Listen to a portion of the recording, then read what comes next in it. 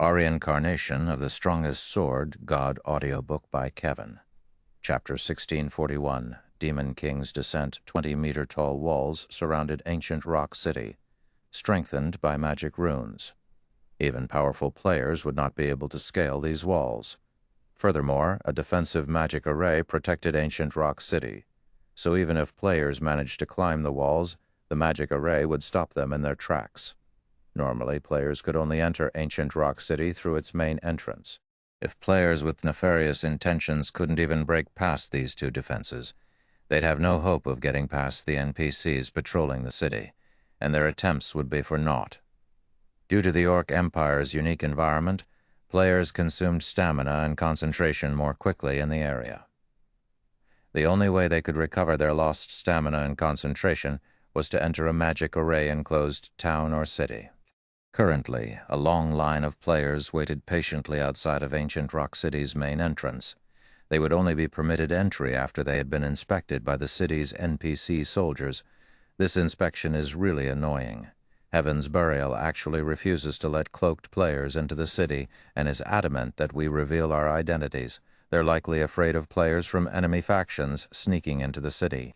There are so many superpowers keeping an eye on Ancient Rock City, and if they decided to take action within the city's walls, Heaven's Burial's losses will be no laughing matter. They're overly worried. Causing trouble in Ancient Rock City is easier said than done. Plenty of NPC soldiers and players constantly patrol the city. If anyone does anything odd, they'll likely die before they can do any actual damage. Indeed, Heaven's Burial is just being too careful. With such powerful defenses, not even the super guilds can do anything to the city. As the players in line discussed Ancient Rock City's strict security, they all agreed that Heaven's Burial was being too sensitive. Ancient Rock City wasn't even under players' full control, and as a result, formidable NPCs guarded the city. Even if players wanted to attack the city, there was nothing they could do at this stage of the game. Huh. Guys, look. Someone's up there. Crap. Who is that? He's actually flying. What's he trying to do? He isn't trying to attack the city, is he? Attack the city? Are you kidding me? Ancient Rock City's defensive magic array isn't just for show. Current players can't go up against it. He must be trying to get a better look at the city's situation. Who is that guy? He sure has guts. Isn't he afraid that Heaven's Burial will try to kill him? When the crowd queued up to enter Ancient Rock City saw the figure in the sky, they couldn't help their growing curiosity.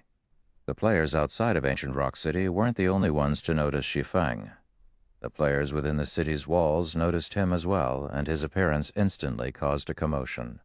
Meanwhile, in Heaven's Burial's residence, guild leader, someone has suddenly appeared above the city. By the looks of it, he seems to be a player. A level 49 ranger announced after entering the guild leader's office. Should we send the patrol squads to eliminate him? Normally, they didn't bother with players as long as they didn't try to cause any trouble. However, this unknown player dared to look down on Ancient Rock City from above. This was a blatant insult to Heaven's Burial. If they did not teach this player a lesson, it could impact the guild's prestige. Someone's looking down on the city from above? The ranger's report surprised Singular Burial slightly. Do you know who it is? This was the first time they had encountered such an arrogant player since Heaven's Burial had taken control of Ancient Rock City. We've tried to investigate, but he's wearing a black cloak, so we can't see the player's identity, the ranger said, shaking his head. Interesting. This person must be tired of life to act so wildly in Heaven's Burial's territory. Although I don't know what they intend to do, I don't want to see them leave this place alive. Notify our subordinates immediately and have them display the guild's strength, Singular Burial said, sneering as he looked at the cloaked image of Shi Feng. Understood. The ranger left to notify the NPC and player patrol squads to take action. Normally, NPC soldiers wouldn't take long to deal with an intruder when an enemy appeared in a city, but since this mysterious individual had hidden his identity and hadn't done anything just yet, they'd only be prevented from entering Ancient Rock City. The NPCs would not attempt to remove the player. However, these NPCs would launch an attack if they received a direct command. Current players were little more than flies to level 100 NPCs. Shortly after Singular Burial issued the command, the NPCs on the city walls set their sights on Shi Feng as he hovered above the city. One of the Tier 3 commanders immediately launched a Tier 3 spell, while the Tier 1 soldiers beside him pulled out their bows and fired at Shi Feng. It seems that Heaven's Burial is really angry. They actually commanded the NPCs to attack. That person is in for a beating, I know, right? It really makes you wonder what is going through that person's mind. Does he really think Ancient Rock City's NPC soldiers there for decoration? As everyone watched the Tier 3 spell and hundreds of arrows soar towards the hovering intruder, Shi Feng finished his preparations. He then unfurled the Tier 3 defensive scroll in his hands and activated it. Immediately, dark blue streams of air danced around Shi Feng, encasing him. Not only did the airstreams strike the incoming arrows down, but they also blocked the Tier 3 spell. In the end, Shi Feng emerged from the volley unscathed. What? He's still alive? Everyone was stunned when they saw Shi Feng unharmed against a level 100, Tier 3 NPC's Tier 3 spell. Even a player of the same rank and level would take significant damage. The other NPCs had also fired hundreds of arrows at Shi Feng. Yet despite such a domineering assault, Shi Feng hadn't taken any damage. Contrary to expectations, Shi Feng didn't try to escape after the NPC's first volley ended. Rather, he pulled an item from his bag. The instant he revealed this item, the surrounding mana surged towards Shi Feng. As he began to chant an incantation, the mana around him concentrated into liquid. In seconds, a pitch-black magic array covering a 2,000-yard radius appeared above Ancient Rock City. The phantom of a demon king then appeared beneath the magic array, radiating a terrifying aura that every player in Ancient Rock City could feel. What a powerful spell. What is that person trying to do? He couldn't really be trying to siege the city, right? This is insane. That person is definitely crazy. This is Ancient Rock City we're talking about. What can one player like him possibly do to the city's defensive magic array? Ancient Rock City's players didn't panic in the least as they watched the pitch-black magic array above the city. Rather, they were confused. If this player had used this spell to attack within the city, it would decimate Ancient Rock City, but since it was outside of the city's defenses, it couldn't damage the city in the slightest. At most, it would expend some of the defensive magic array's energy. As everyone questioned Shi Feng's sanity, the black magic array in the sky completed its formation. At the same time, the Demon King released a furious bellow and summoned numerous flaming meteors, raining them down on Ancient Rock City. Tier 5 spell, Hell Meteor. The instant the hill-sized meteors met the city's defensive magic array, a deafening boom echoed throughout the city. As one meteor after another crashed down, cracks began to snake across the magic barrier around Ancient Rock City. As the cracks continuously spread, the defensive magic array protecting the city eventually shattered and disappeared. Chapter 1642, Shocking All Sides. As the players within the city watched the defensive magic array around Ancient Rock City transform into particles of light and disappear, their expressions froze. How is this possible? What's going on here? Ancient Rock City's defensive magic array was destroyed. For a time, everyone struggled to process and accept the fact that the defensive magic array had actually broken. Although they were not particularly familiar with the strength of a city's defensive magic array, they knew that normal spells would be utterly useless against it. Even Tier 4 spells would barely have an effect. When Heaven's Burial had tried to capture Ancient Rock City, the Guild had spent many hours bombarding the city's defensive magic array. It had even employed Tier 4 mythic ranked evil beasts to assault the barrier. Yet this same peerless magic array had crumbled under a single attack. It felt like some kind of joke. What did that person do? Is he some kind of high-tiered NPC? Curiosity filled Ancient Rock City's players as they watched Shi Feng's cloaked figure. Meanwhile, the eyes of the various players from visiting superpowers within the city glowed as they watched the defensive magic array fall. A chance. This is our change. Quick, notify the guild leader. Thus far, the superpowers hadn't given up on securing ancient Rock City for themselves. Its daily income was so astronomical that not even super guilds could ignore the temptation. However, nobody had been able to do anything against the city. Its defenses were simply too powerful. Aside from the city's level 100 NPCs, the city's defensive magic array was impossible for these superpowers to overcome. They'd also have to contend with a defensive magic array protecting the city lord's mansion. Now, however, ancient Rock City's defensive magic array was gone. City's defensive magic arrays weren't like the defensive arrays players could summon with magic array scrolls. Once shattered, the protective barrier would need a long time to reform. Depending on the mana supply, forming another magic array could take anywhere from 24 to 48 hours. During this time, ancient Rock City would be without the protection of a defensive magic array. Aside from the city's defensive structures, the various superpowers only had to overcome the NPCs defending the city. It was entirely possible to steal ancient Rock City out from under Heaven's Burial. The various superpowers members who rested in ancient Rock City immediately contacted their supervisors to report the city's situation. In almost no time, everyone had heard the news of ancient Rock City's defensive magic array shattering, causing quite a commotion among the various major powers in the Orc Empire. What? Someone has broken ancient Rock City's defensive magic array? How did they do it? Hurry up and look into it. We must know that person's identity. This is a good opportunity. Heaven's Burial has been relying on ancient Rock City to suppress us in the Orc Empire. Now that the city has lost its defensive magic array, we definitely have a chance of taking Heaven's Burial's place. Mobilize all of our members in the Orc Empire and tell them to gather in ancient Rock City. Call in all of our elite members grinding elsewhere too. We can't let the other guilds get ahead of us. For a time, the various superpowers developing in the Orc Empire began to gather their forces in ancient Rock City. 24 hours was more than enough for their forces to make it to ancient Rock City. Without the defensive magic array in their path, they just needed to distract the NPC soldiers and destroy the city lord's tablet, which was inside the city lord's mansion. Once that was complete, the city would become ownerless, and a city order would appear.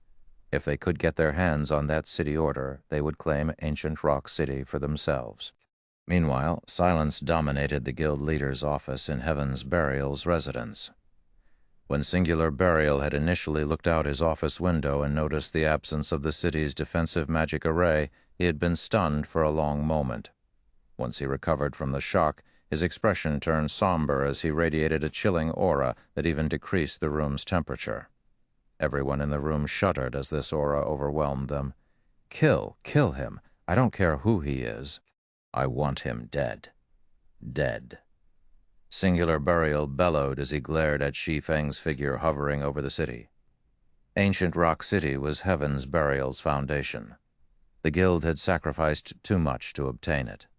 Now that the city's defensive magic array had fallen, the various superpowers which had eyed ancient Rock City for a while wouldn't miss this opportunity. They would launch fervent assaults against the city. And although Singular Burial was confident that his guild could repel these usurpers, Heaven's Burial would suffer immeasurable losses in the upcoming battle. It might even cripple the guild's development. Understood. Finally, everyone reacted and rushed out of the office. At first, they had assumed that they were dealing with some insignificant lunatic, but that lunatic had actually shattered ancient Rock City's defensive magic array and threatened Heaven's Burial's foundation. After Singular Burial issued the command, every NPC in ancient Rock City dashed towards Shi Feng, hurling all kinds of ranged attacks. At the same time, the city's defense turrets and arrow towers began to bombard the flying swordsmen. But despite such powerful attacks flying at him from different directions, Shi Feng didn't try to evade them. Instead, he flew straight towards the city lord's mansion. With Gale Domain active, Shi Feng's movement speed was ridiculously high, and as a result, very few attacks managed to reach him. When an attack did reach him, the streams of dark blue air revolving around Shi Feng struck it down before it could deal any real damage. What's that person trying to do? Is he not going to flee? He seems to be heading towards the city lord's mansion. He couldn't be. When the city's players realized where Shi Feng was heading, they considered a possibility, although they thought that the chance of such an occurrence was minuscule and the action was utterly suicidal. They couldn't help but shudder at the thought. Sieging the City Lord's mansion, no matter how they thought about it, no single player could achieve this feat. The City Lord's mansion had its own defensive magic array, only it didn't require as much energy as the barrier that protected the entire city. Even so, Tier 3 or 4 attacks couldn't easily bring it down. Could he be capable of using that spell again? Everyone gulped in trepidation at the thought. The spell Shi Feng had used was absurdly powerful. The fact that he had already used it once was impressive enough. It would simply be unfair if he could use it again. No, he definitely can't use that kind of spell a second time. He must be bluffing. Singular Burial's eyes were bloodshot as he watched Shi Feng soar closer to the City Lord's mansion, refusing to believe that such a thing was possible. It wasn't long before Shi Feng stopped above the City Lord's mansion. With his lips curing into a smile, he raised the Demon King's horn once more and sacrificed another 30,000 magic crystals to the item. Suddenly, the same gigantic pitch-black magic array appeared enveloped the City Lord's mansion. Demon King's phantom then materialized beneath the array. No, this is impossible. Madness struck Singular Burial as he watched the Demon King cast Hell Meteor again. Quick, kill him. Don't let him finish the spell.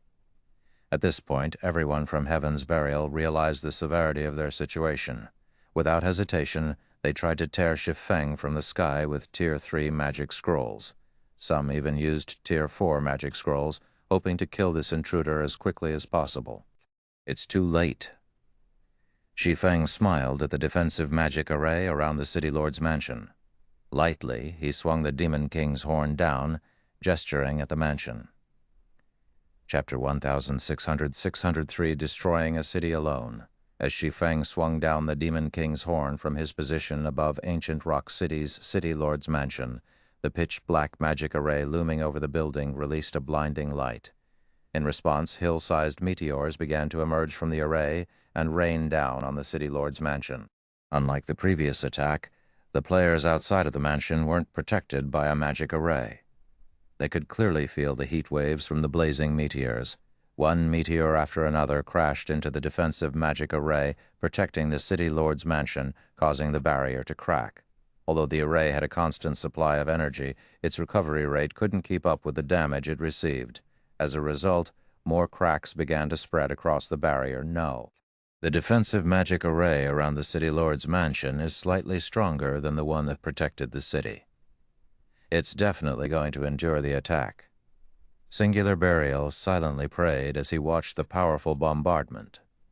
The City Lord's mansion was the heart of the city.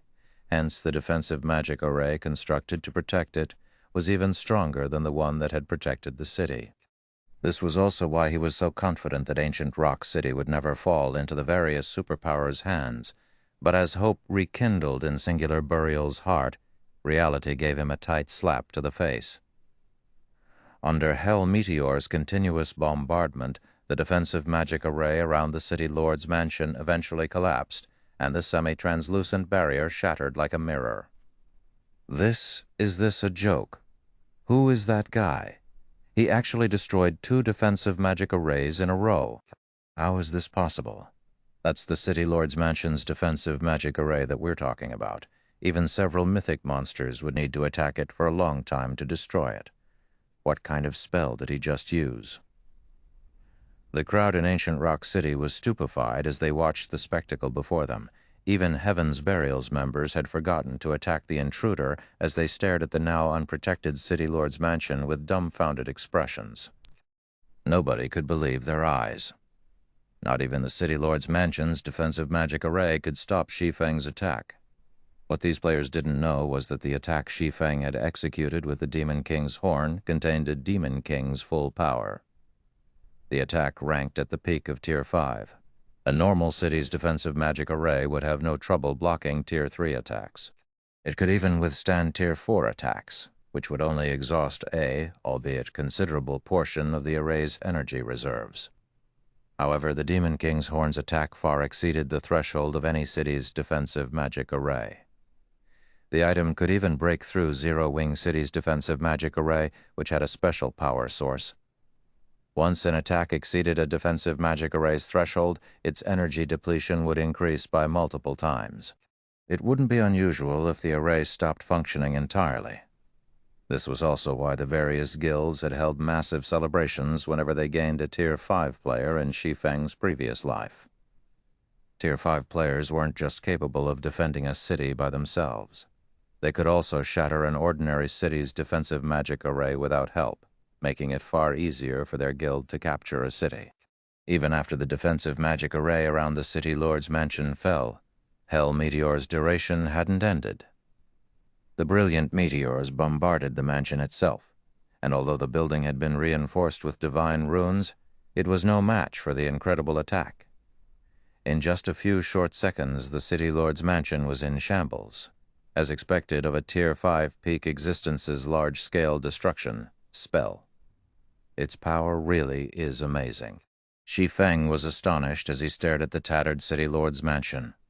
He had thought that the Demon King's horn would only be able to break through the defensive magic array, but looking at it now, it would seem that he had still underestimated the item's power. Unfortunately, he could only use the Demon King's horn twice. Once the attack ended, the Demon King's horn gradually disintegrated, becoming no more than dust particles before it disappeared. Die. He must die. I want him removed from God's domain entirely. Singular Burial glared at Shi Feng with bloodshot eyes. If the man stood before him now, Singular Burial would eat Shi Feng alive. Heaven's Burial could have relied on the City Lord's mansion's defensive magic array to withstand the various superpowers' assaults, but now that that array had shattered, ancient Rock City had lost its last line of defense. Now, however, with said magic array shattered, this meant that ancient Rock City's last line of defense had also disappeared.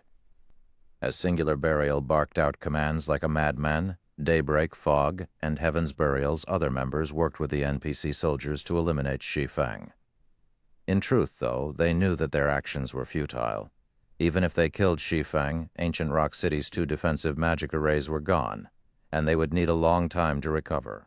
Meanwhile, facing attacks from all sides, Shi Feng unhurriedly retrieved a Tier 3 defensive magic scroll and activated it, blocking every incoming attack. Damn it! Just who the hell is he? What kind of feud does he have with our guild? Find out. Use whatever means it takes to discover that person's identity.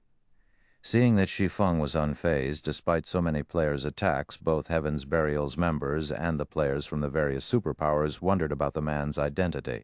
Even superguilds were helpless against ancient Rock City, yet Shi Feng had destroyed 2 of the city's defensive magic arrays by himself.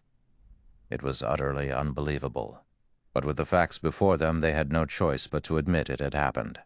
As players ran off to investigate this flying intruder, Shi Feng took the initiative to remove his black cloak, revealing his black flame appearance. Heaven's Burial. Didn't you guys ask for a fight? I'm here. Shi Feng shouted as he looked down on Heaven's Burial's members. The moment Shi Feng revealed his identity, a moment of silence descended on the city. What? It's Black Flame? Impossible Black Flame actually came to ancient Rock City, and he destroyed 2 of the city's defensive magic arrays. Amazing, truly amazing. The players in ancient Rock City were thunderstruck when they learned Shi Feng's identity. They had never thought that Zero Wing's Black Flame would actually accomplish such an unbelievable feat. Black Flame? He's actually Black Flame. How is that possible? Singular Burial was dazed when he saw Shi Feng struggling to think properly. When he had sent the evil demon army after Zero Wing, he had taken into account that the enemy guild might launch some kind of counterattack, but he had never imagined that Zero Wing's guild leader would be so bold as to attack Heaven's Burial's headquarters by himself. Meanwhile, Daybreak Fog, who commanded the battle outside the City Lord's mansion, took a deep breath and ordered, "Kill him! We outnumber him! We cannot let Black Flame enter the City Lord's mansion." The guild's members only reacted and remembered to attack Shi Feng after they heard Daybreak Fog's voice ring out. Now that the City Lord's mansion had lost its defensive magic array, there was nothing to protect the City Lord's tablet. If they allowed Shi Feng to destroy the tablet and obtain the city order that would then appear, Heaven's Burial would suffer unimaginable consequences. There was no way that Shi Feng, who hovered above them all, would emerge unscathed with so many attacks from both players and NPCs. However, Shi Feng had no intention of entering the City Lord's mansion. Instead, he swiped his right hand across the empty air before him. In response, a spatial tier appeared in front of him, blocking the incoming attacks. Before every player's eyes in ancient Rock City, Shi Feng entered the spatial tear and vanished. Chapter 1644, Reversal. He's gone? He must have teleported. Amazing. He's too strong. So that was the Sword King. Everyone was dumbfounded yet again as they watched the tear in space gradually mend. Shi Feng had certainly given them a shocking show. First, he had attacked Heaven's Burial's main headquarters by himself and destroyed 2 of ancient Rock City's defensive magic arrays. Then, despite the fact that he had been surrounded by Heaven's Burial's members and ancient Rock City's NPC soldiers, he had left without taking a single point of damage. Meanwhile, Heaven's Burial's members had been utterly powerless during all of this. They had only been able to watch as it had all happened. Not even super guilds could impact ancient Rock City, yet Zero Wing's Black Flame had flipped the city upside down on his own. The man's capabilities were simply terrifying. Damn it! He escaped. Broken Flow ground his teeth in frustration as he watched Shi Feng disappear. Shi Feng had safely left ancient Rock City as everyone had watched. If news of this spread, Heaven's Burial's reputation would be in ruins. Black Flame. Daybreak Fog's expression darkened. She had thought that Zero Wing had run out of options and was on the path to destruction. She had never thought that the guild would actually make such a move compared to what Shi Feng had just achieved. Heaven's Burial's recent success in killing over 15,000 Zero Wing members wasn't even worth mentioning. Now that both of ancient Rock City's defensive magic arrays had been destroyed, the various superpowers would attack the city with renewed fervor. Meanwhile, Singular Burial seethed with rage in Heaven's Burial's residence. His eyes were bloodshot as he continuously smashed the desk before him to pieces. Black Flame. I will never let you off the hook. Singular Burial bellowed from within his office, and everyone in the guild residence could hear his declaration. He had lost too much this time. Without the 2 defensive magic arrays, the various superpowers' armies could charge into ancient Rock City without trouble. Ancient Rock City had just begun to take shape. The guild hadn't even fully fortified the city yet. If the various superpowers attacked now, the city would sustain heavy damages and would be out of commission for some time, even if Heaven's Burial managed to hold on to it. Guild leader, what should we do now? Daybreak Fog asked Singular Burial through a private call. Recall everyone, notify young Master Lei and the others, and have them return to help defend the city. We cannot allow the other superpowers to get anywhere near the City Lord's mansion. Singular Burial instructed once he had calmed slightly. Although he wanted nothing more than to hunt Shi Feng down and decimate Zero Wing City, fending off the superpowers' armies was far more important right now. Zero Wing, just you wait, sooner or later I will have my revenge. After Singular Burial finished issuing his commands, he took another look at the video before him. It replayed Shi Feng's reign of destruction as he eliminated the defensive magic array around the City Lord's mansion. Shi Feng's latest actions had caused Heaven's Burial plenty of trouble. It would also delay Zero Wing's destruction by quite a while. However, it didn't change Heaven's Burial's overwhelming advantage over Zero Wing. After Shi Feng had destroyed the 2 defensive magic arrays in ancient Rock City, news of his feat quickly spread throughout the several kingdoms and 2 empires neighboring the Orc Empire. Amazing. He actually made such a mess of ancient Rock City by himself. Galaxy Past could not help but laugh when he read the urgent report his subordinate had sent. The various superpowers' armies will have a greater chance of securing the city now. So, this is the rumored Sword King? He really is something, Cuttlefish from the Crimson Emperor Guild muttered, chuckling as he watched the battle video. This has definitely created an opportunity for Crimson Emperor.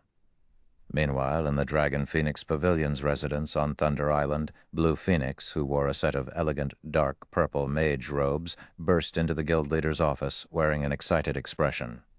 Big Sis Rain, big news. Black Flame has single-handedly destroyed Heaven's Burial's ancient rock city. Heaven's Burial is in turmoil. Blue Phoenix reported as she grinned at the beauty in a black silken dress, who currently sat behind an office table as she shifted through paperwork. How is that possible? Ancient Rock City's defensive magic array can easily withstand Tier 4 attacks. Phoenix Rain paused, looking up from her work to give Blue Phoenix a skeptical look. It's true. Black Flame used some kind of tool to destroy Ancient Rock City's defensive magic arrays in a single hit, Blue Phoenix said. She then sent Phoenix Rain a battle video. In the video, Shi Feng attacked Ancient Rock City's defensive magic array, casting Hell Meteor repeatedly and shattering both defensive magic arrays in minutes. Just how many secrets does Zero Wing have? Phoenix Rain's eyes widened in shock as she watched Shi Feng use the same devastating attack twice in a row. With such a powerful attack and Shi Feng's ability to move about freely, no guild, town, or city could hope to stop him. Even super guilds would fear the swordsman. However, what Phoenix Rain didn't know was that Shi Feng could only use the Demon King's horn twice. Once he expended those uses, it would disappear. He'd have to rely on his luck to obtain another such item, after all. Tools that allowed players to cast Tier 5 spells were as rare as a phoenix's feather in God's domain. Elsewhere, Shi Feng arrived in a deserted mountain range after using space movement. He then took out a return scroll and teleported back to White River City. As he strolled down the city's streets, he could hear countless players discussing Ancient Rock City. Because of the latest events, Zero Wing's reputation had reached an all-time high. It seems my plan has been quite effective. Seeing that Zero Wing's reputation had soared among the masses, Shi Feng was considerably satisfied with his latest operation. Although he had exhausted the Demon King's horn and spent 60,000 magic crystals, he had put Heaven's Burial at risk. Even if the guild defended their hold on Ancient Rock City, it wouldn't see any more of the city's profits for some time. To make matters worse, both Heaven's Burial and Zero Wing still incurred massive expenditures every day due to the ongoing war. If Heaven's Burial wasn't careful, the guild might disintegrate in the next few days. As Shi Feng was about to return to the Candlelight Trading Firm to resume forging magic light sets, Aqua Rose contacted him. "Guild leader, you're too ruthless," Aqua Rose said, clearly excited as she addressed Shi Feng. "Heaven's Burial is definitely in trouble. According to our latest reports, over 10 superpowers are marching their armies towards Ancient Rock City as we speak. They have a combined force of around 700,000 elite players. Heaven's Burial is going to have its hands full trying to defend Ancient Rock City, let alone deal with us. Heaven's Burial isn't our only enemy. We still have to worry about the Blackwater Corporation." "Have we seen any movement from Blackwater recently?" Shi Feng asked. Nodding her agreement with Shi Feng's statement, Aqua Rose calmed herself and answered, "It seems that Blackwater has turned its focus to raiding the primordial divine ruin. It has even reduced the number of experts hunting our members to send more players to explore the ruin." The primordial divine ruin? Shi Feng fell into deep thought for a moment. The primordial divine ruin was an excellent location to obtain combat techniques native to God's domain. If one collected enough of them, the result from learning them all could even rival the advanced combat rooms in Stone Forest Town's battle arena. While Shi Feng considered the situation, the sound of a system notification attracted his attention. System announcement. Someone has successfully triggered the new expansion pack, Primordial Trial. The Primordial Divine Ruin within the Orc Empire will undergo further activation. In 10 hours, the Primordial City's gates will open on the Primordial Divine Ruin's 5th floor. Please prepare. Chapter 1645, Primordial City. Shi Feng wasn't the only player to receive the system notification. Players in the Orc Empire and those in the neighboring kingdoms and empires were also notified. A new expansion pack? Someone triggered an expansion pack related to the Primordial Divine Ruin. How lucky. What's going on? What's this Primordial City? The system notifications stirred players in the various kingdoms and empires into an uproar. Although the new expansion pack this time did not require players to log off, every new expansion pack meant new opportunities. Every time a new expansion pack launched, the status quo in God's domain would change. Some guilds and players would rise while others would fall. Meanwhile, this expansion pack was connected to the highly popular primordial divine ruin, which even the various superpowers struggled to monopolize. It was clear that this expansion pack would be extraordinary. If one took advantage of this expansion pack properly, they could even experience a meteoric rise, becoming famous throughout God's domain. After all, the same thing had already happened multiple times thus far. Everyone immediately looked into this primordial city the system announcement had mentioned. As soon as they had, though, they were stunned by what they had found. According to God's domain's historical records, Primordial City had been a legendary city before the Great Destruction. Nobody knew exactly what kind of place this city was.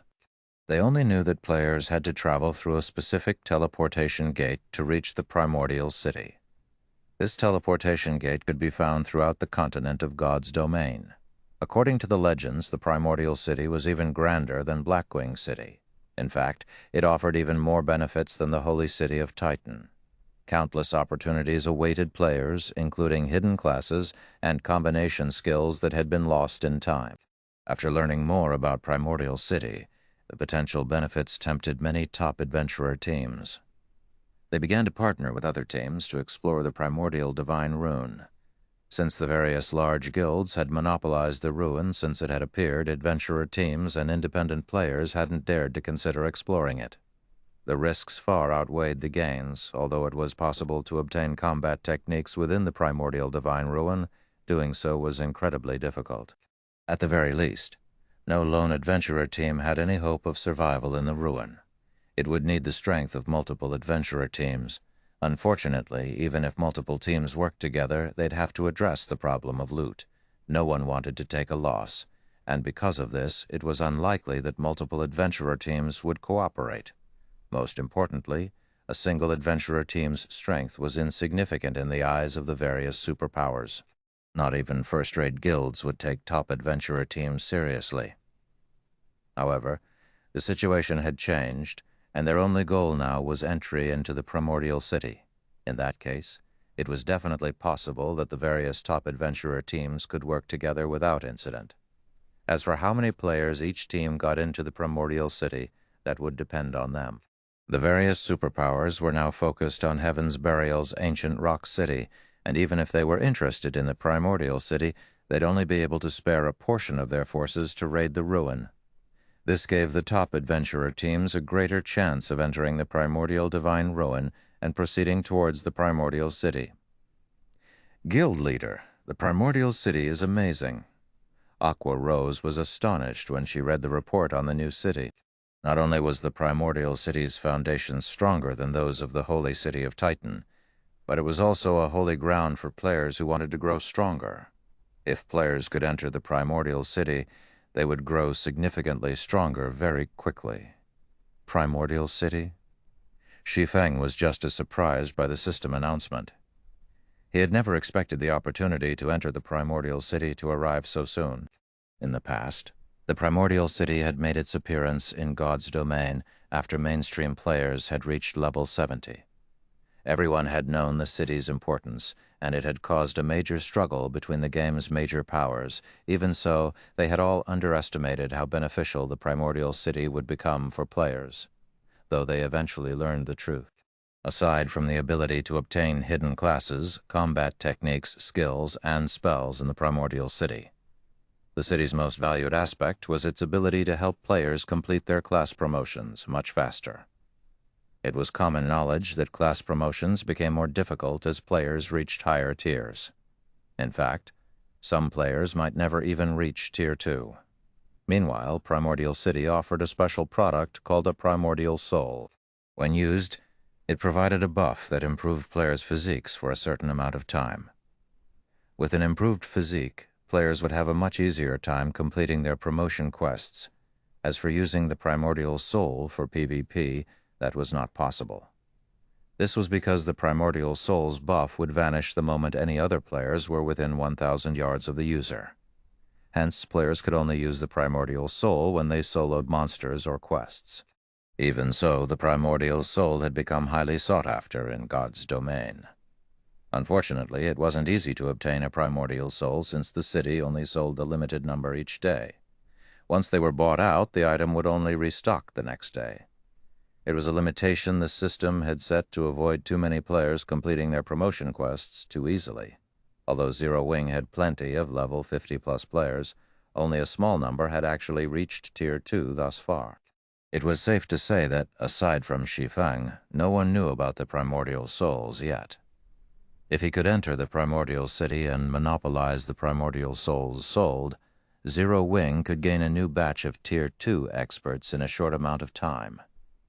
If Zero Wing could form a large enough team of Tier 2 experts, defeating mythic monsters of the same level would be possible even without powerful tools. Tier 2 experts were also the foundation to challenge super large-scale Hell Mode team dungeons. Aqua, notify Fire and Blackie, and have them gather the main force and Dark God's Legion immediately. It's about time we make a trip to the Primordial Divine Ruin, Shi Feng said after giving the matter some thought. Wonderful. I've been waiting for you to say that, guild leader. Aqua Rose was ecstatic when she heard Shi Feng's command. However, she quickly realized a problem, saying worriedly, Guild leader, the various superpowers are paying close attention to the Primordial Divine Ruin right now. Moreover, it's in Heaven's Burial's territory. If we head to the ruin even with the Dark God's Legion, I'm afraid that the Primordial Divine Ruin was near the boundary between the Orc Empire's inner and outer regions. It was not far-fetched to consider the area part of Heaven's Burial's territory. The location was also one of the reasons that Heaven's Burial had always secured around 1/10 of the available entry slots into the ruin despite so many powerful competitors. Now that Shi Feng had destroyed Ancient Rock City's defensive magic arrays, Heaven's Burial would give them a piece of its mind if they dispatched forces to the Primordial Divine Ruin. Even if they dispatched both Zero Wing's main force and the Dark God's Legion, they would only have 1,000-plus players. If they tried to face the superpowers' elites and experts, they'd likely have a very difficult time securing enough slots. Relax. You Zipping and the others will join us as well, Shi Feng said, chuckling. While we're on the topic, how is the equipment collection coming along? We've collected the necessary weapons and equipment. I'll have someone send them over in a moment. But even if we include you Zipping and his team, our members are still, Aqua Rose said worriedly. Even if they included Zero Wing's internal members and White Tiger Dojo's disciples, they'd still have less than 2,000 players. Compared to the tens of thousands of elites and experts the superpowers had dispatched, such a small force wasn't worth mentioning. However, Shi Feng remained firm on his decision. In God's domain, quantity wasn't the most important. Rather, quality meant everything. Chapter 16046, Team Strengthens. After receiving Aqua Rose's answer, Shi Feng disconnected the call and focused on forging magic light sets. He only had 10 hours before the Primordial City's gates opened, which coincided with the Primordial Divine Ruin's activation time. It would not be easy to put together a powerful team in so little time, so he needed to make use of every second. Meanwhile, Aqua Rose contacted Zero Wing's members. She also sent someone with the level 50 weapons and equipment to White River City, instructing them to hand the items over to you Zipping and the others. With this, Zero Wing instantly gained nearly 700 powerful experts. This development more or less brightened Aqua Rose's mood. Normally, large guilds nurtured expert players very slowly, producing 200 or 300 experts per month. Some guilds' development was even slower, losing experts rather than gaining them. More players joined God's domain each day, after all. And as players became more familiar with the game's combat styles, the standards for expert players rose to greater heights. With the addition of you Zipping and the others, Zero Wing's expert count increased drastically. If the public knew of this, countless players would be shocked. 700 expert players might not be a match for a 10,000-strong elite army on a battlefield, but when it came to guerrilla warfare, the experts would dominate. Moreover, expert players could adapt to far more easily than elite players. Now that Heaven's Burial had its hands full, it and Blackwater would suffer if Zero Wing suddenly introduced another 700 expert players to their war. It was a pity that Yu Zipping and the others were forced to make their debut in the primordial divine ruin. It would allow Heaven's Burial and Blackwater to see to preemptive measures to cope. Candlelight Trading Firm, Special Forging Room. Controlling the purple thunder flame, Shi Feng carefully smelted and combined the necessary materials to forge the magic light set. Once he included the magisteel ingot, he began to shape the molten alloy. He had completed the entire process as smoothly and naturally as flowing water, with every one of his movements nearly, if not exactly, perfect. At the end of the day, however, his forging success rate was only 60%, even if he followed the procedures perfectly. After successfully forging another 4 magic light sets and increasing his total to 30, Shi Feng stopped crafting. Instead, he retrieved the Advanced Book of Magic from his bag and began to forge Advanced Mana Armor Kits. The Advanced Mana Armor Kits didn't provide as much of a boost as the Magic Light set. But if every player equipped 3 of these kits, their basic attributes would increase by at least 10%. This was a substantial increase for level 50 players. The strengthened Magic Light sets could rival Dark Gold equipment of the same level in basic attributes, but after including the Advanced Mana Armor Kits, the set equipment would be on par with level 50 Dark Gold set equipment. The various superpowers currently treated level 50 Fine Gold equipment like precious treasure, not to mention level 50 Dark Gold equipment or set equipment. Thankfully, I made it in time. Shi Feng revealed a satisfied smile as he gazed at the Advanced Mana Armor Kits on the table before him. Due to the Purple Thunder Flame, his production speed with these kits had improved significantly. After working for 5 hours straight, he had successfully forged 90 armor kits, enough to equip 30 players. He had also gained an incredible amount of EXP, and was now only 19% away from level 65. Following which, Shi Feng contacted Yu Zipping and had the youth lead 29 other plate armor players to his special forging room. It wasn't long before Yu Zipping and his companions arrived in Shi Feng's room. They all wore a mix of level 50 mysterious iron and secret silver equipment. When Yu Zipping and the others entered the special forging room, they were dumbfounded by what they saw. Numerous pieces of dazzling equipment littered the room. It was clear that the equipment was extraordinary at a glance. Moreover, based on the piece's design, they obviously belonged to a single set. However, what stunned Yu Zipping and his companions the most was the unique glow of fine gold items radiating from the pieces. And the room actually held 30 full sets. The sight was blinding. Level 45 fine gold set equipment. Everyone inwardly guessed the set equipment's rank as shock overwhelmed them. Guild Leader, I've brought the players you've requested. 15 shield warriors and guardian knights, and 15 berserkers and swordsmen, Yu Zipping respectfully announced as he walked up to Shi Feng. After seeing the sight before him, his admiration for the swordsman had solidified. It was obvious that Shi Feng had personally handcrafted fine gold sets in the room. At this stage of the game, countless experts dreamed of equipping level 45 fine gold set equipment. Even the various major powers would have to invest a lot of time, manpower, and resources to acquire one set. Yet Shi Feng could actually forge such equipment. If the various superpowers knew about this, they'd likely curse Zero Wing for cheating. With the ability to produce level 45 fine gold set equipment, Zero Wing would almost certainly grow stronger. All right. I want every one of you to pick a set and equip it, Shi Feng said as he gestured the magic light sets in the room. We're supposed to equip them. The 30 players couldn't help their confusion. They currently wore level 50 mysterious iron and secret silver equipment, which was only slightly weaker than level 45 fine gold set equipment in terms of basic attributes. On the other hand, level 50 mysterious iron and secret silver equipment offered higher defense than level 45 fine gold set equipment. It'd be better to let the other experts who lacked equipment to use these pieces rather than equip the sets themselves. But since their guild leader had given them an order, they had no choice but to obey. This is... As Yu Zipping and the others picked up the magic light sets and prepared to equip them, they realized something that left them dazed. How was this possible? This is level 50 fine gold set equipment. I'm not dreaming, am I? Everyone's eyes nearly fell from their sockets when they inspected the magic light set's attribute panels.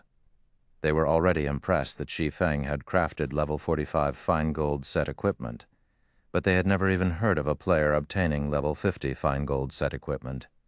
And yet their guild was giving each of them one of these sets. For a moment, their minds even failed to process the situation. Wait, there's a strengthened label on this set. These pieces' basic attributes should be even higher than those of level 50 fine gold set equipment, a player with a keen eye suddenly exclaimed. The player's declaration immediately caught everyone's attention. Crap, it's true. The basic attributes on this set are even higher than the level 50 fine gold equipment I've seen before. U-Zipping and the other players were at a loss for words as they held the magic light set pieces, shuddering involuntarily. Each piece of a fine gold set equipment was half a rank stronger than fine gold equipment of the same level, but after the enhancement, it was clear that the magic light set pieces were on par with level 50 dark gold equipment, a set of level 50 dark gold equipment. If news of this matter spread, it would definitely cause a sensation throughout God's domain. Before U-Zipping and his fellow players could digest this information, Shi Feng gestured to the advanced mana armor kits atop a stone table in the corner of the room and instructed, "Once you've equipped the magic light sets, I want each of you to take 3 armor kits and equip them as well. Take a look at the final effects." Chapter 1647, Zero Wing appears. When Shi Feng finished speaking, U-Zipping and the others turned towards the advanced mana armor kits, their eyes bulging and bloodshot. Although they weren't the guild's frontline members, they knew how valuable the advanced mana armor kits were. After all, only Shi Feng was capable of crafting these armor kits. There was an extremely limited number available, and even guild members struggled to purchase them with GCPs. Not only did guild members have to spend an exorbitant amount, but they also needed to be elite members or higher to purchase the advanced mana armor kits. In addition, each player was limited to 3 armor kits. Even now, the various major powers offered extraordinary prices to purchase advanced mana armor kits. Yet these players had the chance to equip these armor kits. This was simply a dream. However, when they thought about how each of them had just received a magic light set, they quickly recovered their senses. Amazing. These basic attributes are incredibly high. That's right. My basic attributes have risen by over 30% with everything equipped. I'm pretty sure that I can even put up a fight against a peak expert now, once they had equipped the magic light sets and advanced mana armor kits. These players felt transformed. An indescribable sense of power filled their bodies. They couldn't help the rising desire to spar with other experts to get a good feel for their new prowess. With a 30% increase to their basic attributes, their overall combat power should have, at the very least, doubled. It seems the enhanced magic light sets are quite effective. Satisfaction filled Shi Feng as he examined everyone's attributes. U-Zipping and his companion's basic attributes could now rival Superpower's peak experts, who wielded multiple epic items. Overall, they should be even more powerful than the Conqueror Party's members with their battle arrays active. Even a Tier 1 MT could tank Grand Lord of the same level by himself in the magic light set. Every one of the 15 MTs in the room had over 50,000 HP, and if they worked together, they'd easily form an impenetrable wall. Suddenly, Aqua Rose contacted Shi Feng and reported, "Guild leader, everyone is gathered. We can move out at any moment. All right. It's about time that we head out," Shi Feng said after glancing at the time. There was not much time left before the Primordial Divine Ruin reopened. Orc Empire Primordial Divine Ruin. Due to the new expansion pack, the ancient tower atop a gravel hill had improved. Restaurants and hotels could now be found both within and around the tower. Now, not only could players enjoy unique dishes, but they could also recover their stamina and concentration by resting in the hotels. One could say that the Primordial Divine Ruin had become one of the few footholds players had in the Orc Empire. The only downside was the tower's fraudulent prices. The price for food was somewhat acceptable, only costing around 2 to 3 times than in other NPC cities, but the hotel accommodation fees were a different story. Renting a room in the primordial Divine Ruins hotels cost 40 silver per day. Even expert players had trouble justifying such a high price, much less elite players. Even so, plenty of players had gathered in the tower, as some players who planned to rest in the primordial Divine Ruin were about to enter the massive tower. An intense aura washed over them, halting their steps. When these players warily searched for the cause of such a powerful aura, they discovered a crowd of other players within the tower. The atmosphere resembled that of Imperial Capital's teleportation halls, but unlike those halls, every one of the players within radiated an intense killing intent as they watched each other cautiously. It seemed as if they were all enemies. The players in the tower were members of multiple groups. The smaller groups only had around 5,000 or 6,000 members, while the larger ones had over 10,000. The lowest level player in the tower was level 47, but most were level 48 or 49. Their equipment was also impressive, with most of them wearing at least level 45 secret silver equipment. Meanwhile, as time passed, more teams began to gather in the tower. As one team after another entered the tower, the scene caused a commotion among the independent teams. Quick, look. That team is wearing Crimson Emperor's Guild emblem. What? Even Crimson Emperor is trying to get in on the action. Crimson Emperor is nothing. Had you been here a moment ago, you would have seen members from the Sacred Temple arrive. The Sacred Temple's team is even led by Vice Temple Master, Quiet Melody, for this operation. That team was ridiculously strong. All 5,000 members were experts, and they all wore level 45 fine gold or better equipment. Quiet Melody herself even has 3 pieces of epic equipment on her. The independent players in the tower couldn't help but gawk at the various superpowers teams as they rested. The fact that they could survive and make a living in the Orc Empire proved that they were on par with God's Domain's elite players. Needless to say, they were stronger and higher leveled than ordinary players. However, these guild players were leaps and bounds ahead of them in terms of levels and equipment. In addition, a large number of top adventurer teams had banded together to form a massive force. It seemed that these top adventurer teams were adamant about contending with the various superpowers. While one top adventurer team would struggle to gather 1,000 experts, they could form a force of 6,000 to 7,000 expert players if they worked together, and not even the various superpowers should underestimate such a force. What a naive bunch. Do they really think that Crimson Emperor and Sacred Temple are the only superpowers participating in this struggle? Purple Jade, who stood a short distance away from several conversing independent players, expressed her disdain as she overheard the conversations. After the release of the new expansion pack, far more powers had become interested in the primordial Divine Ruin. Even the dark forces had begun to poke their noses into the matter, and among these dark forces even Raven, an emerging dark guild that developed rapidly recently, intended to participate.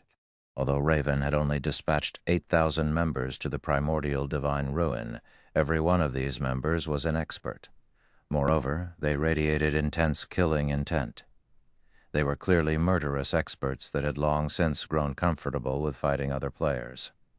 Even Purple Jade felt threatened by Bloodsucker, the leader of Raven's team.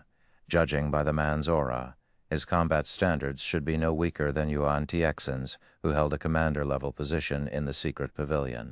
A lot of powers have definitely gathered here, but when the competition for the entry slots begins, we should avoid provoking Blackwater and Heaven's Burial's members as much as possible.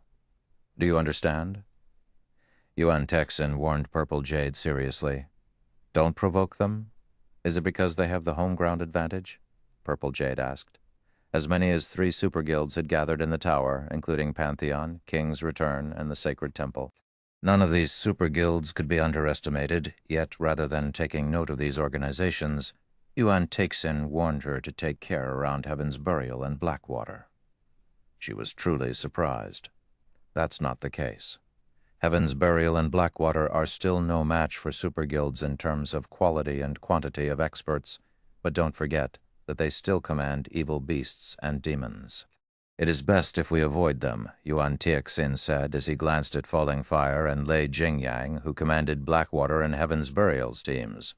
Although the destruction of ancient rock cities' defensive magic arrays has forced Heaven's Burial to station most of its evil beasts and evil demons in the city's defense, it is best if we use caution around them. Purple Jade nodded. As the various powers in the tower prepared for the upcoming struggle, a team of players arrived outside of the primordial divine ruin. The team was pitifully small compared to the various guild teams, with not even 2,000 players in total. However, when this team entered the tower, silence fell. What? Zero Wing? That shouldn't be possible, right? Zero Wing just destroyed Ancient Rock City. Are they trying to get themselves killed by showing up in Heaven's Burial's territory? Or do they really not consider Heaven's Burial a threat? Chapter 1648, Surge of Experts. As Zero Wing entered the primordial divine ruin, every player in the tower turned towards its entrance.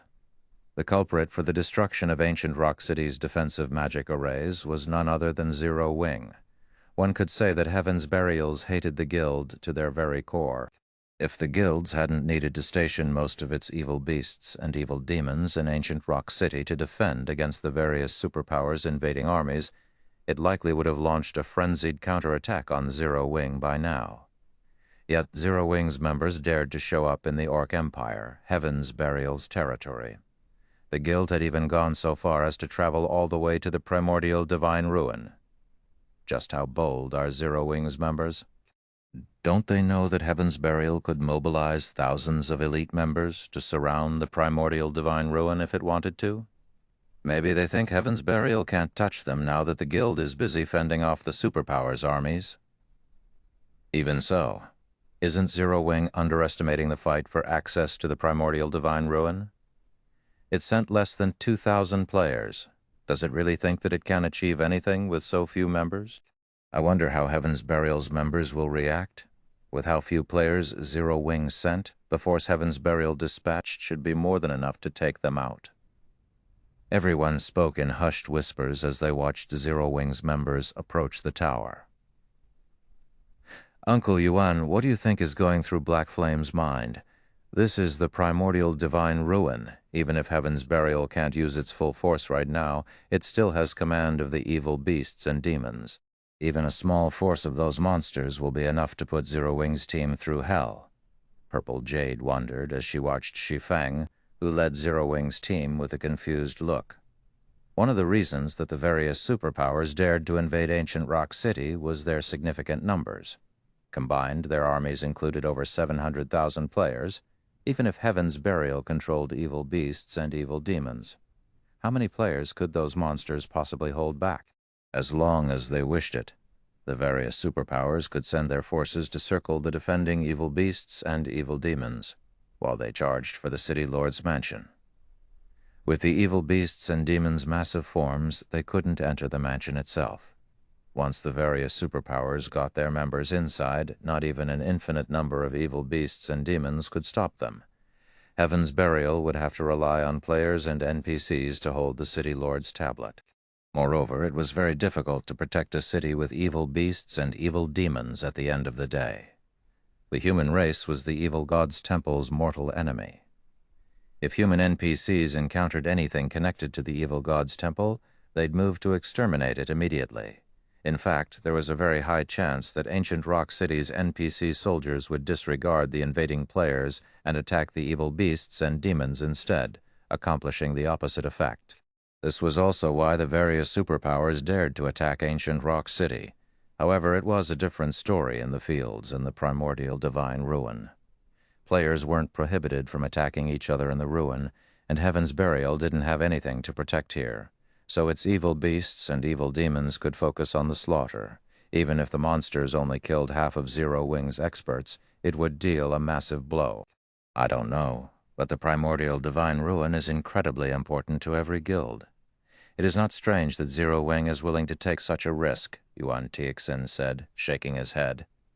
As Zero Wing's force moved closer to the tower, the players from the various superpowers and adventurer teams who anticipated an interesting show revealed dumbfounded expressions.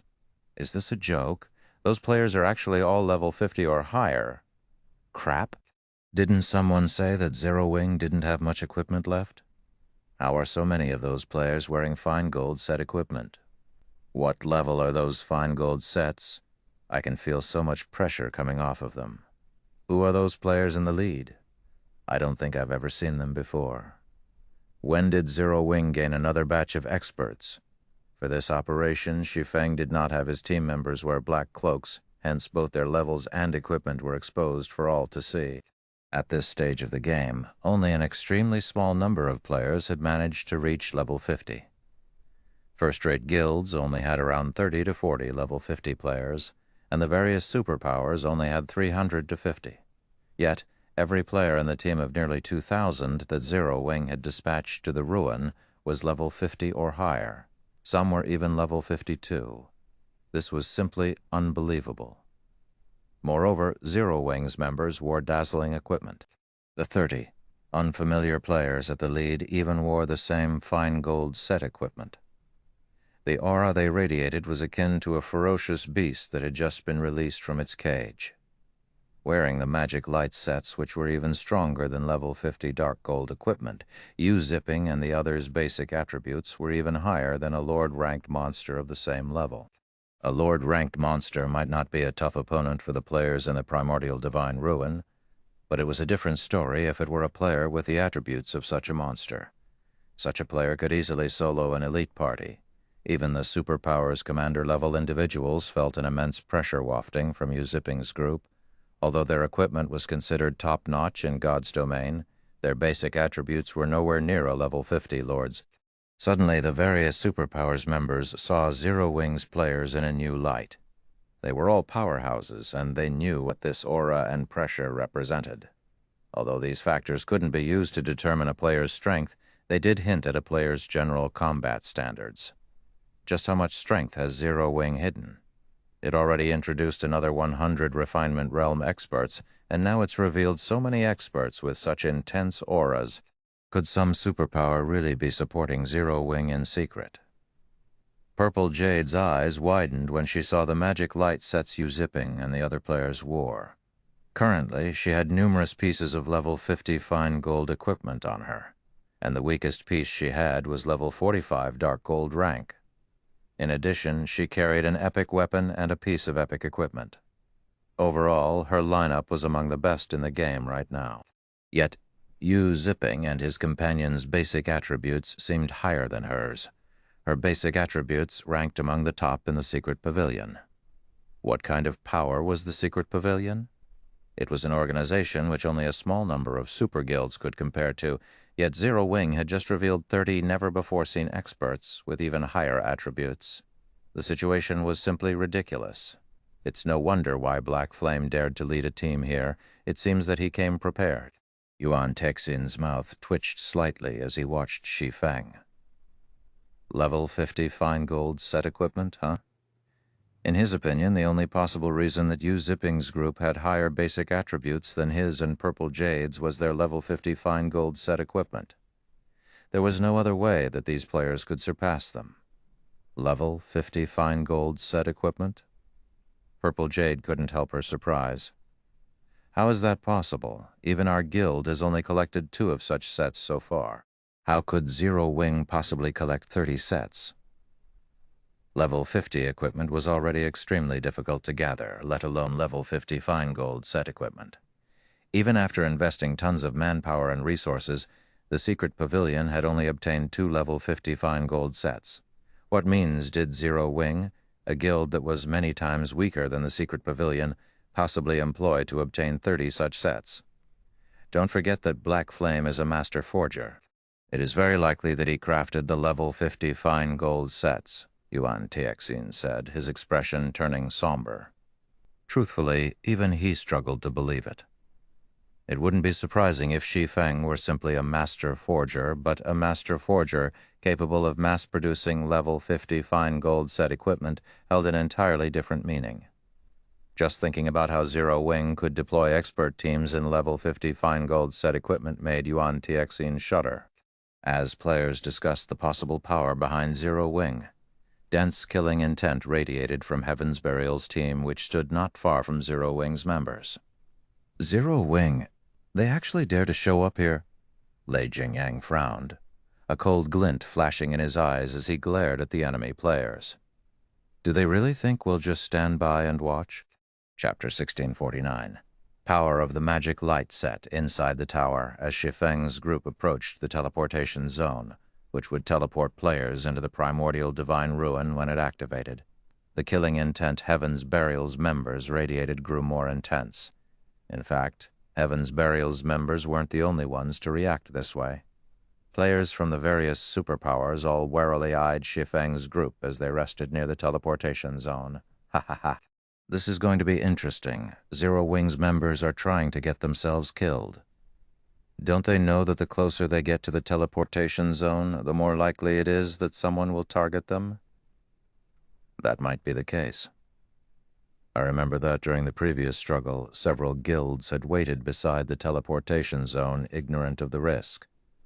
As soon as the fight began, the various superpowers took those guilds out. Zero Wing can't possibly think that it will get into the primordial divine ruin with less than 2,000 experts, right? The various major powers reacted with surprise and ridicule as they watched Zero Wing's team get closer to the teleportation zone, as the areas around the teleportation zone provided a terrain advantage during the struggle to enter the ruin. The 5 superpowers, which had fought for slots since the very beginning, monopolized it. Now that even more superpowers were getting involved, the competition had become more intense.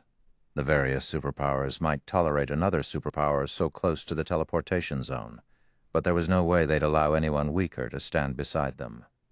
When the struggle for the entry slots began, Zero Wing would likely become their first target. If that happened, Zero Wing's outcome would be tragic. Every superpower involved had brought a minimum of 6,000 players, all of which were experts. Some of these teams were even led by several peak experts. Being targeted by just one of these teams would be enough to make a first-rate guild situation precarious. If multiple superpowers targeted the same team, they could eliminate a first-rate guild from the competition instantly. Boss, should we take action? A level 50 assassin in silver leather armor asked Lei Jingyang as he nodded towards Shi Feng and the other players from Zero Wing. Although Zero Wing had only dispatched experts to the primordial divine ruin, the team had less than 2,000 members. On the other hand, Heaven's Burial had dispatched 3,000 experts and 10,000 elites. It had even sent the entire Thunder Legion. Annihilating 1,000 or 2,000 experts would be a piece of cake for them. Furthermore, Blackwater had sent along 4,000 of its experts. With this, they had a combined force of 7,000 expert players and 10,000 elite players. Zero Wing's team had no chance of victory. Brother Fire, what is your opinion on the matter? Lei Jingyang asked, as he turned towards the handsome man beside him. This handsome man was none other than Falling Fire, the vice-commander of Blackwater's third main force. The man wielded a crimson staff and was enveloped in translucent flames. Just looking at him felt stifling. The fact that he was fully geared in level 50 equipment, 3 pieces of which were epic rank, only made him all the more eye-catching. However, Lei Jingyang knew that, compared to Falling Fire's level in equipment, this man's most impressive feat was his promotion to a Tier 2 Elementalist and the Tier 2 spells in his arsenal. That was also why Blackwater had assigned Falling Fire to lead the team that would assist Heaven's Burial in this endeavor. Of course, we have to exterminate these people from Zero Wing. However, it is too soon to strike. They'd have an easier time getting away if we did so now. It won't be too late to attack once the struggle begins. Even if Zero Wing's members try to flee, they'll never get away while entrenched in the chaotic battlefield. Falling Fire said as he gestured to the various major powers behind Zero Wing's team. The system didn't stop players from fighting with each other inside the tower. Players could start a fight whenever they wished, and the tower had only one exit. It was relatively easy to escape the tower before the battle for the primordial divine ruins entry slots began. But once it did, chaos would ensue. If a team weren't careful, other teams could easily drag it into the fray. Because of this, players had a very difficult time leaving the tower once the fight began. I guess you're right. We'll strike once the struggle starts, then. Lei Jingyang said, nodding as he surveyed his surroundings. He then turned to his team and said, "When the time comes, leave none of Zero Wing's members alive, particularly those wearing level 50 fine gold set equipment. It'd be a massive waste to let them hold on to such precious items. Although he wanted nothing more than to slaughter Shi Feng and his guildmates, Falling Fire's opinion was reasonable. Many powers had come to enter the primordial divine ruin this time, and among them, plenty were top adventurer teams. Once the struggle to enter the ruin began, Zero Wing would have a challenging time trying to get out of the tower. They'd be able to kill far more Zero Wing players if they waited. Earlier, Shi Feng had destroyed Ancient Rock City's defensive magic arrays, crippling the city. Now the city couldn't generate nearly as much income. Lei Jingyang was no less angry than Singular Burial about the insult. Now that he'd encountered an opportunity to take care of Zero Wing, he couldn't let it get away. When he saw Yu Zipping and the others who wore the magic light sets, he was particularly tempted. If he could get his hands on a few of those sets, he could help Heaven's Burial when the guild began to raid super large-scale team dungeons. Meanwhile, Zero Wing's members could feel an intense pressure bear down on them, the majority of which radiated from the various superpowers. The fight to claim the entry slots this time sure is intense. We're just camping out beside the teleportation zone, yet everyone's eyes are glued on us. Blackie was slightly astonished as he glanced at the nearby superpowers teams. The only other time he had seen so many superpowers in a single location was during the contest for Thunder Island. If he hadn't fought these superpowers in the past, he'd likely tremble with anxiety. Guild leader Heaven's Burial and Blackwater's members are keeping a very close eye on us. Based on their killing intent, they'll definitely attack us as soon as the battle begins, Aqua Rose said, smiling at the players from Heaven's Burial and Blackwater, who stood a short distance away. Let them come, Shi Feng said, revealing a faint smile as he eyed Heaven's Burial's members. It's about time we show these major powers Zero Wing's might. When the time comes, the Magic Light team will open a path while everyone gathers in the center of the teleportation zone. Although the number of entry slots has increased to 15,000 after the new expansion pack, the number of powers trying to enter the ruin has increased as well. Avoid fights whenever possible. Understood. Zero Wing's members nodded in response to Shi Feng's command, their expressions hardening. This was especially true for Zero Wing's internal members and White Tiger Dojo's disciples, who were about to participate in such a high-intensity war for the first time. They even felt as if they were dreaming. Shortly after Shi Feng fell silent, a circular light blue barrier formed around the edge of the teleportation zone. At the same time, a gigantic magic array gradually manifested, encompassing the area and notifying players that the teleportation process had begun. Excellent. Everyone charge. Slaughter Zero Wing's members. Upon seeing the barrier rise, Lei Jingyang turned his gaze toward Zero Wing's members, flashing a sinister smile.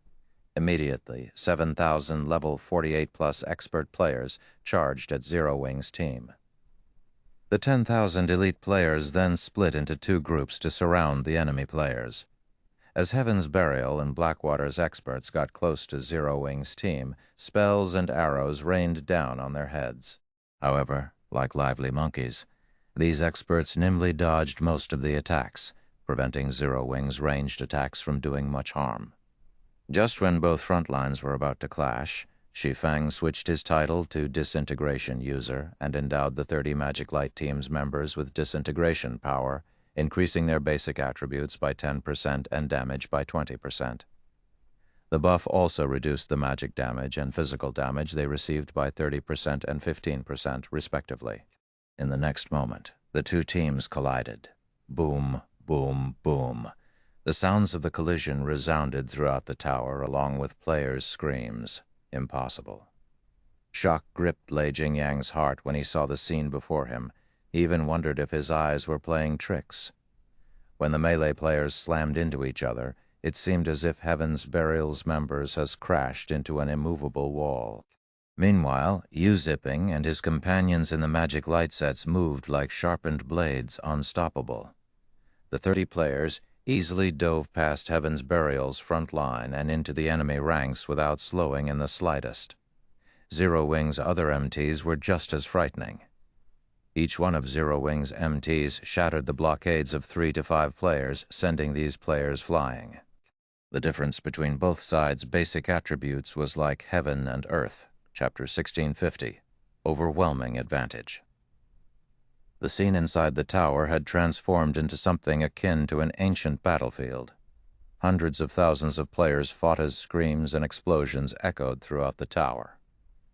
Many adventurer team members who participated in this struggle for the primordial divine ruins entry slots for the first time were dumbfounded by the view before them. They even found it hard to move their feet. Amazing. So this is the struggle for the primordial divine ruin. This battle is too fierce. Even expert players are no different than ants here. Many adventurer teams and normal guilds which had planned to participate watched the battle in a daze from the sidelines. None of them were bold enough to join the fray. They were all afraid of being devoured and annihilated in the blink of an eye. Even the expert players they normally thought were so powerful lasted less than 10 seconds on this battlefield. These experts were either overwhelmed by an uncountable number of spells or ganged up on by equally powerful experts. On this battlefield, expert players were fortunate enough to keep their lives, let alone accomplish anything significant. As for the elite players, they were pure cannon fodder. Most elite players usually died before any of the rear-line healers could get to them. Of the multitude of battles across the battlefield, those near the teleportation zone were the most intense. Zero Wing's 30-man Magic Light team moved like a pack of ferocious beasts that had just escaped their cages. Neither the attacks from Heaven's Burial's melee players nor those from the Guild's ranged players could stop the mobile iron wall the 15 Magic Light MTs had formed. Not only did the Magic Light MTs block every incoming melee attack, but they also sent their attackers flying with their weapons and shields. Zero Wing's rear-line DPS then followed up with an intense bombardment, turning its enemies into starlight instantly. Unfortunately, as Heaven's Burial had the numerical advantage, and not even the Magic Light MTs could block every incoming attack from time to time, arrows and spells broke past their defenses. However, Heaven's Burial's members nearly despaired when they saw the damages above the Magic Light MT's heads. 3,057, 2,371. Despite landing direct hits, none of their attacks dealt more than minus 4,000 damage. It was utterly inconceivable. Every Heaven's Burial expert present wore top-tier equipment, and even against top-tier MTs of the same level, their direct hits dealt at least 5,000 damage. Powerful spells could even deal over minus 10,000 damage.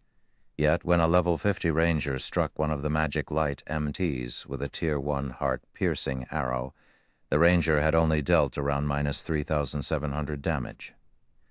These MTs took even less damage from spell attacks. Meanwhile, after receiving numerous buffs and the benefits from Shi Feng's disintegration user title, the Magic Light MTs had over 70,000 HP each. Not even 10 of Heaven's Burial's attacks could force their HPs below 50%. Zero Wing's rear-line healers could easily restore such little HP, making the Magic Light MTs practically invincible. In contrast to Heaven's Burial's DPS, Zero Wing's DPS was overwhelming. Zipping, for example, easily dealt over minus 3,000 damage to Heaven's Burial's MTs with his normal attacks alone. When he used skills like cross-slash, he dealt over minus 10,000 damage. Unlike Zero Wing's MTs, Heaven's Burial's MTs only had around 50,000 HP. Zipping only needed a few attacks to devour most of an MT's HP by himself. Coupled with the ranged attacks from Zero Wing's rear-line DPS, the enemy MTs were dead before their healers could cast any healing spells. In the short moments since the battle had begun, Heaven's Burial had suffered several hundred casualties, and every one of them had been an expert player. Damn it, why is there such a huge difference in our basic attributes? Confusion tore at Lei Jingyang as he watched Zero Wing's Magic Light team move closer to Heaven's Burial's ranged classes and healers. He simply could not fathom how Zipping and the others had such high basic attributes. Heaven's Burial's expert members were all geared in top-tier equipment, and even if Zipping's team wore level 50 fine gold set equipment, the difference should be this massive. He even wondered if the Magic Light Team's members had activated Berserk skills. However, he was certain that none of them had. He was confident that Zero Wing's members hadn't activated Berserk skills because all of the various major powers had silently agreed not to use such skills in this struggle for the entry slots. There were two reasons for this agreement. The first was that every power participating in this struggle doubtlessly had some members who could use Berserk skills. If everyone used these skills, nothing would change. Berserk skills' long cooldowns was the second reason. On the off chance that they'd encounter trouble in the primordial divine ruin, they'd likely be annihilated if they couldn't use their Berserk skills. However, Lei Jingyang didn't know that, although Yu Ziping and his companions appeared to be wearing level 50 fine gold set equipment, the Magic Light set's basic attributes could rival level 50 dark gold set equipment. This was the reason that the gap between their basic attributes was so vast. This fight was on par with a player in a full set of secret silver equipment trying to contend with a player in dark gold equipment. Such a massive gap was only natural when both sides had similar combat standards. Moreover, the Conqueror Party's performance was also impressive. Although the Conqueror Party's basic attributes weren't as high as the Magic Light team members, their combat standards were higher. When they worked together, they could exhibit even greater combat power. Hence, the destruction the Conqueror Parties caused on the battlefield was in no way inferior to the Magic Light teams. Even Lei Jingyang's prided Thunder Legion was forced back. Meanwhile, the various superpowers' upper echelons, who had kept a constant eye on Zero Wing, were astounded.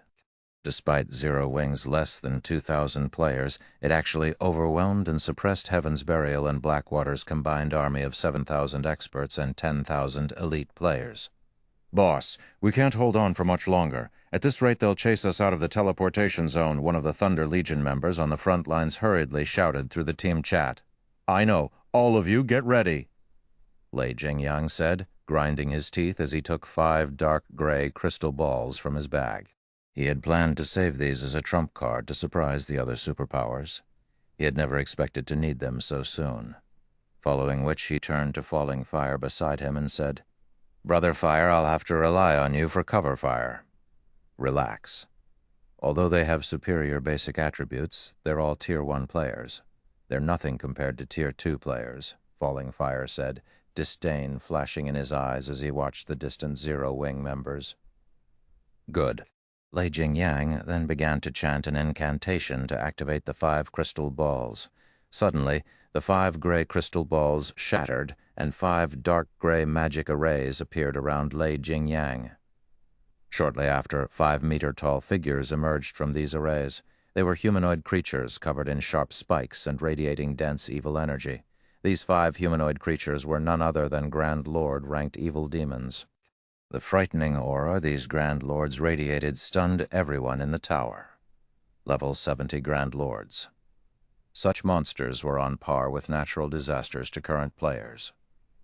"So this is Heaven's Burial's trump card?" Yuan Tiexin's expression darkened upon seeing the evil demons. When Heaven's Burial's members saw the Grand Lord-ranked evil demons, however, excitement lit up their faces, and their morale skyrocketed. Although the combined force of Heaven's Burial and Blackwater's players appeared exceptionally powerful, it was nothing compared to the superpowers' forces. They had only dared to contend with the superpowers because of this trump card. However, Lei Jingyang wasn't a member of the Evil God's Temple. He couldn't summon evil demons directly and control them.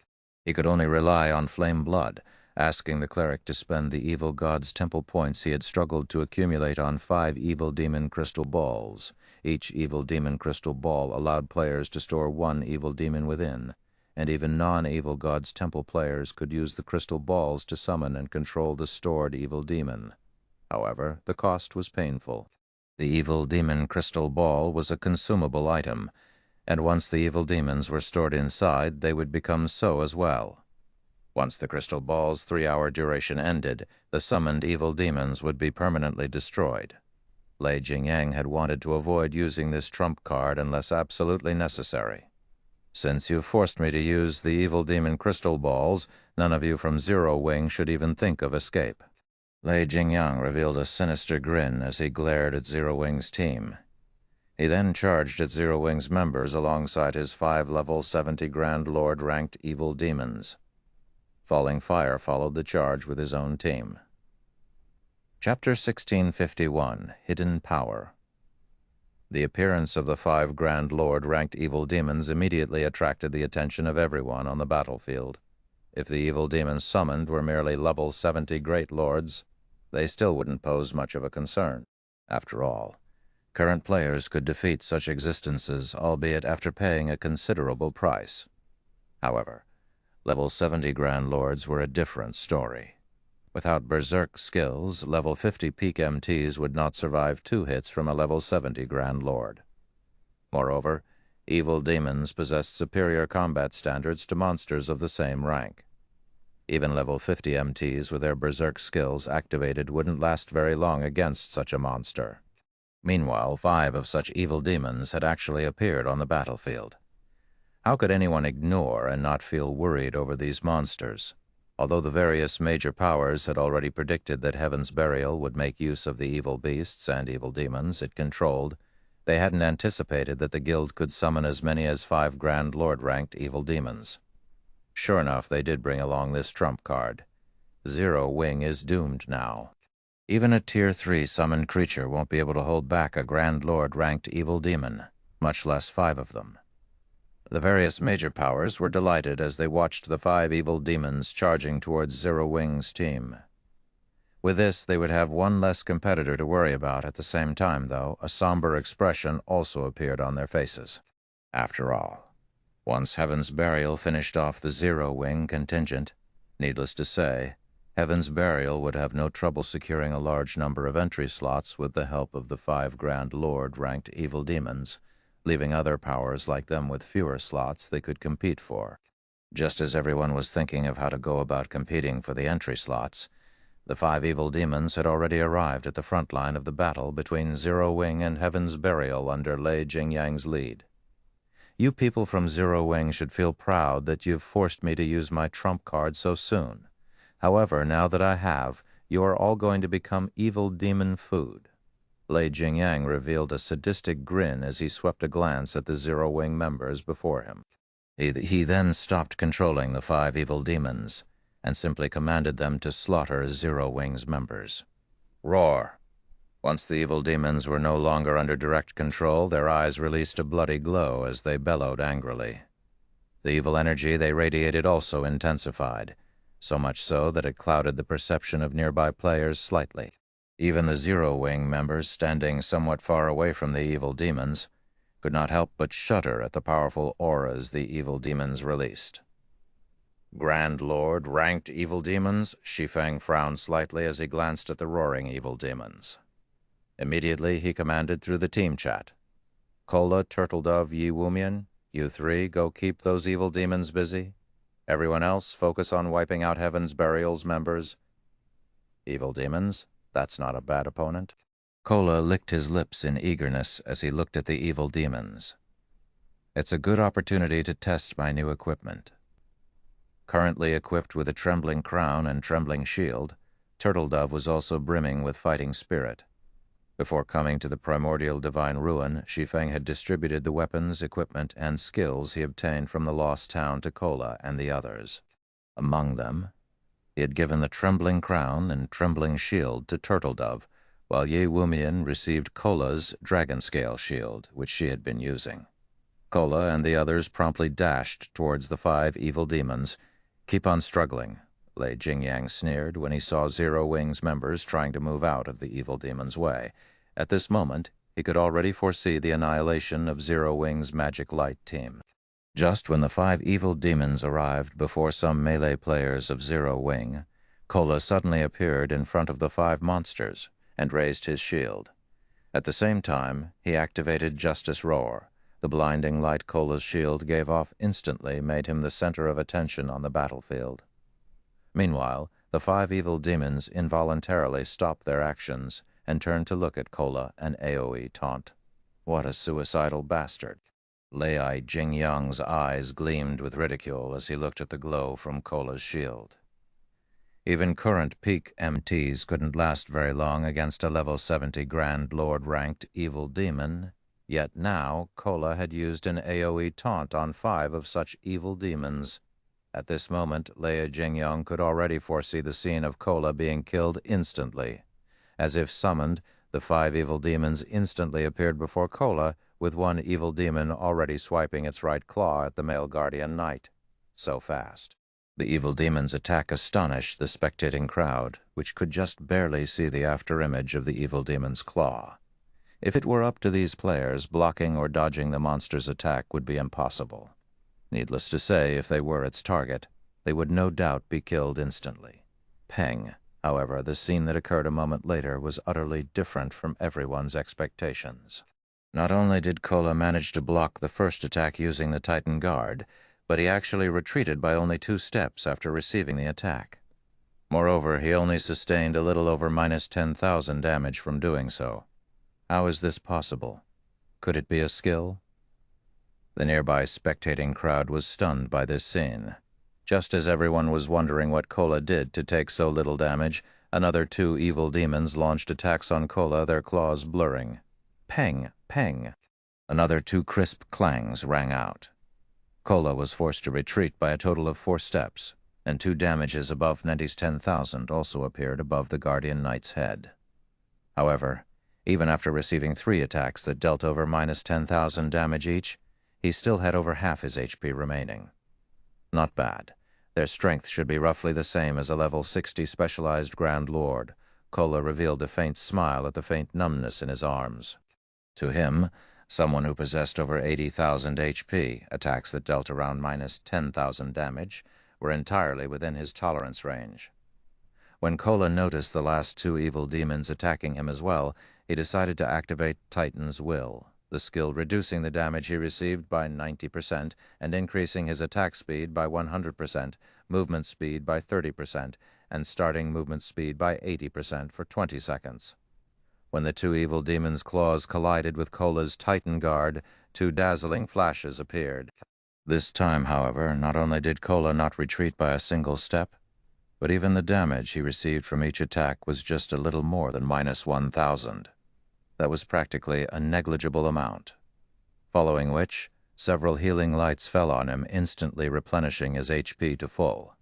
So this is Zero Wing's Chief MT? He's so strong, everyone's eyes nearly fell out of their sockets when they saw Kola actually going toe-to-toe with the 5 Grand Lord-ranked evil demons. If it were them, a single Grand Lord-ranked evil demon would be beyond their means. Yet, despite going up against 5 of such evil demons, Kola still seemed to have plenty of energy to spare. Right now, it looked as if these 5 evil demons were actually fake evil demons. However, they were fully aware that this result was not because the evil demons were weak. Instead, Kola was simply too strong. Just the shockwaves resulting from the clashes were enough to force the nearby players to retreat involuntarily. With this, one could imagine how much strength both sides possessed. However, before everyone could recover from their shock over Kola's performance, 2 more players joined him, each one of them pinning down 1 evil demon. These 2 players were none other than Turtledove and Yi Wumian. The moment these 2 MTs appeared, they immediately used a taunt skill and solidified their aggro on their respective targets. Very quickly, 2 evil demons peeled away from Kola. However, this was still not the most shocking part. The crucial point was that both Turtledove and Ye Wumian actually possessed defense that was in no way inferior to Kola's. In fact, when the female Guardian Knight Turtledove blocked an attack from her Grand Lord, she received only a little over minus 8,000 damage, which was far less than the damage Kola received. This showed that her defense was above even Kola's. As for HP, due to the various team buffs, Ye Wumian had over 75,000 HP. Meanwhile, Turtledove, who was equipped with epic set equipment, possessed over 80,000 HP, just like Kola. Meanwhile, due to Kola, Turtledove, and Yi Wumian's appearance, the evil demons, whom everyone thought would be able to create a huge ruckus, were now thoroughly suppressed. Damn it. How can their defense be so high? Lei Jingyang was momentarily stupefied when he saw this scene. However, a possibility that made his entire body shudder came to mind soon after. Could they have been promoted to Tier 2 as well?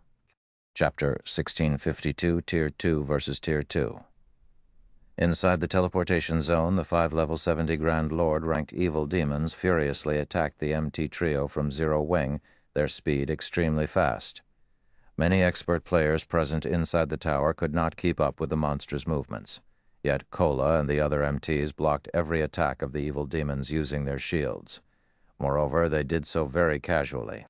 Meanwhile, any expert player that accidentally came into proximity of their battle would get killed by the battle's shockwaves. They're able to stop even 5 Grand Lord-ranked evil demons?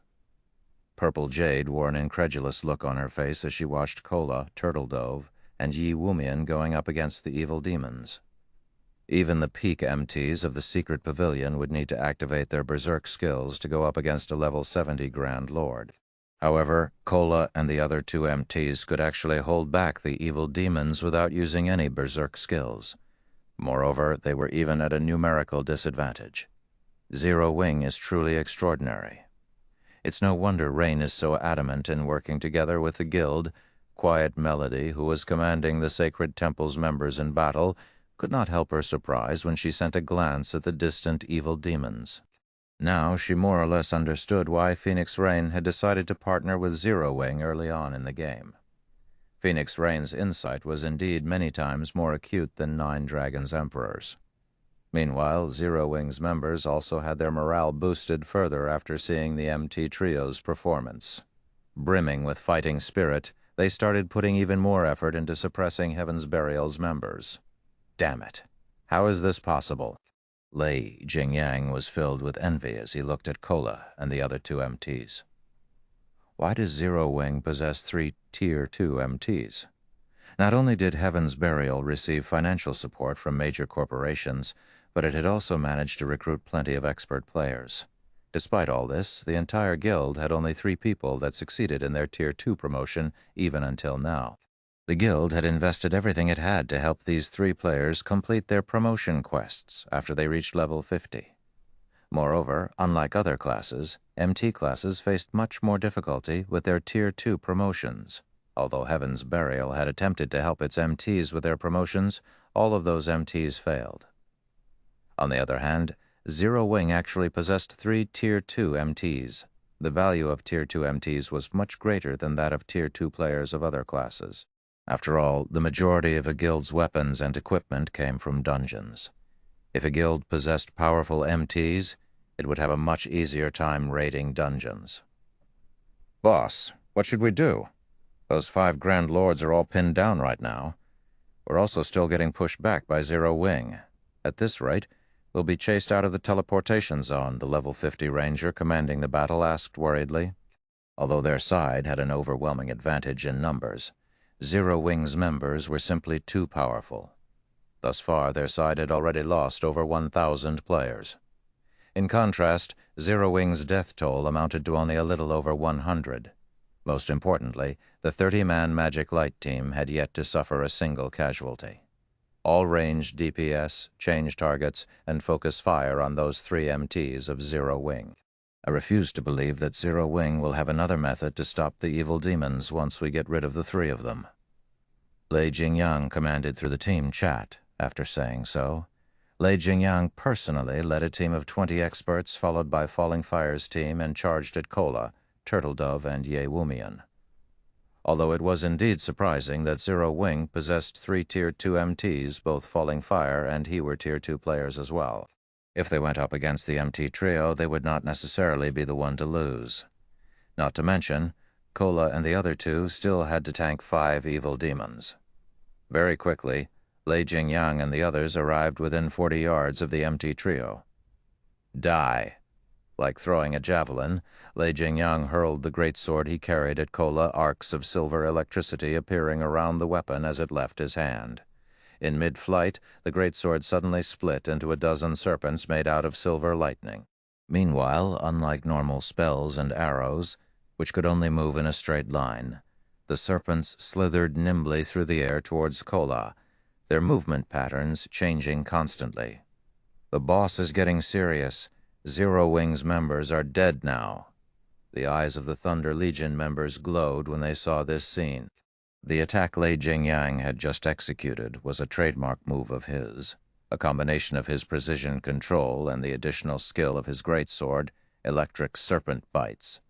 Each electric serpent summoned possessed 120% of the user's strength. They also moved ridiculously fast, so much so that even top-tier experts would have trouble coping with just one of the serpents. Going up against a dozen electric serpents simultaneously would be a struggle even for peak experts of the same level, who would have no choice but to retreat temporarily. As for Falling Fire, who stood beside Lei Jingyang, he was not one to be outdone either. As he completed an incantation, 9 crimson magic arrays appeared on the ground around him. The ambient fire-type mana immediately began surging towards these 9 magic arrays frantically. Shortly after, Falling Fire tapped the butt of his staff on the ground. Tier 2 Curse. Spark Impact. In the next moment, the 9 magic arrays started launching small meteorites one after another into the air. After reaching a certain altitude, the meteorites then changed trajectories and flew straight towards Kola. The power packed within each meteorite was visibly stronger than that of Lei Jingyang's electric serpents. Their speed was on par with the electric serpents as well. They're working together to attack me? Despite seeing the electric serpents and small meteorites rapidly approaching him, Kola showed no sign of panic whatsoever. Instead, he gave the ground a mighty stomp, taking a defensive stance, and activated Titan's Heart. The instant Kola used Titan's Heart, a yellow earthen barrier formed around him, shielding him from the electric serpents and small meteorites. Boom, boom, boom! Let's see how you people from Zero Wing stop the evil demons now. Lei Jingyang laughed in ridicule as he looked at Kola's position. Although Kola had activated a life-saving skill, Lei Jingyang's electric serpent bites possessed extraordinary attack power. It was not something that could be received head-on. Not to mention the Tier 2 curse the Falling Fire used possessed even greater power. Falling Fire likewise laughed as he looked at the dust surrounding Kola's position. He then turned to look at Turtledove and Ye Wumian. However, as the dust settled, a figure emerged, standing where the electric serpents and meteorites landed. Meanwhile, this figure was none other than Kola. At this moment, Kola's surroundings had already been charred black. However, Kola himself remained completely unharmed. In fact, not only had his HP not decreased by the slightest, but it had even increased quite significantly. He's not dead? Lei Jingyang and Falling Fire were stunned. Both of them had used their respective aces in the hole, each of which was easily capable of instant killing a player of the same level. Yet, Kola actually managed to survive both attacks without taking any damage.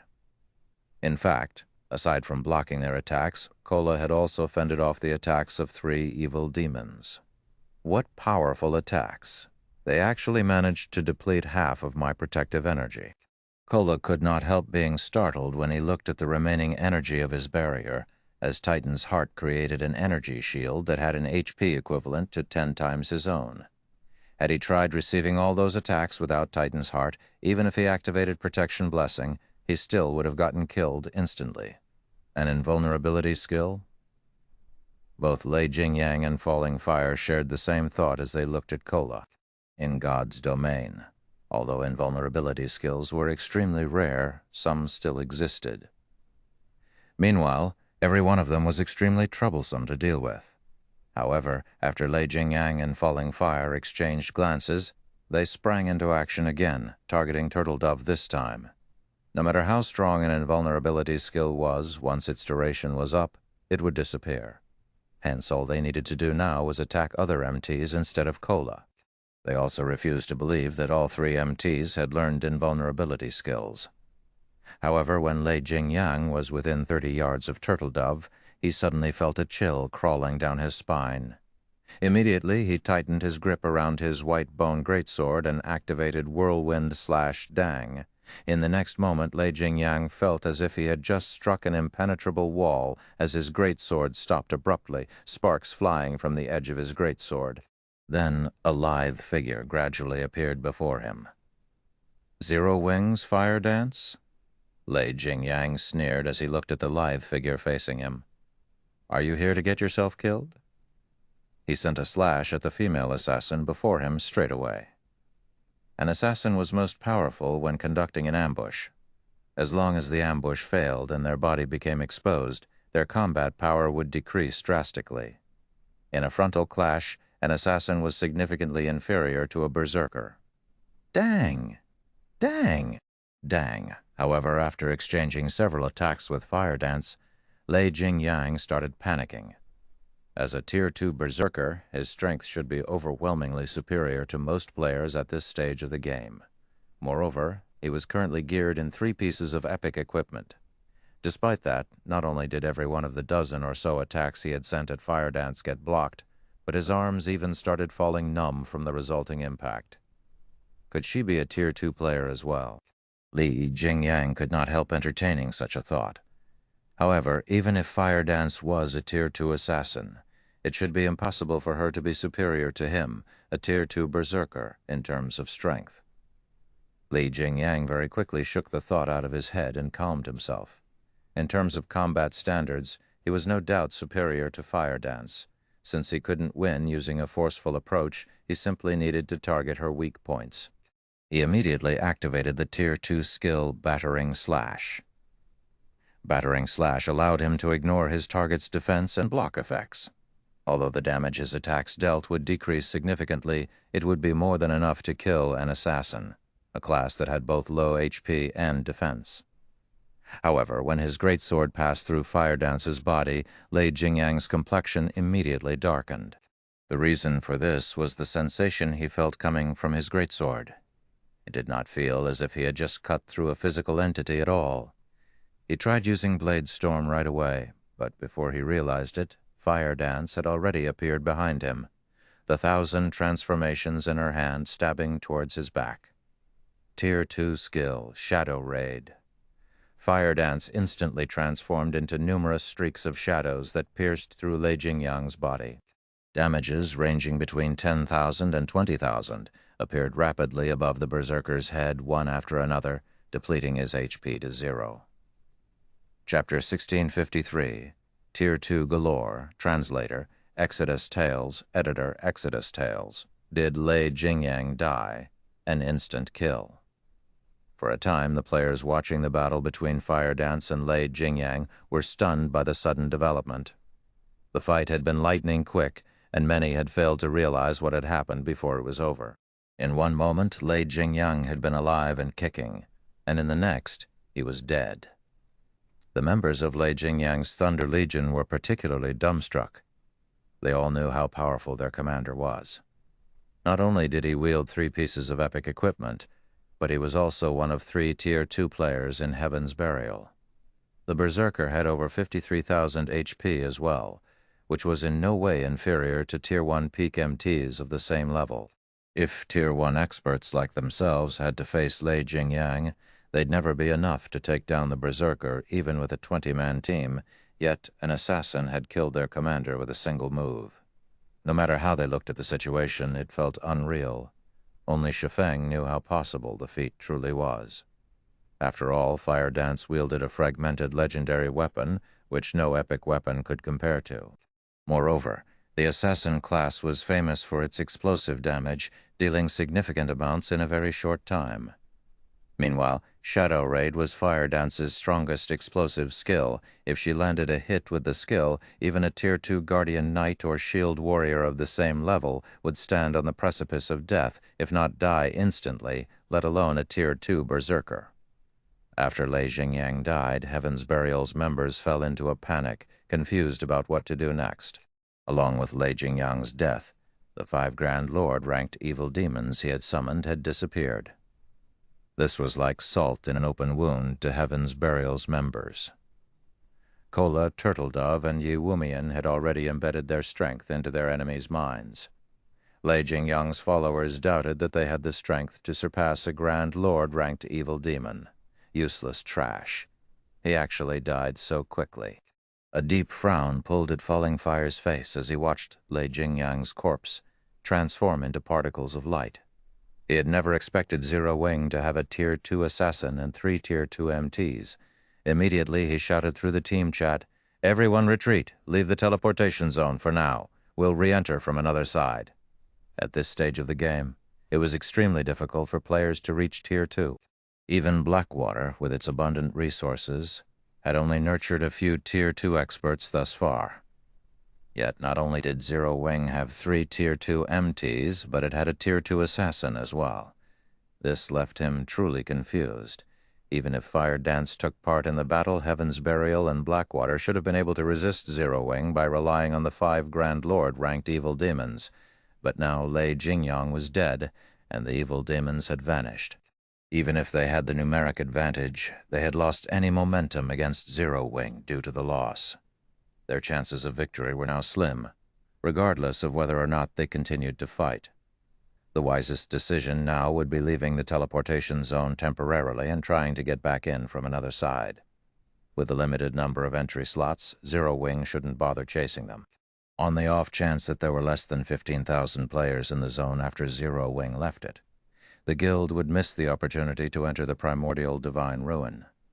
The risk of giving chase simply outweighed the gains. However, as Falling Fire ushered his team out of the teleportation zone, a snowy white dagger appeared behind him, transforming into a streak of silver light as it thrust into the elementalist's back. Another assassin? Falling Fire panicked. But it was already too late to dodge or block the attack physically. Instinctively, Falling Fire activated Blink, vanishing from the dagger's attack trajectory in the most critical moment and reappearing 15 yards away. He then turned towards the player that had ambushed him with a grim expression. Unlike the lithe assassin that had ambushed Lei Jingyang, the assassin that had attacked Falling Fire was a physically fit youth. This youth was none other than Flying Shadow. What fast reactions! Flying Shadow was astonished when Falling Fire successfully evaded the ambush. He evaded my attack despite being caught off guard.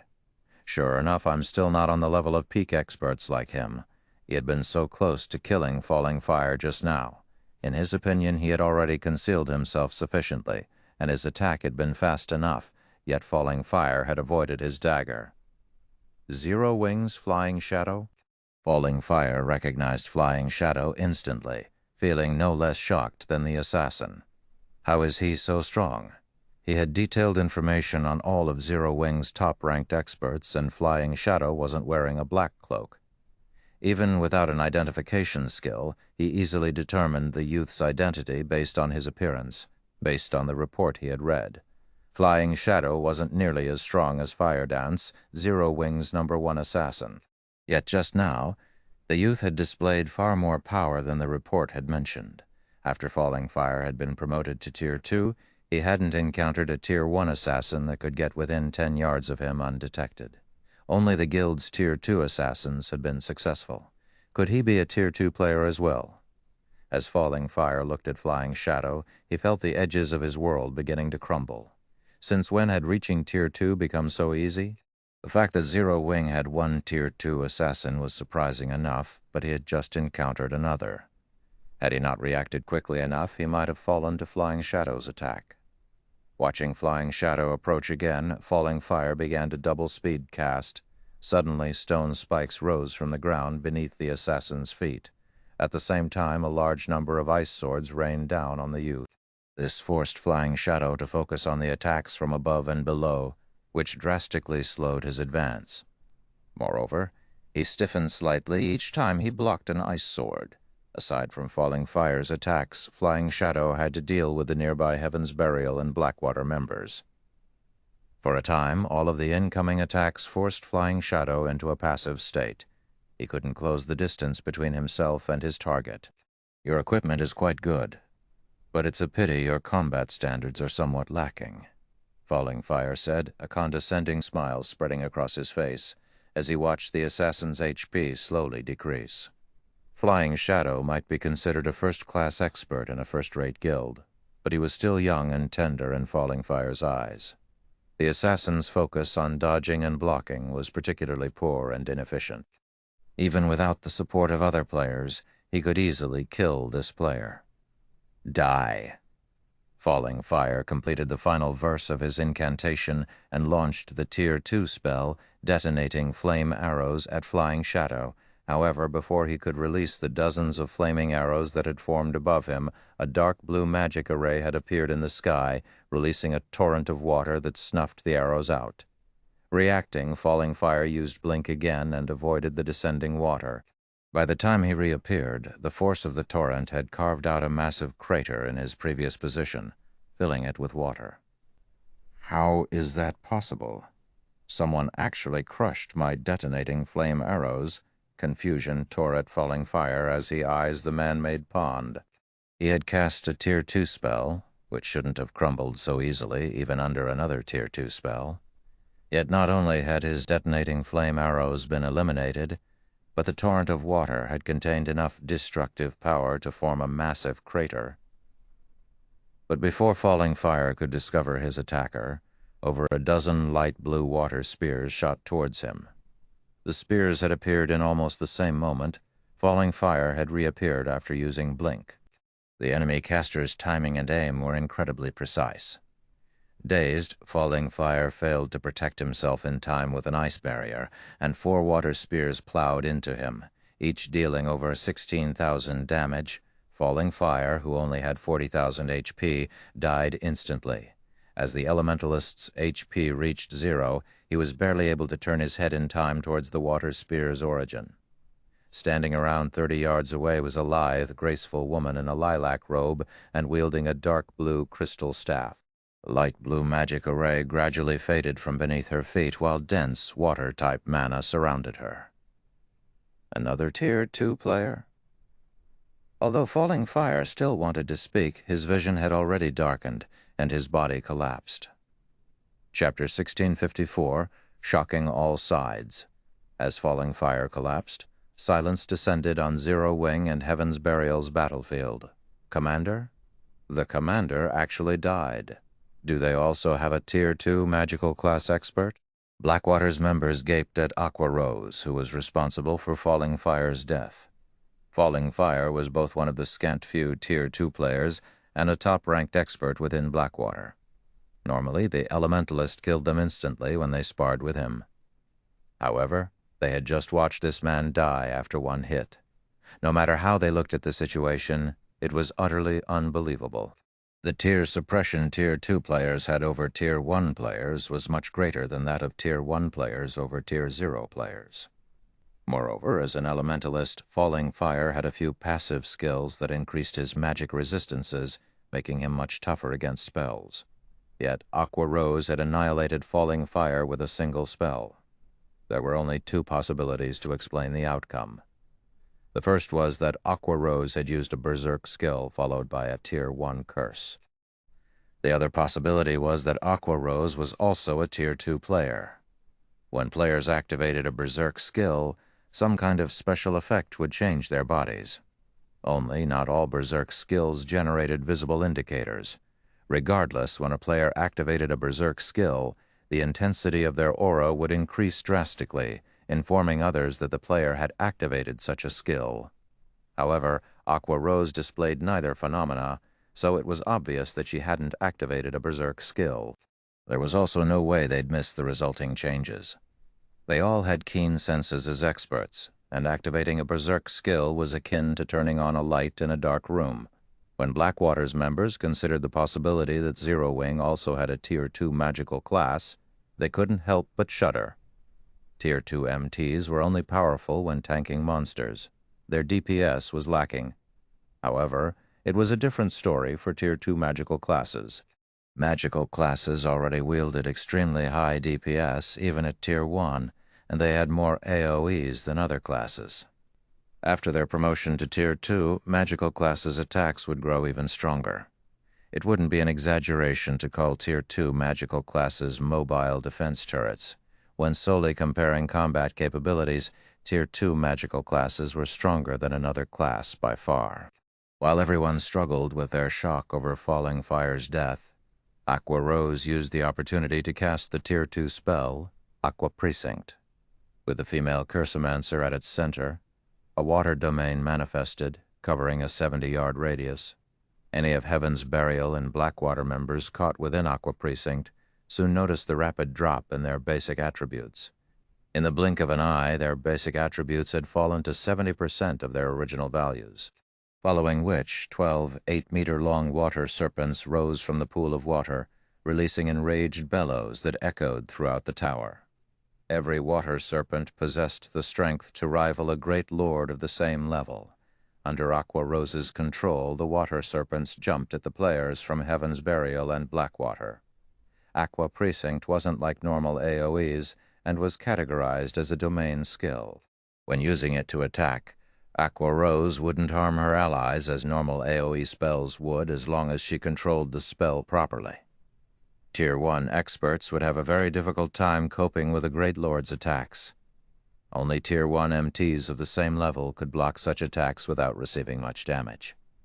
However, unlike normal Great Lords, which had monotonous attack patterns, the water serpents were flexible since Aqua Rose controlled them. Any MT that failed to block the serpent's attacks instantly lost over 20,000 HP. Since Heaven's Burial and Blackwater's MTs had lost 30% of their basic attributes, the water serpents only needed 2 hits to finish off a level 50 MT. In the short moments since Aqua Rose had cast Aqua Precinct, she had killed 4 level 50 MTs. The rear line healers had never even had a chance to heal their allies. Monster. She's a monster. Heaven's Burial's and Blackwater's experts stared at the female Cursemancer in utter horror. Retreat. Run. There's a monster. With Zero Wing's Magic Light team and Conqueror parties gaining the upper hand, followed by Aqua Rose's sudden massacre, Heaven's Burial's and Blackwater's members panicked, rather than a slow, organized retreat. They turned and fled like cowards. Not only would they lose a level if they died, but they'd also lose a piece of equipment. To expert players like them, the loss was unbearably painful. Hence, now that they knew that they were no match for Zero Wing, they wouldn't continue to throw themselves into the jaws of death. Furthermore, their commanders, Lei Jingyang and Falling Fire, had already died. Big Sis Aqua, you couldn't hold back a little? We've barely killed any enemies, yet you've already scared them all away. How are we supposed to earn extra income now? Shadow Sword and Zero Wing's other Tier 2 players sighed in frustration as they watched Heaven's Burial and Blackwater's members flee. They had previously held back because they were worried about scaring off their prey. It had actually taken quite a bit restraint to drag this battle out, yet their prey had run in fear of them before they could reap the benefits and slaughter them all. This frustrated Shadow Sword and the others. My bad. I'll be more careful next time, Aqua Rose said, sending her companions an apologetic glance. She hadn't expected Heaven's Burial and Blackwater's players to be so cowardly.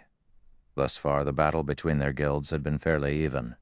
In fact, Zero Wing wouldn't get off easily either if Heaven's Burial and Blackwater continued the fight, yet rather than stand their ground, the 2 guilds' members had turned and fled. This will work, too. Just kill as many as you can.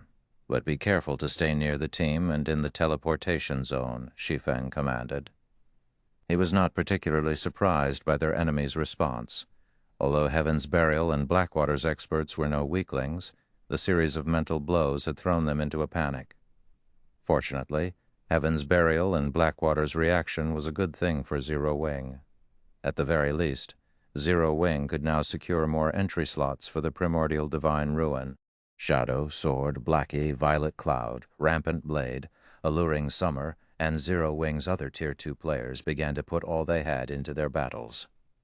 With the overwhelming strength of Tier 2 classes, Shadow Sword and the others charged into Heaven's Burial and Blackwater's ranks like lions, charging into a flock of sheep. The guild's magical class players, such as Blackie, Violet Cloud, and Alluring Summer, dominated the battlefield like humanoid defense turrets. Without anyone to hinder their progress, they each killed over a dozen players with every attack. This only encouraged Zero Wing's other members to fight with more fervor. By the time Heaven's Burial and Blackwater's members left the teleportation zone, they had littered their path with corpses and equipment. The 2 guilds had lost nearly 2,000 experts since the battle had begun. The outcome was startling. If these casualties were only ordinary or elite players, the loss wouldn't be as painful. But the players Zero Wing's members had killed were all experts. These 2 guilds had lost just as many experts as there were in an ordinary, first-rate guild. Amazing. So this is Zero Wing's strength? Didn't someone say that Zero Wing was no match for Heaven's Burial and Blackwater? Heaven's Burial sure is unlucky. Not only is it in danger of losing ancient Rock City, but entering the primordial divine ruin will also be a major challenge. The various major powers had been paying very close attention to the battle between Zero Wing and Heaven's Burial, and the superpowers present were no exception. However, none of them had ever imagined that this outcome was possible. Even Purple Jade, who had a high opinion of Zero Wing, had assumed that the guild would fight its enemies to a draw at best. Yet Zero Wing had actually chased Heaven's Burial and Blackwater out of the teleportation zone while suffering minimal losses. This had completely exceeded her expectations. As for the various guilds and adventurer teams, which had planned to enter the teleportation zone near Zero Wing, shrank back in fear after seeing the guild's prowess in battle. "Commander, are we still going to charge in?" A level 50 shield warrior clad in black armor could not help but ask his commander. "Charge in? Are you suicidal?" "We're retreating. We'll go in from another side." Chapter 1655, 10 years too early. After Zero Wing's victory over Heaven's Burial, the various superpowers in the teleportation zone couldn't help but reevaluate their opinions of Zero Wing. Sure enough, Zero Wing can be quite capable. No wonder they dared to ignore our guild's warning. It might not be a bad idea to consider partnering with them for the primordial divine ruin raid. A middle-aged man in black armor muttered as he looked at Zero Wing's members with an interested expression. He carried a greatsword with runes that radiated a chilling aura. The primordial divine ruin was akin to a dungeon. If one wished to progress inside the ruin, they needed a certain level of strength, whether it be basic attributes or combat standards. The difficulty also increased as one delved deeper into the ruin. After reaching the primordial divine ruin's 4th underground floor, players faced extraordinarily strict requirements. In fact, it was so difficult to pass from the 4th floor to the 5th floor, where the gate to the primordial city was located, that a single guild team could no longer clear the challenge. They would only have a higher chance of reaching the 5th underground floor by working together. The middle-aged man's words surprised the nearby players. The middle-aged man before them was none other than Broken City, an upper echelon from King's Return. He had been very famous in the virtual gaming world some years ago. Even King's Return's guild leader had to treat Broken City with respect. Broken City didn't praise players or powers very often. The last player Broken City had praised had become King's Return's present guild leader. King's Return's members found it truly surprising that Broken City would praise Zero Wing. "Uncle, Broken, aren't you thinking too highly of them? They've merely repelled upstarts like Heaven's Burial and Blackwater. Zero Wing is still 10 years too early to work alongside us," the handsome youth beside Broken City said, scoffing. The youth wore dark gray plate armor and wielded a one-handed axe engraved with beautiful runes in his right hand, while holding a tower shield made of scales in his left.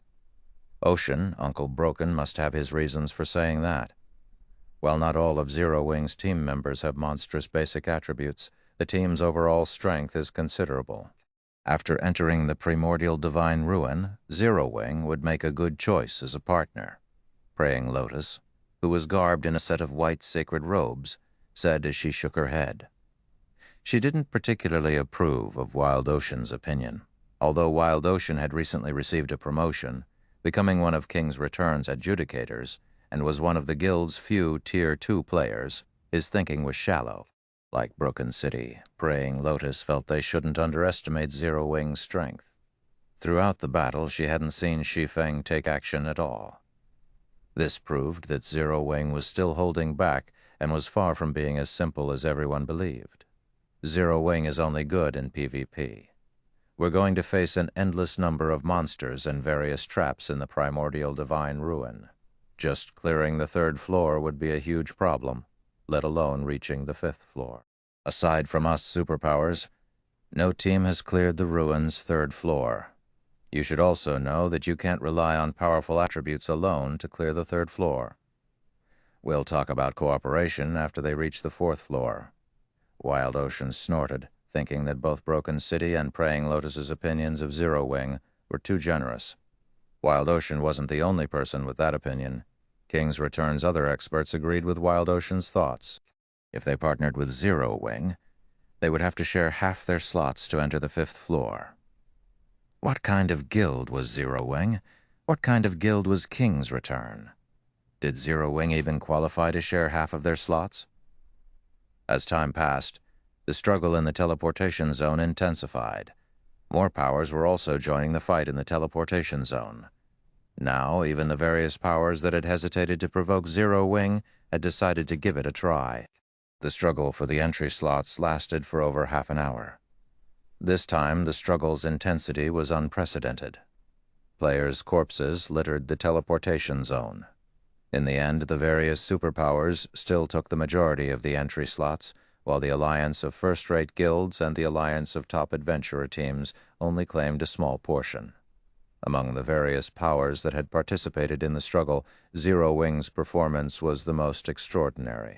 Despite Zero Wing starting the fight with less than 2,000 members, they still had over 1,200 members inside the teleportation zone by the time the struggle ended. The guild had claimed nearly 1/10 of the available entry slots, only slightly less than the various superpowers. Among the various superpowers, the Secret Pavilion had the best performance, securing exactly 2,000 slots. Although the Secret Pavilion was more than capable of gaining more than that, it had deliberately held back to avoid standing out. Every one of the other superpowers secured around 4,500 slots, which was slightly more than Zero Wing. This was also the reason why Zero Wing's performance shocked everyone. The various superpowers had started the fight with at least 6,000 members, yet Zero Wing had achieved a near similar result with less than 2,000 members. This battle record was a little terrifying. Crap. I thought that with Heaven's Burial and Blackwater out of the picture, we would get more slots. Why did we end up getting fewer slots than in previous raids? That's right. If I had known something like this would happen, I would have preferred for Heaven's Burial or Blackwater to win. The various first-rate guilds and adventurer teams' upper echelons clicked their tongues in anger and jealousy as they looked at Zero Wing's members. It was common knowledge that teams would have a greater advantage in the ruin if they entered with more players. Now that Zero Wing could send over 1,200 members into the ruin, the guild might actually make it all the way to the 5th floor and enter the rumored primordial city. While everyone else was shocked by Zero Wing's strength, Shi Feng was ecstatic. Zero Wing had earned over 5,000 pieces of the current top-tier equipment in the struggle for entry slots. Although the majority was level 45 fine gold equipment, they were still valuable. In comparison, Zero Wing had suffered practically insignificant losses. Zero Wing had suffered 600-plus casualties in the battle, with the majority of them being the White Tiger Dojo disciples. The disciples were only geared in standard level 50 elite equipment. They had also recovered some of the lost weapons and equipment. Hence, Zero Wing had made a fortune in this battle. When there were fewer than 15,000 players in the teleportation zone, a blue glow enveloped the area. The players inside the zone disappeared a moment later, leaving an empty plot of land behind. The members of the various major powers that remained inside the tower quickly spread the news of the battle's outcome.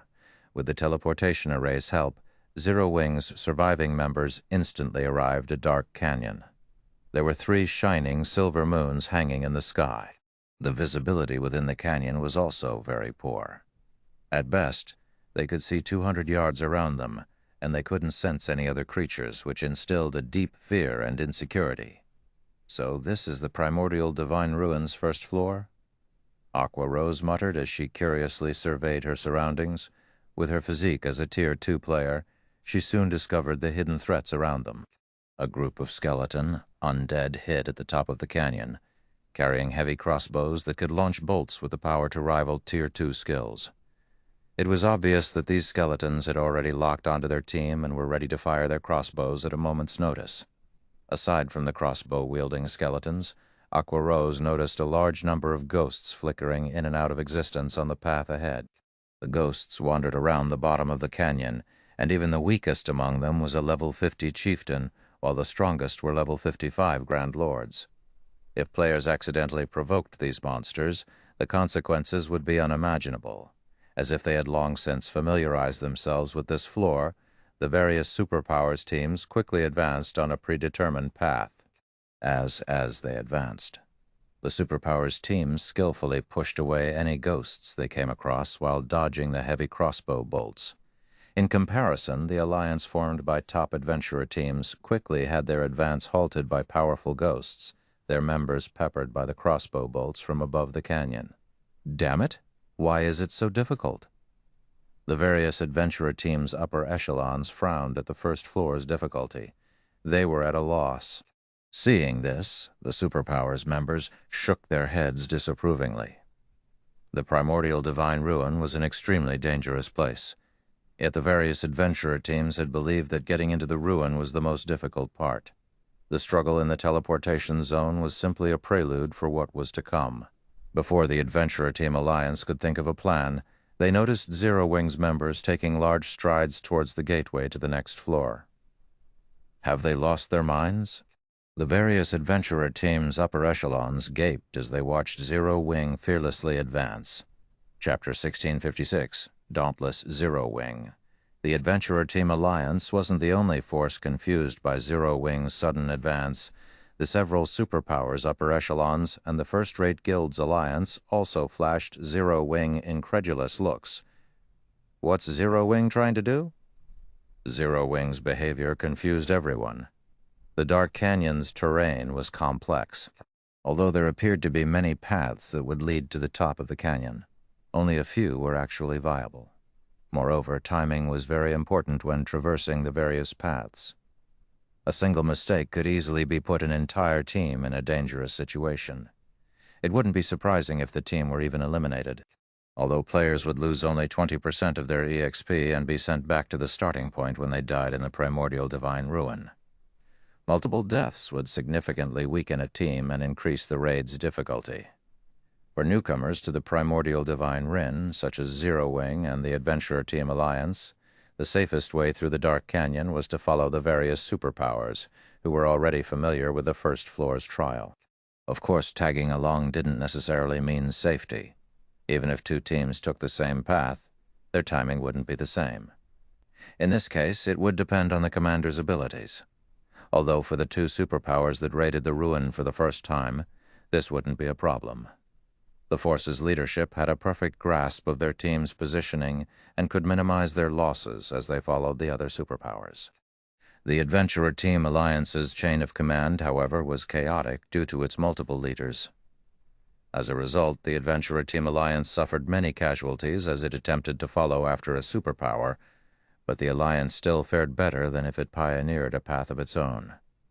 Yet Zero Wing did not even understand such a basic principle and had made a beeline for the top of the canyon. Moreover, Zero Wing's members moved with large strides, paying no attention to the monsters in their way, unlike the other teams who carefully and steadily advanced. Suddenly, Kola, Turtledove, Yi Wumian, and Violet Cloud rushed ahead of Zero Wing's team, charging onto the gravel path that contained a plethora of wandering ghosts. Meanwhile, the 15 MTs of the Magic Light Team's 15 MTs guarded the rear of the team, while the Conqueror party split up and covered the sides. Ghost Knight, Undead Chieftain, Level 50. HP 6 million, 6 million.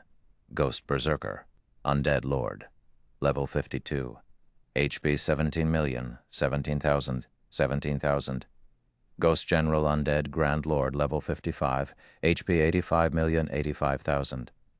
As Kola and the others moved through the canyon, the wandering Ghost Knights and Ghost Berserkers quickly discovered their presence. Like hungry wolves that had just discovered meat, the ghosts surged towards the MT trio. Are they trying to get themselves killed? Are they really trying to grind the ghosts as if they were common monsters?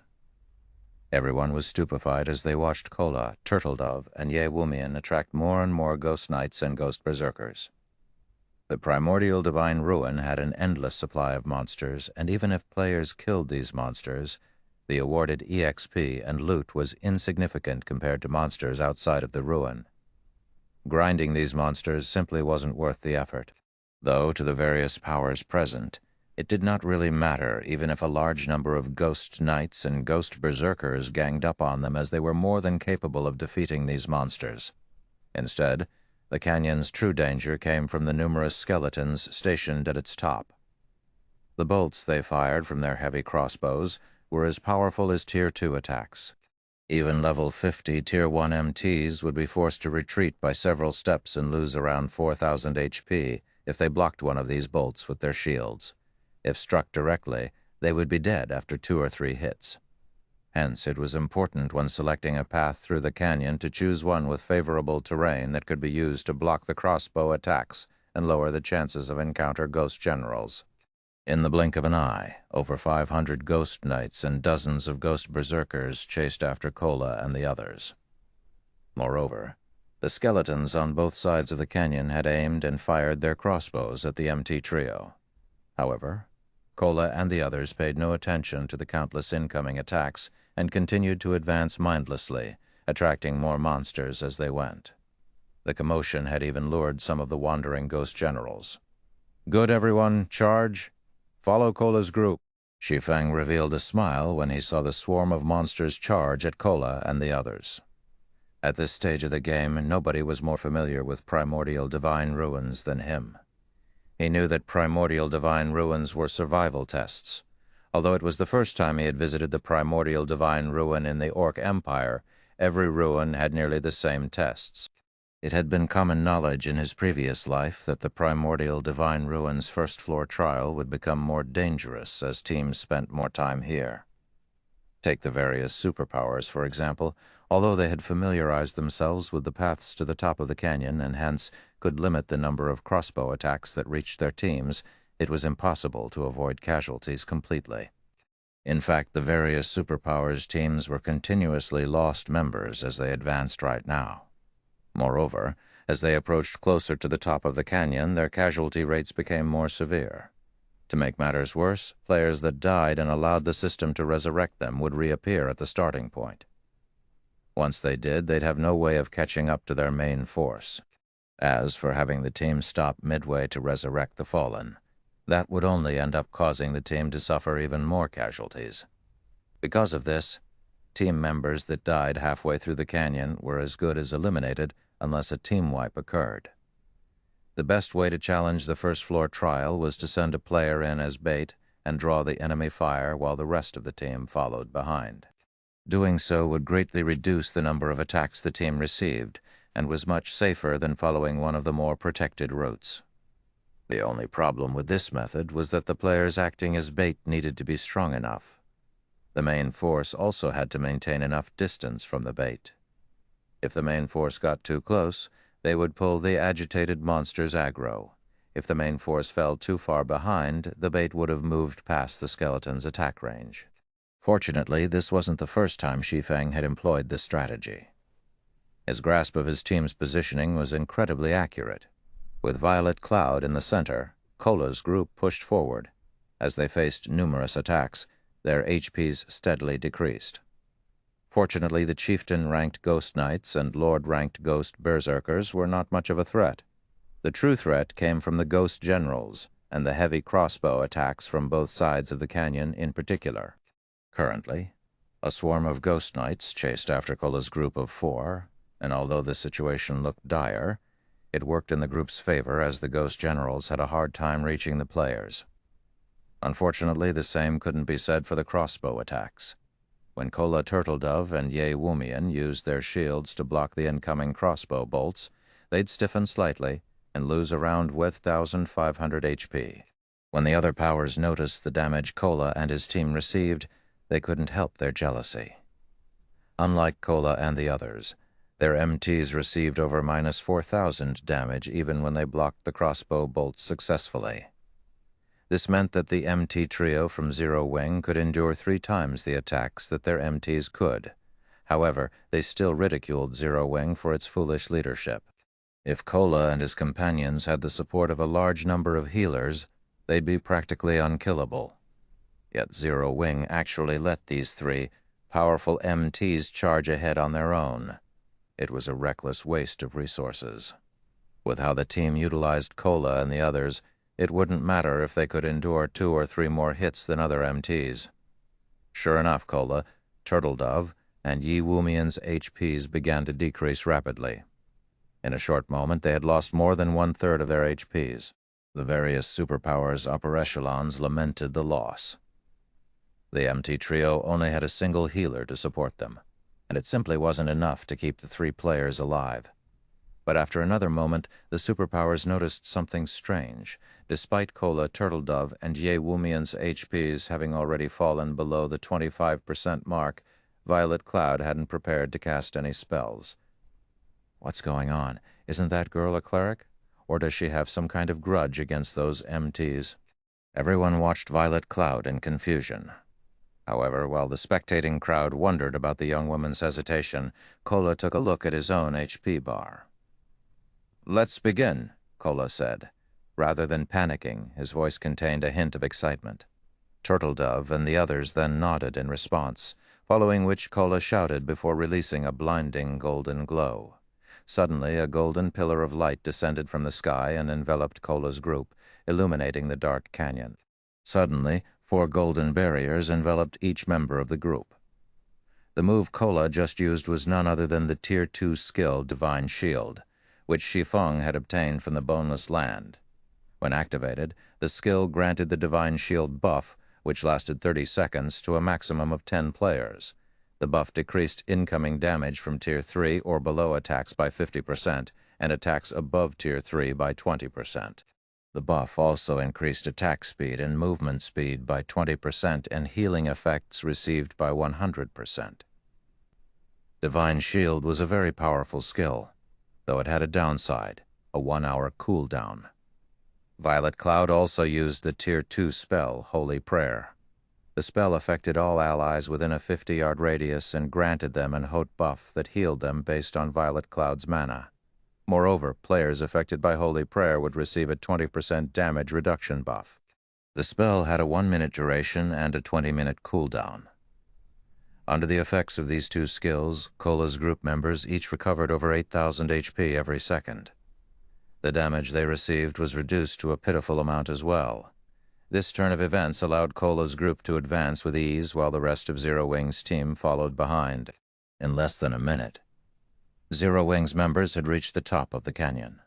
Chapter 1657, Continuous Clearance. The sounds of battle had filled the dark canyon, but as Zero Wing's members reached the top, the various powers, which were still engaged in combat, fell silent. That's actually possible? For a moment, everyone was at a loss for words as they stared at Zero Wing's members.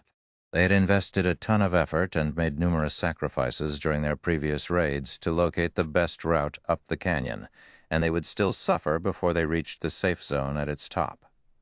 Yet Zero Wing had run for the top of the canyon without sparing their surroundings a glance. Not only had the guild team succeeded, but they had only lost a few dozen players, which was practically negligible.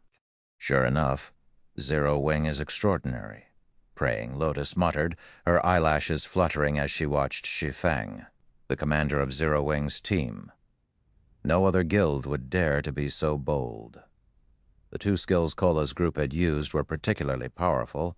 Although they were not invulnerability skills, the combined effect had nullified the threat from both the ghosts and the heavy crossbows.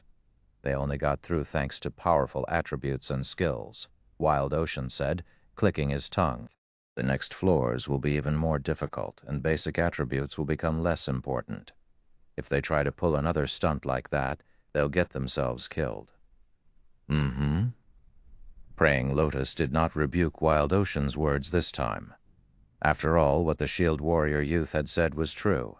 As players delved deeper into the primordial divine ruin, the trials they faced would become more difficult. They would also encounter more and different traps. Rather than simply relying on raw power, players would have to rely on their technical abilities in the lower floors. The brute force method Zero Wing had used was only viable on the first floor. It wouldn't be possible to clear the following floors with the same method. Correspondingly, though, players would have higher chances of encountering opportunities and treasure the further they explored. There was practically nothing noteworthy in the ruin's first underground floor. One would be extremely lucky if they even came across a bronze treasure chest. Although players could also find combat techniques on the first underground floor, the chances of that were extremely slim. If one wanted better loot, they'd have to reach the Primordial Divine Ruins' third underground floor. Only the third floor and down offered level 50-plus top-tier equipment. At the same time, the chances of finding combat techniques and other treasures also increased. Shi Feng didn't hurry through the ruin after reaching the top of the canyon. Instead, he had everyone rest in the safe zone. Players' stamina and concentration consumption were far more severe in the Primordial Divine Ruin than outside of it. If they did not rest, they might fail trials that should be passable. Meanwhile, the only places in which players could rest in the Primordial Divine Ruin were the system-established safe zones. Traps and monsters were present everywhere else, and if they relaxed even for a moment in these locations, they'd swiftly lose their lives. After Zero Wing's members had rested for some time, the various superpowers teams began to arrive in the safe zone, one after another. However, unlike Zero Wing, the various superpowers only had around 80% of the 4,500-plus members they had entered the ruin with. The rest of their players had to wait for the system to resurrect them, forming teams with other players to search for opportunities and treasure on the first floor. After everyone rested, they proceeded towards the second underground floor. The second floor contained a primal forest. Visibility here was even worse than in the first floor's dark canyon. Even Tier 2 players could only see up to 80 yards away. As players traversed the forest, they were bombarded by all kinds of spell attacks from out of nowhere from time to time. These spells packed a punch, and even Tier 2 MTs only survived after 3 or 4 direct hits. Tier 1 MTs were lucky to survive even 2 hits. If players wished to reach the next safe zone alive, they would have to rely on their individual reaction speed and decision-making. They'd have to dodge or block an attack instantly when targeted. Only by doing so would the healers have a chance of healing them. All the heals in the world wouldn't save them if a spell struck them directly. The ruin's second floor was also much larger than the first, a testament to the Primordial Divine Ruins' unique nature. As teams progressed, they'd encounter larger maps, forcing players to travel greater distances and face more danger. Shi Feng didn't have any special strategy to get through the second floor's trial. He could only send in the Magic Light team and Conqueror parties to tank as many hits as possible, limiting the number of casualties the team suffered. Overall, Zero Wing didn't fare nearly as well as the various superpowers. Upon reaching the third underground floor, the increased difficulty was particularly evident. The necessary method to clear the third floor wasn't like the first two. The various attacks and traps players had to face had also changed. Now, players had to collect a sufficient number of teleportation stones to proceed to the fourth floor. Each teleportation stone could only transport 100 players, and only the third floor's Grand Lord-ranked monsters would drop them. One could just imagine how difficult it would be to kill a Grand Lord-ranked boss in such a dangerous environment. It's no wonder why only the various superpowers have only gotten through the third floor thus far, leaving the first-rate guild's alliance behind. As Shi Feng stood at the third floor's starting point and observed the barren wasteland before him, he could not help but frown. Thunderclouds covered the sky above the plain as far as he could see. Lightning frequently descended, decorating the ground with scorch marks. Not only did the lightning strikes contain a lot of power, but they were also extremely fast, significantly faster than normal spell attacks.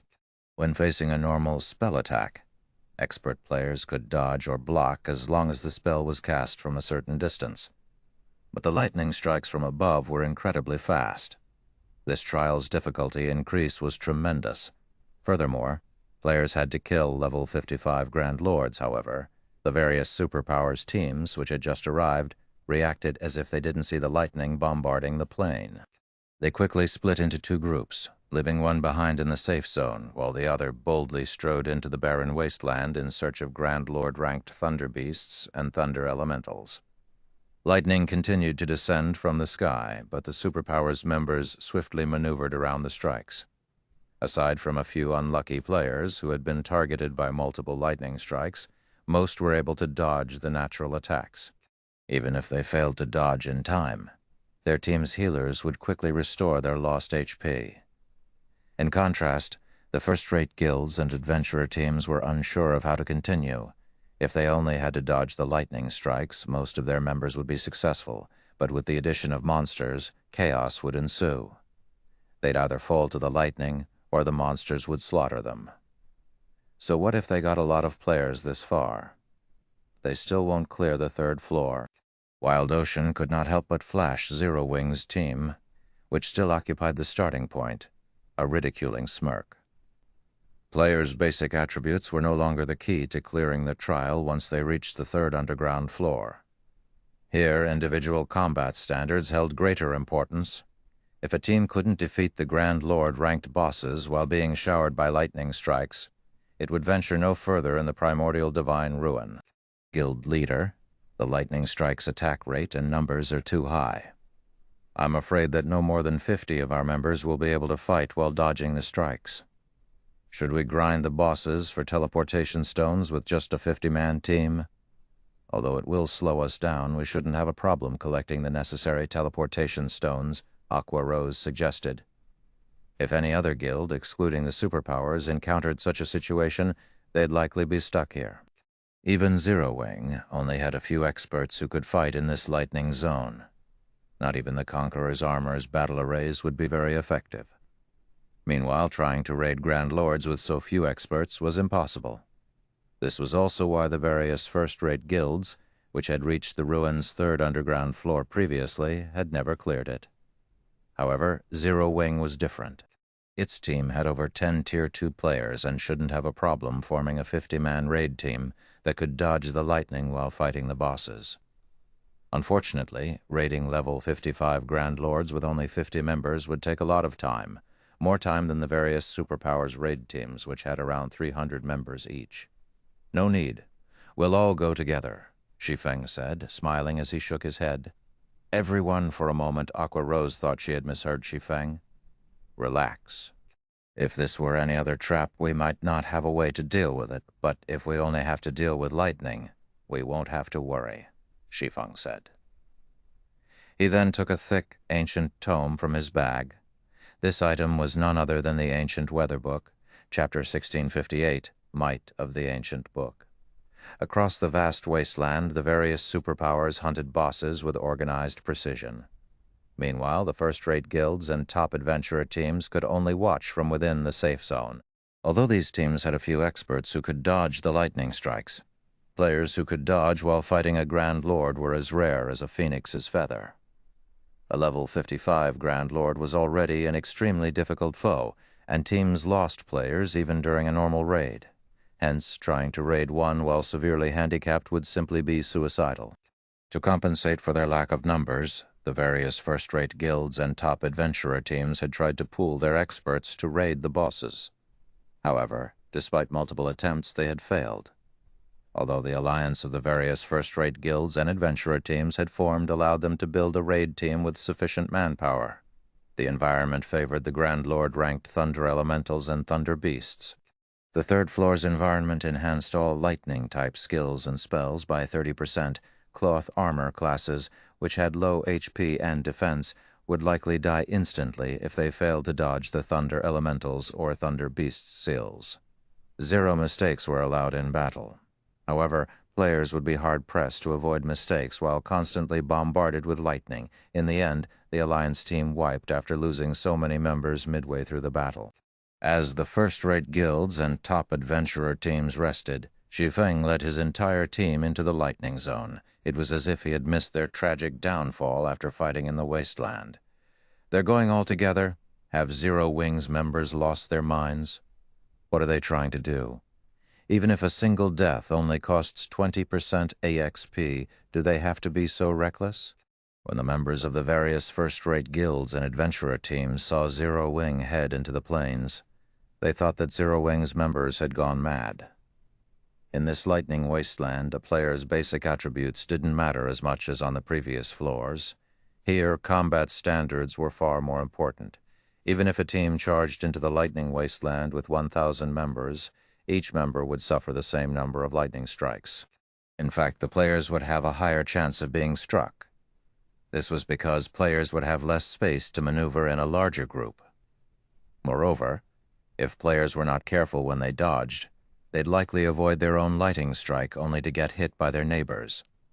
The various powers weren't the only ones confused by Shi Feng's ludicrous decision. Even Zero Wing's members were confused. They had seen how the experts from the various first-rate guilds and top adventurer teams had ended up after fighting in the wasteland. They also knew that those experts' standards were much stronger than theirs. If they rushed into the plains, they'd doubtlessly suffer a similar fate. As Zero Wing's members approached the safe zone's boundary and were about to enter the lightning zone, they couldn't help their growing nerves.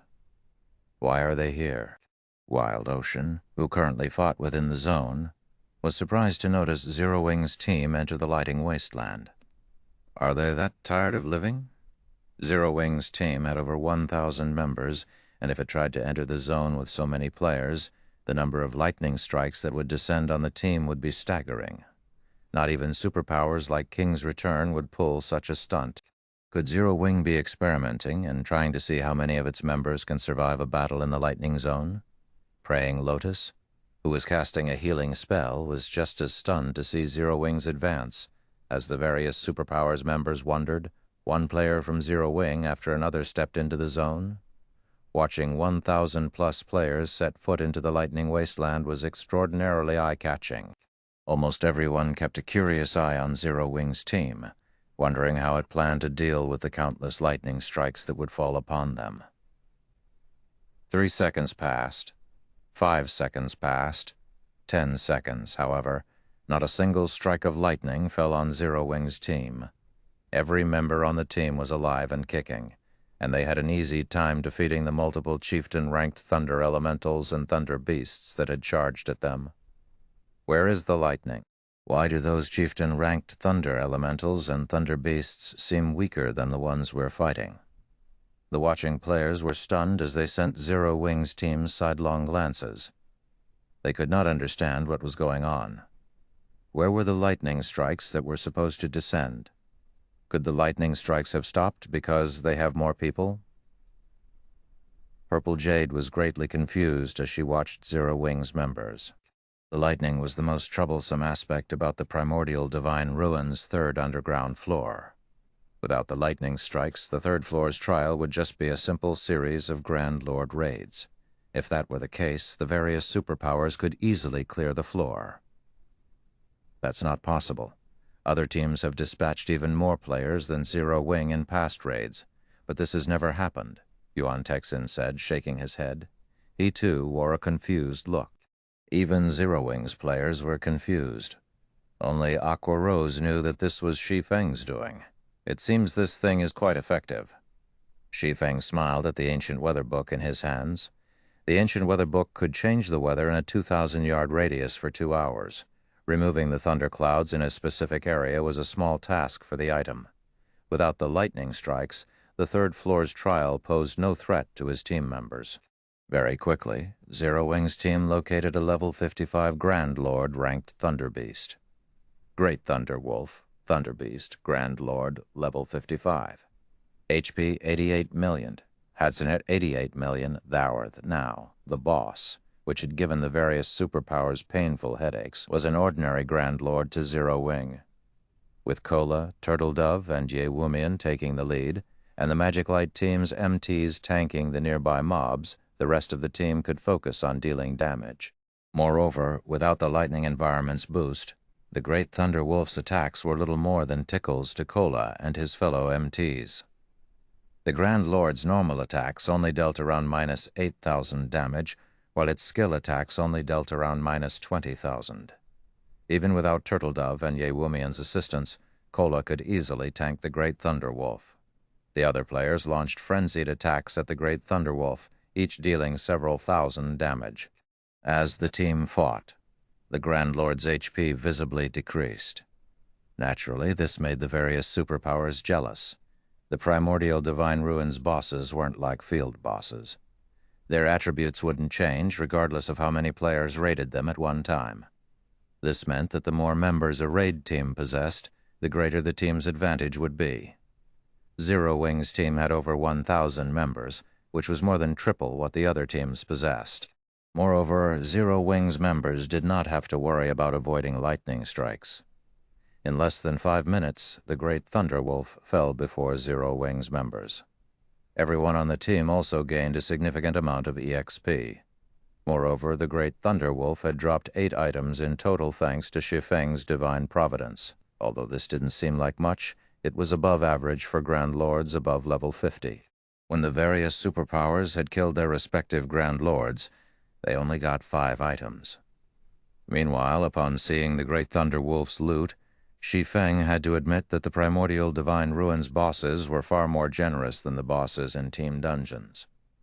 Out of the 8 items dropped, 1 was a teleportation stone and 5 were level 50 weapons and pieces of equipment, 3 of which were fine gold rank and 2 were secret silver rank. The last 2 items were pages of incomplete combat techniques. An advanced combat technique? Shi Feng was ecstatic the moment he saw the 2 sheets of lambskin parchment.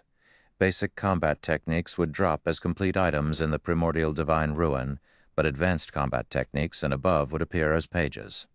Players would have to gather every page to learn the combat technique. Excited, Shi Feng immediately inspected the 2 parchment sheets.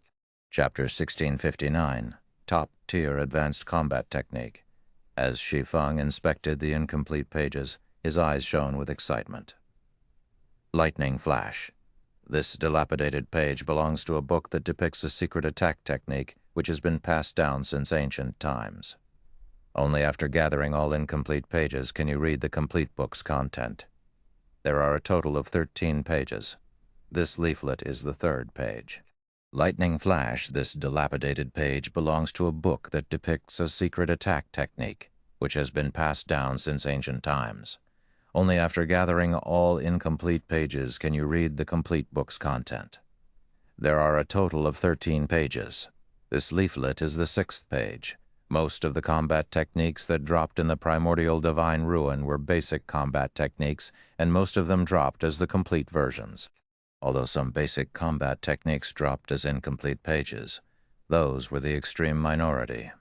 Normally, only advanced rank or higher combat techniques would drop as individual pages. However, there were differences between advanced combat techniques and those of other ranks. Not only could players in God's domain improve their foundations by learning combat techniques, but they could also learn ways to exhibit their strength more efficiently, thereby raising their overall combat power. Some combat techniques even granted players the power to challenge foes of higher levels. A basic combat technique might not help half-step Refinement Realm experts fight Refinement Realm experts, but an ordinary advanced combat technique could. This was also why the various super guilds and super first-rate guilds were so desperate to compete for slots to enter the Primordial Divine Ruin. Meanwhile, an advanced combat technique's strength could be determined by the number of pages it possessed. Ordinary advanced combat technique would only include 6 to 8 pages. A first-rate advanced combat technique would possess 9 to 12 pages, and a top-tier advanced combat technique would possess 13 to 15 pages. An ordinary advanced combat technique could only help a half-step Refinement Realm expert qualify to fight a Refinement Realm expert. Meanwhile, a first-rate advanced combat technique allowed Refinement Realm experts to face Flowing Water Realm experts. As for top-tier advanced combat techniques, if Flowing Water Realm experts learned one, they could even pose as a threat to Void Realm experts. Even throughout God's domain, Void Realm experts were extremely rare. Yet with a top-tier advanced combat technique, a Flowing Water Realm expert could stand against Void Realm experts. One could just imagine how valuable such a combat technique was. There was no doubt that Lightning Flash was a top-tier advanced combat technique. Shi Feng had never expected to get lucky enough to find a top-tier advanced combat technique's pages, and moreover, it was an attack-type technique. Zero Wing didn't actually have any of these. If it were possible to collect the complete Lightning Flash secret technique, it would certainly help the guild's experts. Learning the technique would likely offer more benefits than the Conqueror's armor. The Conqueror's armor only gave its wearer the power to face Refinement Realm experts temporarily, and after all was said and done, it was only a piece of level 50 equipment. Once players leveled up, the equipment would be useless. It could not truly become part of a player's strength. An advanced combat technique was different. Once players learned it, they could put it to good use regardless of their level. It would also offer significant help when players challenged their promotion quests. Moreover, a complete advanced combat technique was different from secret technique tablets. Although the combat techniques one could learn from a secret technique were more powerful than advanced combat techniques, very few players could learn them. It was impossible to share those techniques with a significant number of players. However, a complete advanced combat technique took the form of a book. He could store the book in the guild warehouse, and guild members could read it as they wished. Setting aside whether or not players could actually learn the technique successfully, at the very least, everyone would have the opportunity to learn. In the past, the reason that experts from the various superpowers had an easier time with their promotion quests rising through the tiers than experts from first-rate guilds and below wasn't just better weapons and equipment. Rather, it was because their access to combat techniques was superior in both quantity and quality. Thinking up to this point, Shi Feng led his team in search of another boss rather than resting. The ancient weather book only had a 2-hour duration, whereas it had a 10-hour cooldown. He might be able to wait for such a long time, but the primordial city would not wait for him. Who knew if the primordial city had an entry limit? If there wasn't one, they might be all right. But if there were, he and Zero Wing's members would lose their chance to enter the legendary city if they were too late. Hence, he had to cherish every second and minute of these 2 hours. Zero Wing's members continued to hunt one Grand Lord ranked Thunder Elemental or Beast after another. When the team encountered a Grand Lord in the barren wasteland, they'd pounce like a pack of hungry wolves. They behaved nothing like the players from the various superpowers who returned to rest in the starting area after slaying 1 or 2 bosses. The various superpowers grew envious at seeing this. Without the threat from the lightning strikes, Zero Wing could casually slaughter these ready-made Grand Lords.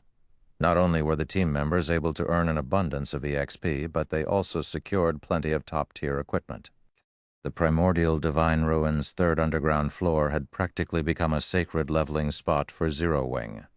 How is this possible?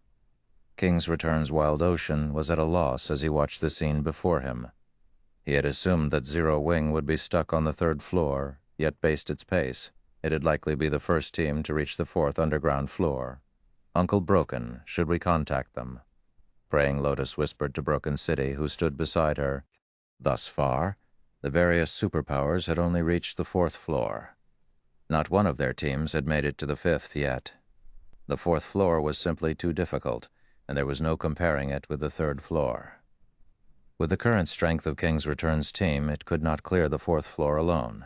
If King's Return wished to reach the 5th floor, it would have to ally with another team. However, doing so would leave the team fewer entry slots to the 5th floor. No, it is too soon. We'll send them an invite once they experience the 4th floor's wall, Broken City said, smiling as he shook his head. The 3rd floor's trial was child's play compared to the 4th floor. Not only did players have to face all sorts of attacks, but the Guardian boss was also a bona fide level 58 Grand Lord ranked archaic species. Even now, not a single superpower had dealt any damage to the Guardian boss. Although King's Return had prepared thoroughly this time, they had no more than a 30% chance of defeating the Grand Lord. Needless to say, Zero Wing's chances were even lower. While the various powers grinded bosses on the primordial Divine Ruins' 3rd underground floor, news of Zero Wing's team completing the 3rd floor's trial quickly spread among the participating teams. The various large guilds and top adventurer teams from the kingdoms and empire neighboring the Orc Empire in particular had to reevaluate their opinions of the guild. The various superpowers had thus far monopolized the primordial Divine Ruins' 4th floor. The fact that Zero Wing had reached that floor proved that it could nearly rival those superpowers in terms of top-tier experts. At the very least, Zero Wing was definitely superior to first-rate guilds and top adventurer teams in this regard. However, a deathly silence had fallen over the meeting room within Heaven's Burial's ancient Rock City residence due to this latest information. Nobody could have imagined that, in one short day, Heaven's Burial would lose the massive advantage it had cultivated, and it was all due to Zero Wing. First, Zero Wing had shattered ancient rock cities' defensive magic arrays. Then the guild had plundered their entry slots for the primordial divine ruin. Now Zero Wing was about to set foot on the ruin's fourth underground floor. Zero Wing. Singular Burial's expression twisted as he read the latest report. Heaven's Burial's reputation was in tatters. If they did not figure out a way to deal with this problem now, the guild would likely have a rocky path ahead, even if they held on to ancient Rock City. Singular Burial spun towards Flameblood, who sat beside him wrapped in bandages, and growled, "Flame, didn't you say that Beast Emperor needs the souls of 400,000 elite players to display his full strength in Star Moon Kingdom? Go, tell him that I will fulfill that request." "Guild leader, are you planning on giving up on Star Moon Kingdom entirely?" Flameblood could not help his surprise. Beast Emperor's request was no laughing matter. It was both the last and worst option Heaven's Burial had. "That's right. Since we can't have Star Moon Kingdom, what's the point in leaving it alive?" Singular Burial nodded, a hint of madness flashing in his eyes. Although he did not want to admit it, he had to acknowledge the fact that Heaven's Burial had lost the struggle for Star Moon Kingdom. Regardless of whether or not they defended ancient Rock City, the necessary funds to repair it was still a problem. They also had to pay plenty in bounty claims each day. If they continued the battle with Zero Wing, it would only be a matter of time before the guild was finished, even if Heaven's Burial had the support of major corporations. If he wanted Heaven's Burial to survive, he had to give up on Star Moon Kingdom. "I understand. I'll contact Beast Emperor right away." Seeing how serious Singular Burial was, Flameblood inwardly lamented the fact that the man had become like this. He never thought that a guild like Zero Wing could actually corner Singular Burial, a genius, to this extent. Of the many years he had followed Singular Burial, this was the first time something like this had ever happened. Chapter 1660, Lightning Flash Secret Technique. In a certain mountain range covered with dense forests, countless powerful monsters roamed about the area. Every monster here was above level 100, and quite a few were mythic rank. However, none of these monsters dared to approach the forest in the mountain range's inner regions. Suddenly, a figure appeared at the forest's entrance. It was none other than Flameblood. When Flameblood appeared, several massive humanoid creatures appeared around him, each radiating the terrifying aura only Tier 4 mythic monsters had. Amazing. After not seeing him for some time, he's already developed to this point? Flameblood was stunned when he noticed the 6 mythic-ranked evil demons around him. Mythic-ranked evil demons. Evil demons were far more difficult to nurture than evil beasts. Previously, Beast Emperor had only been able to nurture a Grand Lord-ranked evil demon. Although Grand Lord-ranked evil demons were very powerful, they were not invincible. If numerous experts worked together, they'd still be able to kill one.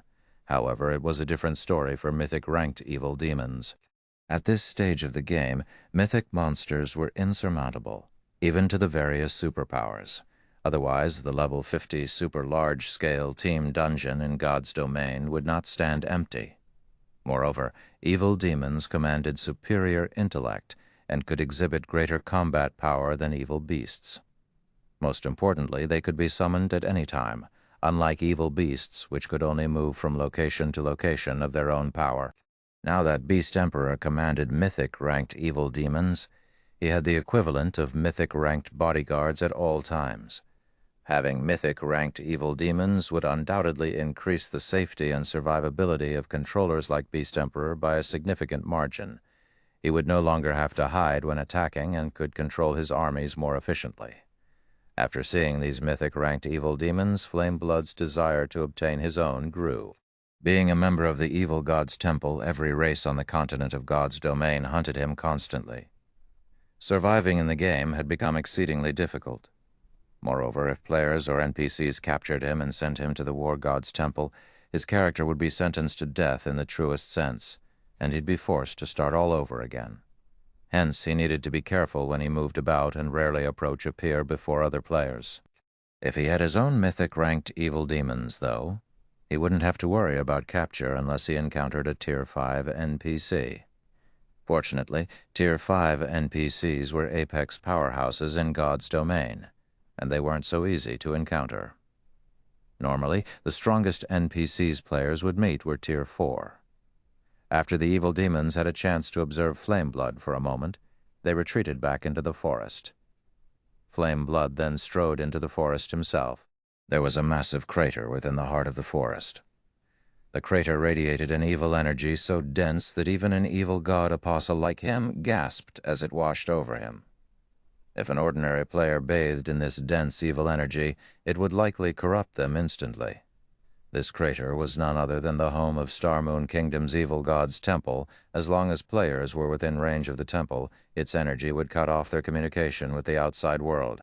They would not be able to send or receive messages. Flameblood? A middle-aged man covered in pitch-black ruins sat in the severely dilapidated temple. When he noticed Flameblood enter the temple, he sent the cleric a glance and asked, "Why are you here? Weren't you controlling your evil demon army to protect ancient Rock City?" Although the man before Flameblood hadn't expressed any emotion, speaking only in a calm tone, Flameblood's heart palpitated in fear. This wasn't just because Beast Emperor was one of the evil god's temple's evil god envoys, but also because of the horrific evil energy that lingered around him. The man was far more frightening than the last time Flameblood had seen Beast Emperor. The evil energy Beast Emperor radiated was no weaker than the evil energy the temple itself radiated. This man's evil energy would likely kill ordinary players before they could approach him. Moreover, as Flameblood looked at Beast Emperor, he could not help but feel as if he stared at a ferocious beast that had just woken from a long slumber. "My guild leader sent me," Flameblood said after stealing his mind. "Didn't you say that you needed 400,000 souls from elite players? My guild leader says he can give them to you." "He's finally made up his mind," Beast Emperor asked, chuckling. "Then return and tell him this. The day he has the players ready will be the day Zero Wing perishes." Although he was quite powerful and could easily hunt down players for their souls, the immortal souls he needed had to come from willing players. Unfortunately, he was still short 400,000 elite players, even after exhausting his means. Otherwise, he would have handed Star Moon Kingdom to the evil god's temple a while ago. Flameblood nodded in response. He had no doubt regarding Beast Emperor's claim. Others might not know the power Beast Emperor wielded after the evil god's temple had activated, but as a member, Flameblood knew it very well. Meanwhile, back in the primordial divine ruins' third underground floor, quite some time had passed since the various superpowers had departed for the fourth floor.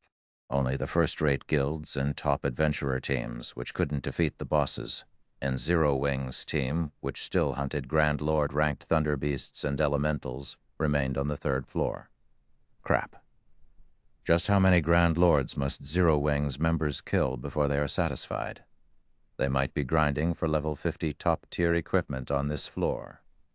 After all, opportunities like this don't come often. With how many Grand Lords they've already killed, they should have more than enough teleportation stones. I wonder if they'd be willing to share some with us. Don't even think about it. First, the Primordial City will definitely have an entry limit. It's only natural to let as few players as possible reach the 4th and 5th floors.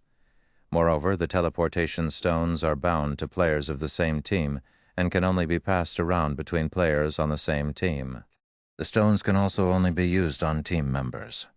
If the team's member count suddenly increases, the teleportation stones they've collected thus far will become useless. That makes it even less likely that they'd be willing to help us.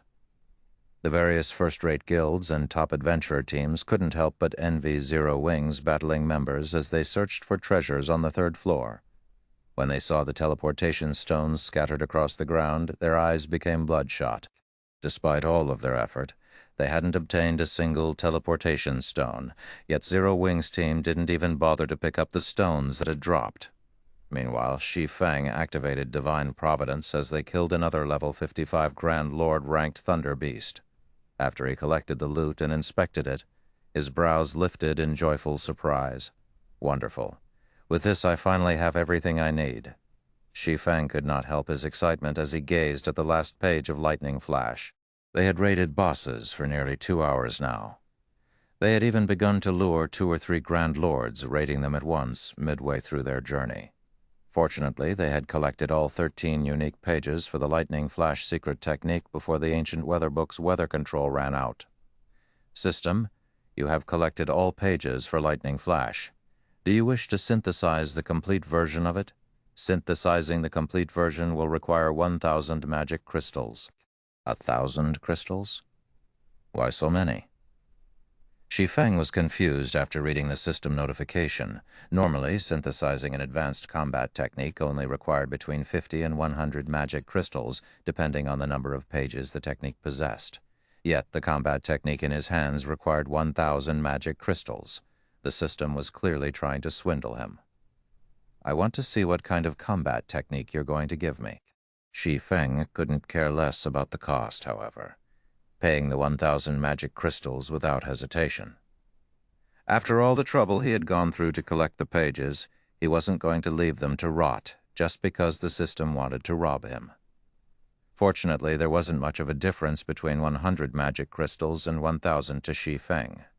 Suddenly, with Shi Feng at its center, a pitch-black magic array appeared beneath his feet. Powerful stream of mana surged upward from the array, and ignoring the ancient weather book's effects, thunderclouds gathered above, blocking out the sun above Shi Feng. Massive lightning bolts then descended from the clouds, striking the 13 incomplete pages that hovered above Shi Feng's head. After hundreds of thundering booms echoed throughout the 3rd floor, a thick, ancient tome hovered before Shi Feng. Faint arcs of blue electricity danced around the tome. Thank you for listening to the story on KevinAudio.com. Thank you for listening to the story on KevinAudio.com.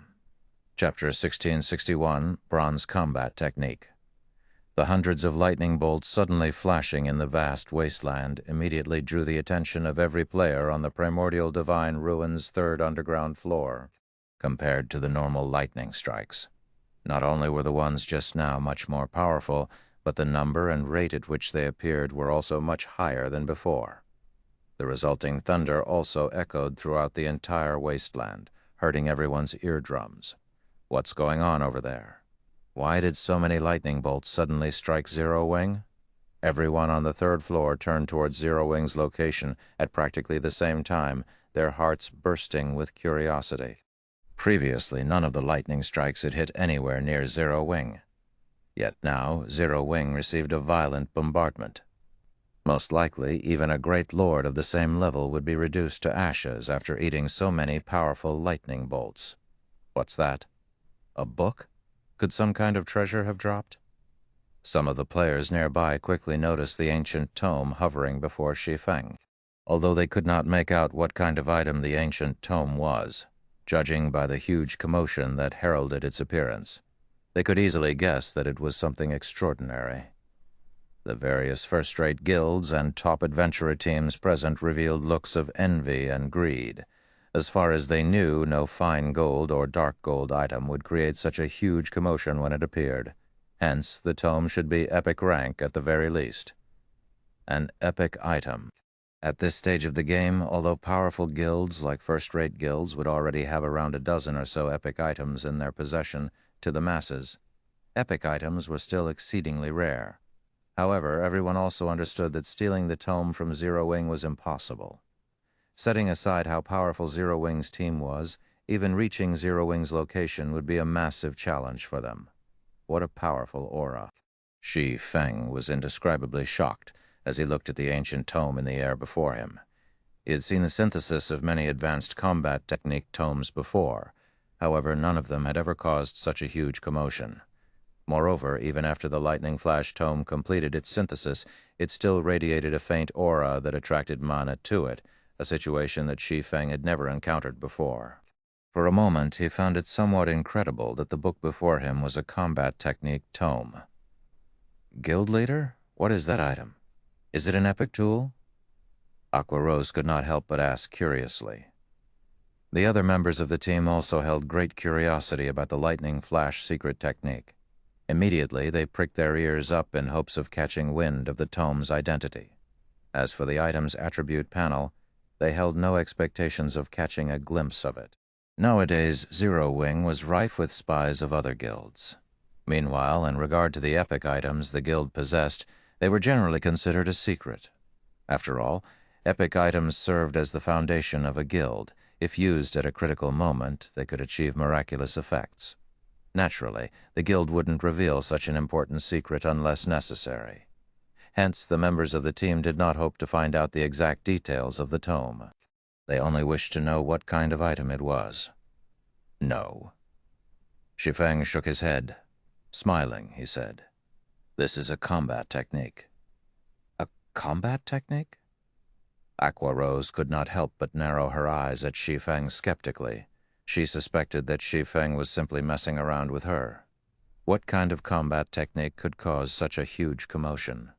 Even a secret technique tablet would not create such a commotion when it dropped. Shi Feng's words stunned everyone.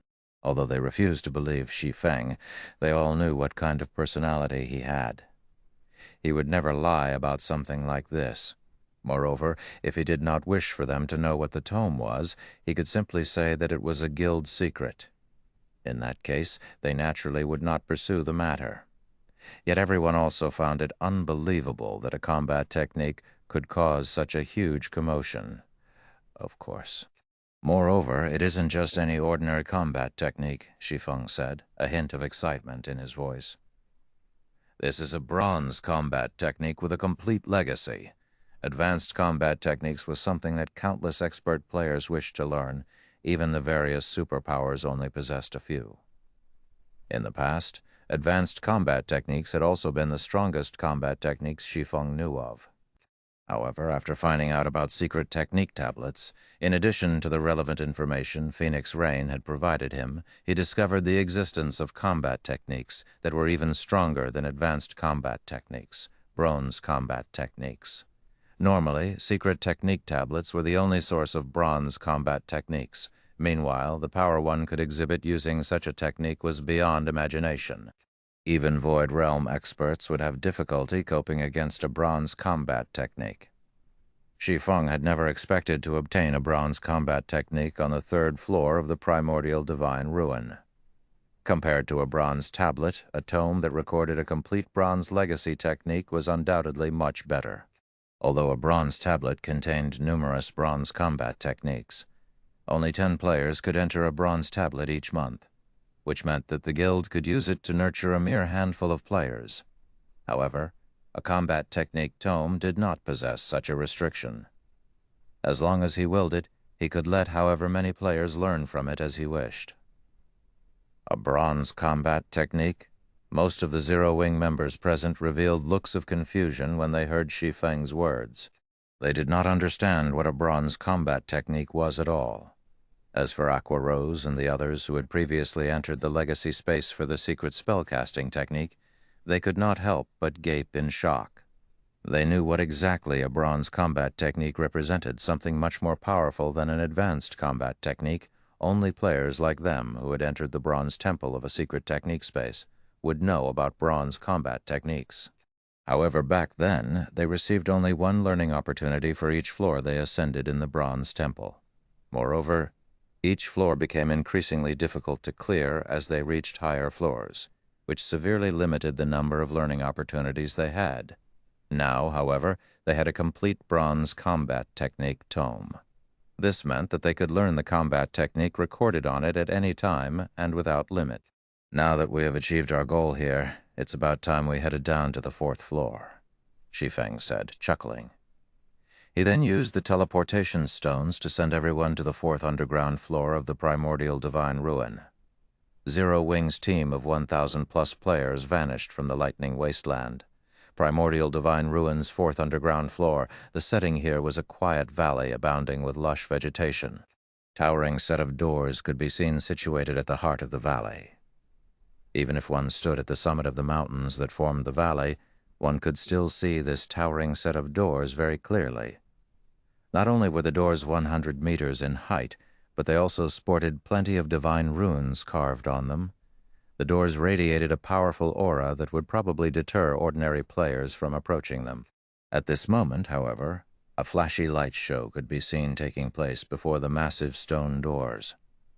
At the same time, sounds of explosions kept echoing throughout the entire valley. In the next moment, a two-headed, three-tailed earth dragon, which stood before the stone doors, could be seen letting out a deafening roar. Meanwhile, encircling this earth dragon was a team of 1,000-plus experts. Currently, these expert players were attacking the monster in a frenzy, bombarding the 50-meter-tall earth dragon with one attack after another. However, despite the spectacular phenomena accompanying their attacks, the attacks themselves dealt only around -400 damage. From beginning to end, not a single attack inflicted over -1,000 damage to the monster. What a powerful monster! An archaic species. Or is it a ferocious beast? Zero Wing's members could not help but stare wide-eyed at the monster guarding the massive stone doors, their hearts filled with shock. Chapter 1662, Edgeless Blade, Translator, Exodus Tales, An Earth Dragon. Shi Feng could not help but be astonished as he looked at the 50-meter-tall monster standing inside the valley. Frostflame two-headed earth dragon, archaic species, inferior dragon, Grand Lord. Level 58, HP 270 million. 270 million, compared to other archaic species of similar rank and level. The Frostflame two-headed earth dragon was clearly stronger. Its HP already rivaled that of mythic monsters of the same level. It did not look like a Grand Lord at all. Moreover, aside from the earth dragon having superb defense, the battlefield it fought in was surrounded by pools of scorching lava. From time to time, jets of lava would shoot up and rain down on random locations of the battlefield. Even MTs would be able to endure a direct hit from the lava only 3 or 4 times. Should they successfully block the lava rain, the durability of their weapons and equipment would decrease significantly. In addition to the lava rain, the earth dragon itself attacked with its 3 tails and spewed out frost or flame breaths frequently. As a result, the expert players of the superpowers currently raiding the boss turned into streaks of light and disappeared from the battlefield, one after another. In less than 10 minutes, the team made up of 1,000-plus experts was annihilated. By the time the battle was over, the entire area before the massive stone doors had transformed into a world of flames and frost, the scene both mesmerizing and shocking. At this point, the spectating members of the various superpowers wore somber expressions on their faces as they looked at the earth dragon looming over them arrogantly before the stone doors. The earth dragon's defense and HP were both ridiculously high. In addition, players raiding the earth dragon had to keep an eye out for the lava that would rain down from the sky. However, after Shi Feng and the others arrived inside the valley, the various superpowers all shifted their sights towards them. When these superpowers saw Shi Feng's group moving past them, heading straight towards the Frostflame two-headed earth dragon, none of them displayed any hostility. They simply watched quietly as Zero Wing's team approached the boss. Although there was only one boss on the entire 4th floor, they were not in a hurry to fight it at all. The reason for this was their confidence in the Earth Dragon's strength. The task of killing the Earth Dragon was no longer something a single superpower or large guild could achieve. Multiple superpowers would need to cooperate to deal with the boss. They couldn't possibly intend to take on the boss on their first visit, right? Wild Ocean could not help but laugh in ridicule when he saw Zero Wing's team showing signs of wanting to raid the Earth Dragon. The team that tried raiding the Earth Dragon just now consisted of the strongest experts of 2 superpowers. In the end, however, they were still no match for the boss.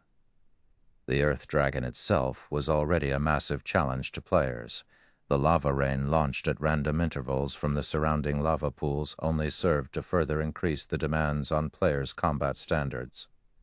Meanwhile, the standard of Zero Wing's members was significantly inferior to that of the members of the various superpowers.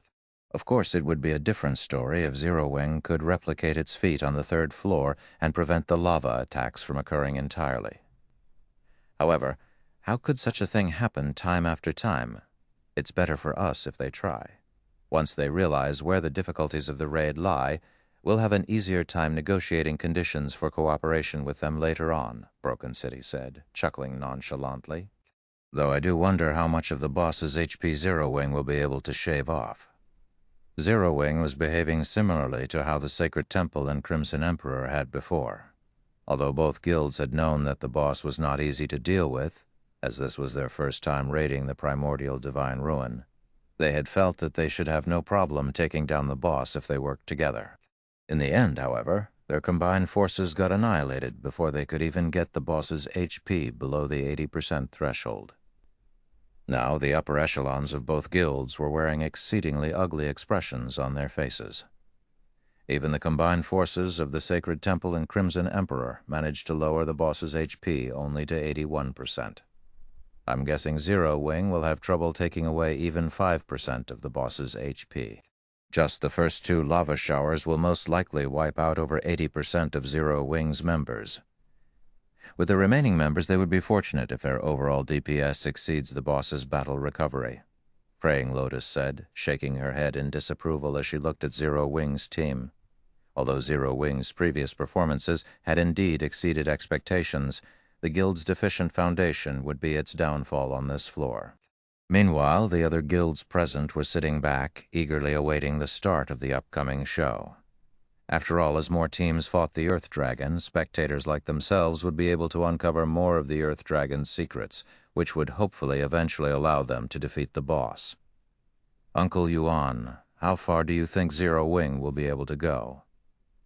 Purple Jade asked curiously as she looked at Shi Feng, who stood in the middle of Zero Wing's team. Other guilds might not have a clear idea of Zero Wing's strength, but the secret pavilion was well informed on matters regarding God's domain. They were quite aware that when Phoenix Rains, Phoenix Pavilion, and Zero Wing obtained the first clear of the Sunset Forest, Zero Wing had played an indispensable role in the raid. I'm not sure, maybe they'll shave off around 20% of the boss's HP. Hopefully they can get the boss to enter its second phase.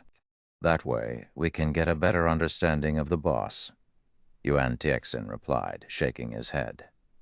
Meanwhile, just as Yuan Tixin and Purple Jade were conversing with each other, Zero Wing's members were also looking at and discussing the Earth Dragon.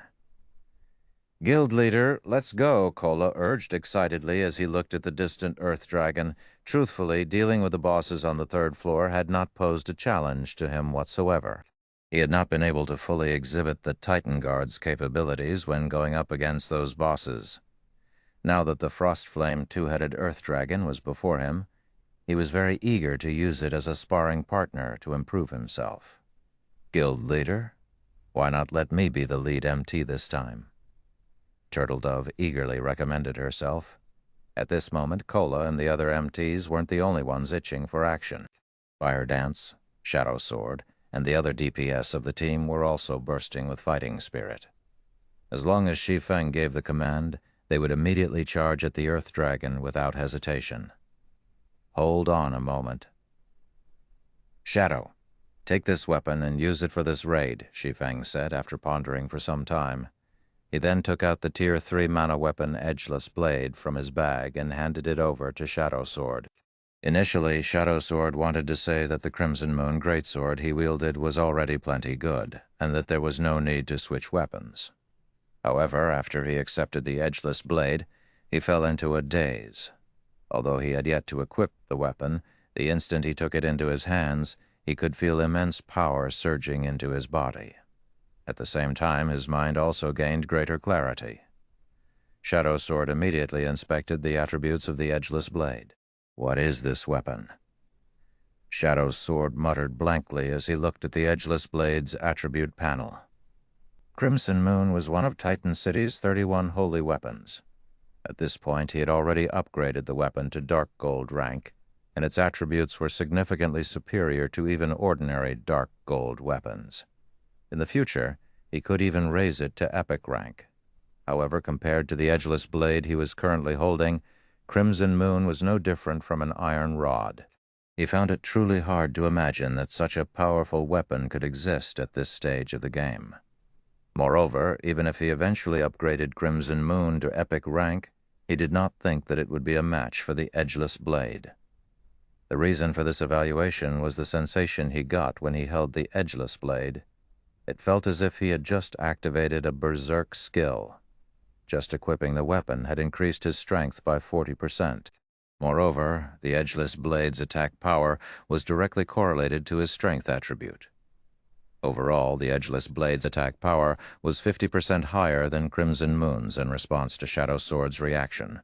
Shi Feng dispensed with explanations. He commanded through the team chat, "All right, everyone, get ready. Kola, Turtle Dove, and Yi Wumian will be responsible for tanking the boss. Everyone else, pay attention to your positioning. Make sure not to stand near the Earth Dragon's heads and tails. If nobody has any problem, let's begin." As soon as Shi Feng was done speaking, Zero Wing's members charged into the Frostflame two-headed Earth Dragon's sphere of influence like a frenzied mob. Chapter 1663, Tier 3 Power. The Frostflame two-headed Earth Dragon laid before the massive stone doors with all of its eyes shut. As the Earth Dragon breathed, the area before its heads turned into a hell of frost and fire. When Kola, Turtle Dove, and Ye Wumian got within 300 yards of the Earth Dragon, it stirred. When its two sets of amber eyes fell on the MT trio, it released a deafening roar that echoed throughout the valley. A horrific pressure washed over Zero Wing's approaching members, instilling a sense of dread and turning their movements sluggish. They're really doing it, and they're charging in as one mindlessly instead of sending a few experts to test the waters. What a bunch of brave fools! Wild Ocean laughed when he saw the ugly expressions that Zero Wing's members wore. He knew just how powerful the Earth Dragon was. After all, he had already fought the boss more than once. One could only understand the Earth Dragon's strength if they had experienced it personally. From what he had learned, he knew that ordinary Grand Lord ranked archaic species couldn't compare to this Earth Dragon. The boss had even easily overwhelmed a Tier 2 shield warrior like himself. Although the Earth Dragon seemed like a single entity, it should actually be treated as an amalgamation of three. This was because its two heads were capable of acting independently. Although all three tails normally moved in unison, they moved as though they had minds of their own. They could sense and attack targets that the two heads couldn't see. The Earth Dragon also possessed tremendous strength. Even when it was suppressed by a magic array, a single attack forced a Tier 2 MT to retreat several steps and take over minus 20,000 damage. This was after he had executed a technique to deflect most of the attack's power. If he simply blocked the Earth Dragon's attacks normally, he would take over minus 30,000 damage from its normal attacks. If he were careless for even a moment, the Earth Dragon would kill him instantly, even without the constant threat of the lava showers. The Earth Dragon was a daunting foe. The Frostflame two-headed Earth Dragon was the absolute gatekeeper for the primordial Divine Ruin's fifth underground floor, along with the Earth Dragon's roars. Lava began to spew from the ground, creating a wall of lava around the battlefield. The ring of lava that formed sealed off Zero Wing's path of retreat. Now it wasn't possible for players inside to escape or enter the battlefield. Players wouldn't have any opportunities to attack in rotation. Only the victor would survive this lava-surrounded battlefield. As the lava barrier formed, the Earth Dragon's two mouths widened. The ice and fire-type mana in the environment began to surge towards the beast's maws. Zero Wing really is unlucky. The Earth Dragon is actually using Frostflame breath right off the bat. The battle is likely already over, Praying Lotus sighed, watching the scene from afar. Frostflame breath was one of the Earth Dragon's team-wipe moves. Not only did the skill possess a massive AoE, but it had an extremely short channeling time. As a cone attack skill, players normally wouldn't have trouble dodging it if they were within 50 yards of the boss. However, Zero Wing's members were still over 100 yards away from the boss. In this case, they would have to cross greater distances to move out of the skill's AoE, which was impossible with so little time. Praying Lotus wasn't alone in her thinking. Everyone could already imagine the boss wiping out Zero Wing's team before they could land a single attack. Seal. Just as the Earth Dragon was about to complete its Frostflame breath, Shi Feng raised his right hand, which wore the Seven Luminaries ring, and cast Forbidden Domain on the Guardian boss. Suddenly, the mana in a 600-yard radius around the Earth Dragon froze. The mana surging towards the Earth Dragon's heads also stopped. In turn, The magic arrays, which Frostflame Breath had formed, began to crumble due to a lack of mana, started crumbling due to a lack of mana. What a powerful silencing effect. Zero Wing has such a powerful silencing skill. The distant spectators gasped. None of them could believe that a player was actually capable of stopping the Earth Dragon's Frostflame Breath as it activated. God's Domain might have many players who had learned silencing skills, but there were differences in these skills' strength. Normally, silencing skills would have striking effects against Tier 0 and Tier 1 players, but most of the silencing skills they've seen thus far had little effect on Tier 2 players, much less boss monsters. Silencing skills that could affect boss monsters were incomparably valuable, even more so than large-scale destruction spells. Being able to silence a boss even for a moment could save a team from instant annihilation and turn the tide of battle, and most superpowers would offer astronomical prices to purchase such skills.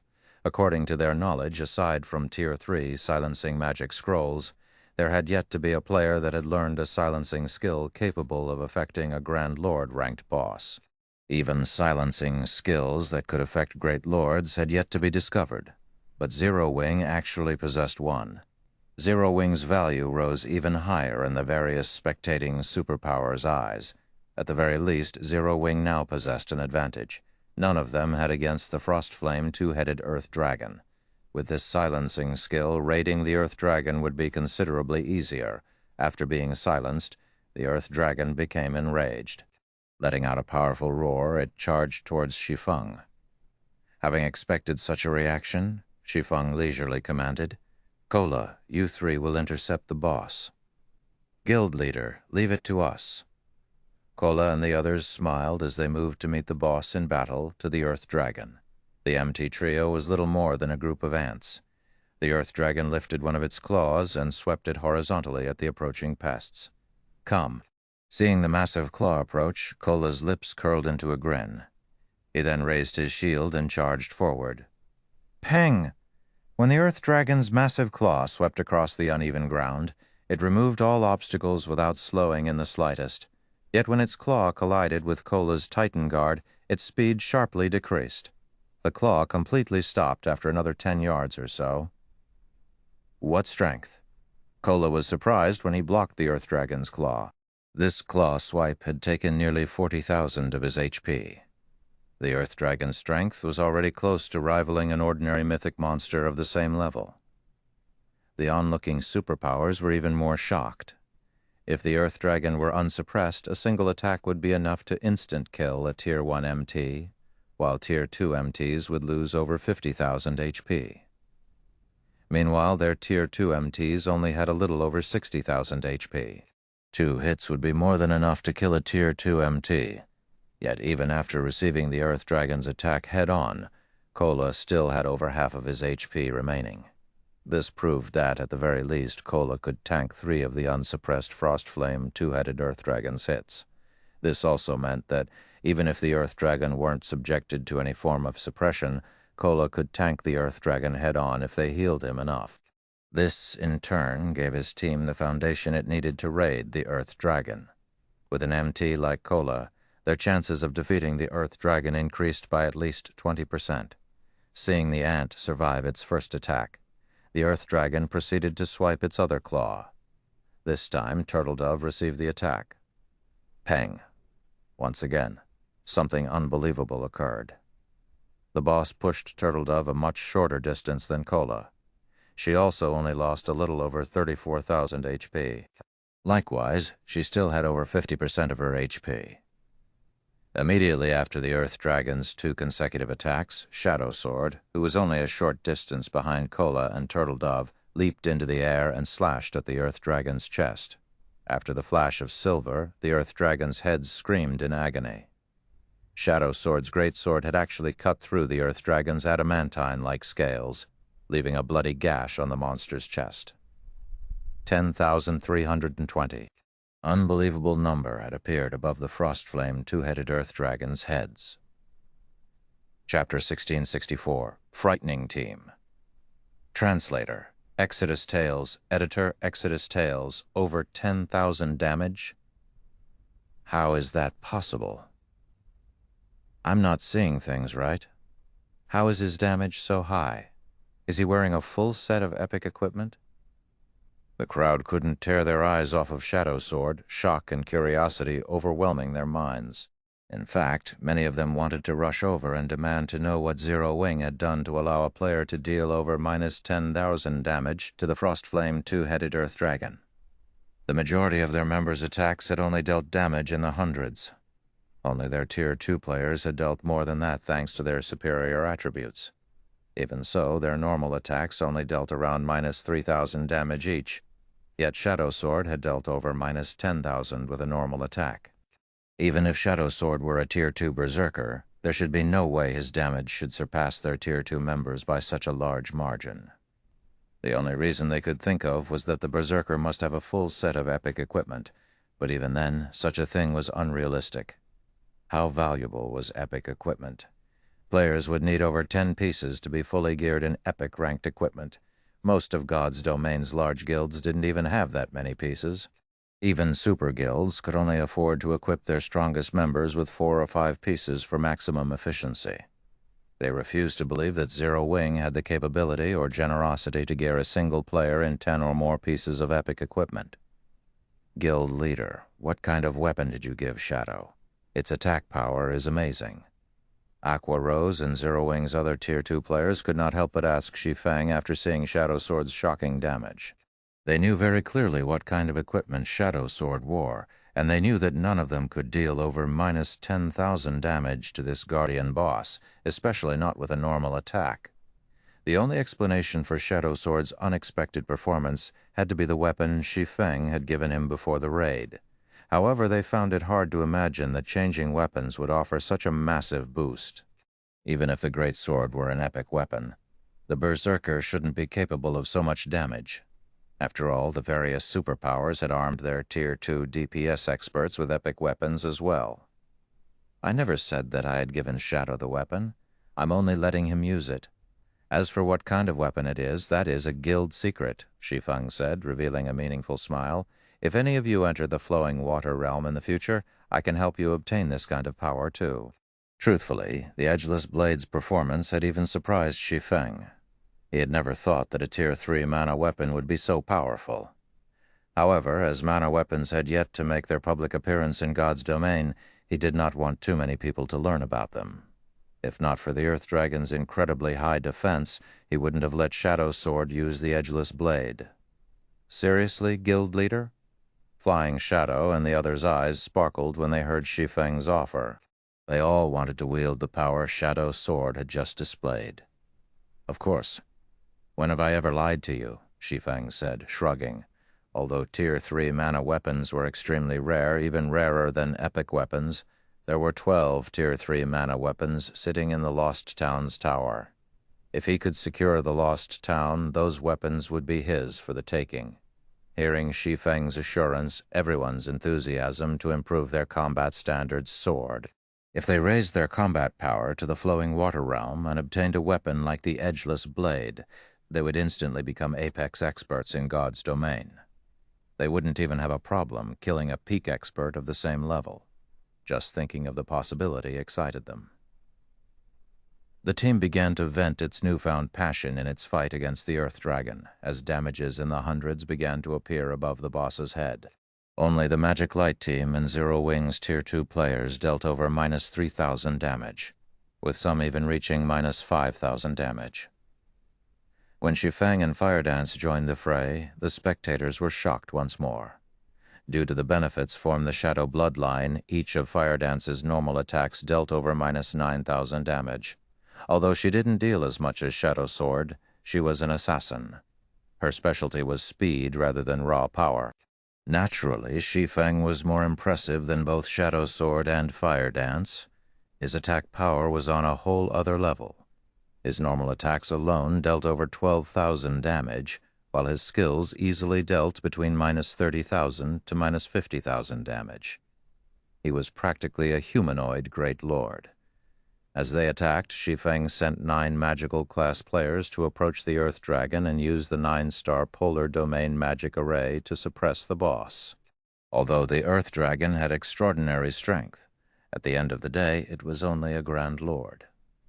Its resistance wasn't on par with mythic monsters. Hence, the intermediate magic array still suppressed the Earth Dragon's attributes by 15%. Following which, Shi Feng spent 5,000 magic crystals to activate World Projection, suppressing the boss even further. This caused the Earth Dragon's basic attributes to fall to 70% of their original values. Its maximum HP decreased to 189 thousand as well. Shi Feng had no intention of using Disintegration Field, as the skill didn't differentiate friend from foe. Aside from himself, everyone within range would be subjected to the Disintegration Field's suppression. Right now, his team had to attack while focusing on their positioning and the lower showers. If he used Disintegration Field, the Earth Dragon wouldn't be the one to suffer. Zero Wing's members would. Fortunately, the 30% decrease to the Earth Dragon's basic attributes relieved some of the pressure on Kola and the other two MTs. Even when they didn't use special techniques to block the boss's normal attacks, they received less than minus 20,000 from each hit. This damage wasn't nearly enough to threaten their lives. To increase the team's overall DPS, Shi Feng had ordered some of the weaker experts to activate their berserk skills instead of holding back. Suddenly, the Earth Dragon's HP began to fall, the speed of which shocked the watching superpowers. However, as the battle drug on, the surrounding barrier began to spew jets of lava into the sky. The lava then rained down on everyone on the battlefield. Not even Shi Feng had a good solution for countering this massive AoE. He could only rely on Violet Cloud's holy prayer, reducing the damage his teammates took while simultaneously healing them. As for Kola, he used Divine Shield to protect the MTs fighting on the front line. When the lava shower ended, even with Violet Cloud's assistance, Zero Wing's team had lost over 100 members. Zero Wing's casualty rate was significantly higher than the various superpowers teams. Fortunately, the lava showers did not happen too often, giving Zero Wing's members plenty of time to damage the boss. When the second lava shower eventually fell on the team, Zero Wing suffered evidently fewer losses. Most of the players that had died during the first lava shower had lower combat standards, while the survivors were stronger. The Earth Dragon's HP quickly fell to 95%, 95%, 90%, 80%. When the Earth Dragon entered its second phase, it ceased its claw attacks. Instead, it began to execute AoE breath attacks, though they weren't as powerful as its Frost Flame breath. Even so, each attack dealt considerable amounts of damage. When Kola tried to take a hit with his shield, he had instantly lost over 30,000 HP. The change in attack pattern also forced Zero Wing's members to run constantly, evading the boss's AoE attacks. This development instantly reduced the team's overall DPS. However, Shi Feng still had the situation in hand. Roughly 6 minutes after the battle had begun, the Earth Dragon's HP fell to 30%. At this point, Zero Wing's team only had 300 members left alive. Everyone else had either died to the breath attacks or the lava showers. "The boss is entering its third phase. Whoever has a berserk skill, use it now," Shi Feng hurriedly shouted when he saw the Earth Dragon's HP fall to 30%. Hearing Shi Feng's command, Kola and the other MTs activated Power of Darkness, no longer holding back and skyrocketing their attributes. Meanwhile, the Frost Flame two-headed Earth Dragon released a deafening roar, and the surrounding ice and fire-type mana concentrated around it. The Earth Dragon swiped one of its claws at Kola, Turtle Dove, and Ye Wumian.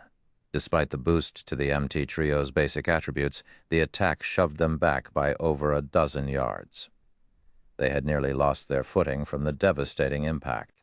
Each of them had lost over 50,000 HP on the spot.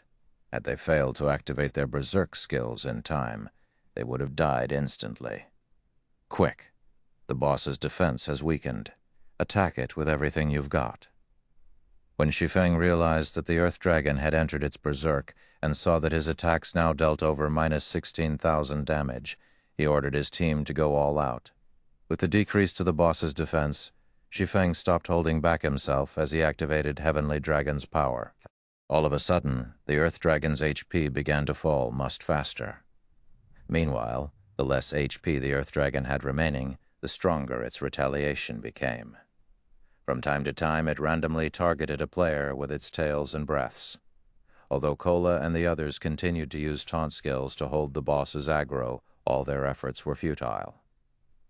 25%, 15%, 5%.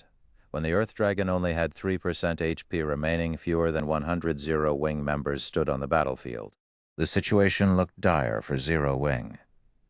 Meanwhile, the Earth Dragon used its breath and claw attacks more often, forcing the MT trio to activate their life-saving skills and focus on defense. They no longer dared to spare energy to deal damage. Die! Shi Feng activated Divine Providence as he charged up to the Earth Dragon. He then activated the Tier 2 Flame Burst and brandished his swords at the Grand Lord. Dazzling sword lights illuminated the battlefield. Every time these lights flashed, a scorch mark would appear on the Earth Dragon's body. Out of the 16 slashes Shi Feng had executed, the weakest had dealt over minus 200,000 damage. In the blink of an eye, he had eliminated the final strand of the boss's HP. The Frostflame two-headed Earth Dragon then unwillingly collapsed to the burned earth. Chapter 1665, Everyone's Target. When the Frostflame two-headed Earth Dragon collapsed, the ground shook under its massive weight, and the 50-plus survivors nearly lost their footing as the earth trembled. Everyone, Zero Wing's members and those from the various superpowers behind the lava barrier, fell silent as they turned towards Shi Feng, who stood before the Earth Dragon's corpse. The Grand Lord's blood had dyed Shi Feng's armor, which was damaged in multiple places. The swordsman was visibly exhausted, yet despite that he seemed massive in the spectator's eyes. Every player watching felt as if they gazed upon a hero of legend. It's dead. Zero Wing actually slew the Earth Dragon. This is a trick, right? They actually managed to defeat the boss? No one could bring themselves to believe their eyes. Even the superpowers had been utterly helpless against the Earth Dragon on their own. They likely would have had to pull their forces to defeat the boss. Yet Zero Wing's team had accomplished the feat on its own immediately. The sound of a system notification reached everyone's ears. System, congratulations to Team Zero Wing for being the first to kill the Frostflame two-headed Earth Dragon, rewarding 3 fifth-floor teleportation stones and 10 humanity reputation points. With this system notification, even those who refused to believe that Zero Wing had succeeded had no choice but to accept it as fact. Is this why Phoenix Rain has such great faith in Zero Wing? Yuan Texen fell into deep thought as he stared at Shi Feng's back. Zero Wing, huh? King's Return's Broken City could not help but watch Shi Feng closely as well. The guild is actually far more powerful than the rumors made it out to be. It seems that our subordinates will have to pay much closer attention to the guild. Suddenly, the various superpowers' attitudes towards Zero Wing changed. Now, rather than treat Zero Wing like some insignificant power, they had to view the guild as a competitor. Meanwhile, Shi Feng remained ignorant of the attention he received from the various superpowers. He only had eyes for the items that had dropped before him. Normally, a team would be incredibly lucky if a Grand Lord ranked archaic species dropped several dozen items, yet the Earth Dragon had dropped over 100. The size of the bounty had far exceeded Shi Feng's expectations. Seeing this, the spectating superpowers' eyes became bloodshot. In fact, many of them wanted to charge forward and steal the loot. Needless to say, the first kill of such a powerful archaic species would definitely grant extremely bountiful loot. Such loot could elevate their respective team's strength to a whole new level. Unfortunately, none of them could act on their desires with the lava barrier between them and the items. They could only watch helplessly as Shi Feng collected one item after another. Meanwhile, Shi Feng went into a frenzy, snatching up every item. At the same time, he instructed the team's healers to resurrect their dead. Although the lava barrier stood between them and the various superpowers, it had begun to fade after the Earth Dragon's death. At the rate it disappeared, the barrier would only last a few more minutes. Meanwhile, the rule for boss loot in the outside world also applied in the primordial divine ruin. Even if players successfully killed a boss and obtained its loot, the items would drop if other players killed them within the first 2 hours. There were multiple teams from the various superpowers waiting outside of the lava barrier, and their experts weren't ordinary. If all of these experts attacked, they could very easily annihilate Zero Wing's players. Hence, he needed to collect the loot and leave before the barrier vanished. Zero Wing's members quickly realized their situation, and the team's healers rushed to resurrect their fallen companions. Sure enough, the lava barrier completely disappeared around 4 minutes after the Earth Dragon's death. But before the various superpowers could take action, Shi Feng used the 8 teleportation stones. 5 from the boss and 3 from the system reward. Instantly, Zero Wing's 800 living members transformed into streaks of light that faded into the massive stone doors. They sure ran quickly. Wild Ocean was slightly disappointed to see Zero Wing's members vanish. Colossal fortune had just disappeared before his very eyes. If not for the lava barrier, Zero Wing wouldn't have gotten away with the boss's loot, as expected of Zero Wing. They certainly react quickly. Yuan Tiexin chuckled. Everyone dreamed of obtaining items that could improve players' strength, and superpowers were no exception. Even though Zero Wing had proven to them all that its combat power and growth potential was extraordinary, that would do little to deter them from attacking. Uncle Yuan, what should we do? With the boss dead, we won't be able to move on to the 5th floor, Purple Jade said. She felt a slight headache brew as she gazed at the empty battlefield. Although the 4th underground floor had plenty of monsters, only the Frostflame 2-headed Earth Dragon dropped teleportation stones, since the only Earth Dragon on the 4th floor had just died. Other players had no way of proceeding to the next floor. Don't worry. The Earth Dragon is both the Guardian boss and the only monster that drops the teleportation stones. It should respawn shortly. However, even if we kill it, we won't get as much loot as Zero Wing, Yuan Tiexin said, a hint of envy flashing in his eyes as he stared at the massive set of stone doors which Zero Wing's members had disappeared into. News that Zero Wing had secured the first kill of the 4th floor's Guardian boss quickly spread past the primordial divine ruin, causing a commotion among the powers interested in the Orc Empire. Nobody had expected that the first guild to set foot on the primordial divine ruin's 5th underground floor would neither be a super first-rate guild or a super guild, but an up-and-coming guild like Zero Wing. For a time, a significant number of guilds and adventurer teams became interested in cooperating with the guild. Although they weren't strong enough to reach the 5th floor, and subsequently Primordial City on their own, they could hire Zero Wing to carry some of their members. They might be able to learn all sorts of combat techniques from the guild as well. As for purchasing these services from the various superpowers, they had no hope of such a thing. They had nothing the various superpowers wanted. But Zero Wing was a different story. Zero Wing was a guild with very shallow foundations. It lacked both manpower and resources. Moreover, as a developing guild, Zero Wing definitely needed a large amount of funds and resources which their guilds and adventurer teams could provide. With this, they would have the basis for cooperation. Meanwhile, on the primordial divine ruins' 5th underground floor, after leaving the 4th floor, Shi Feng's group was transported to a quiet lakeside surrounded by forest. So, this is the 5th floor? Everyone turned as they observed their surroundings. Unlike on the previous floors, they didn't feel danger from the area around them. On the contrary, they felt comfortable and at peace. Everyone rest up. We'll search for the path to Primordial City later, Shi Feng instructed as he noticed his recently resurrected team members' exhaustion. Every 5th floor in the Primordial Divine Ruin was a milestone. The 1st floor would test players, while the 5th would allow them to rest. The 5th floor's mana density was so high that players could swiftly recover their stamina and concentration even as they moved about. The recovery effects on this floor were no weaker than those in NPC cities' hotels. In the past, some guilds had even established temporary towns on the Primordial Divine Ruins' rest floors. These temporary towns had provided a safe haven from other players and a place for players to trade and replenish their supplies. Unfortunately, the services these towns had provided had been exceedingly expensive, but that couldn't be helped. Once players left the Primordial Divine Ruin, not only would they have to start over with the 1st floor's raid, but they'd also have to wait a full day before entering again. Just re-entering the ruin would be a problem.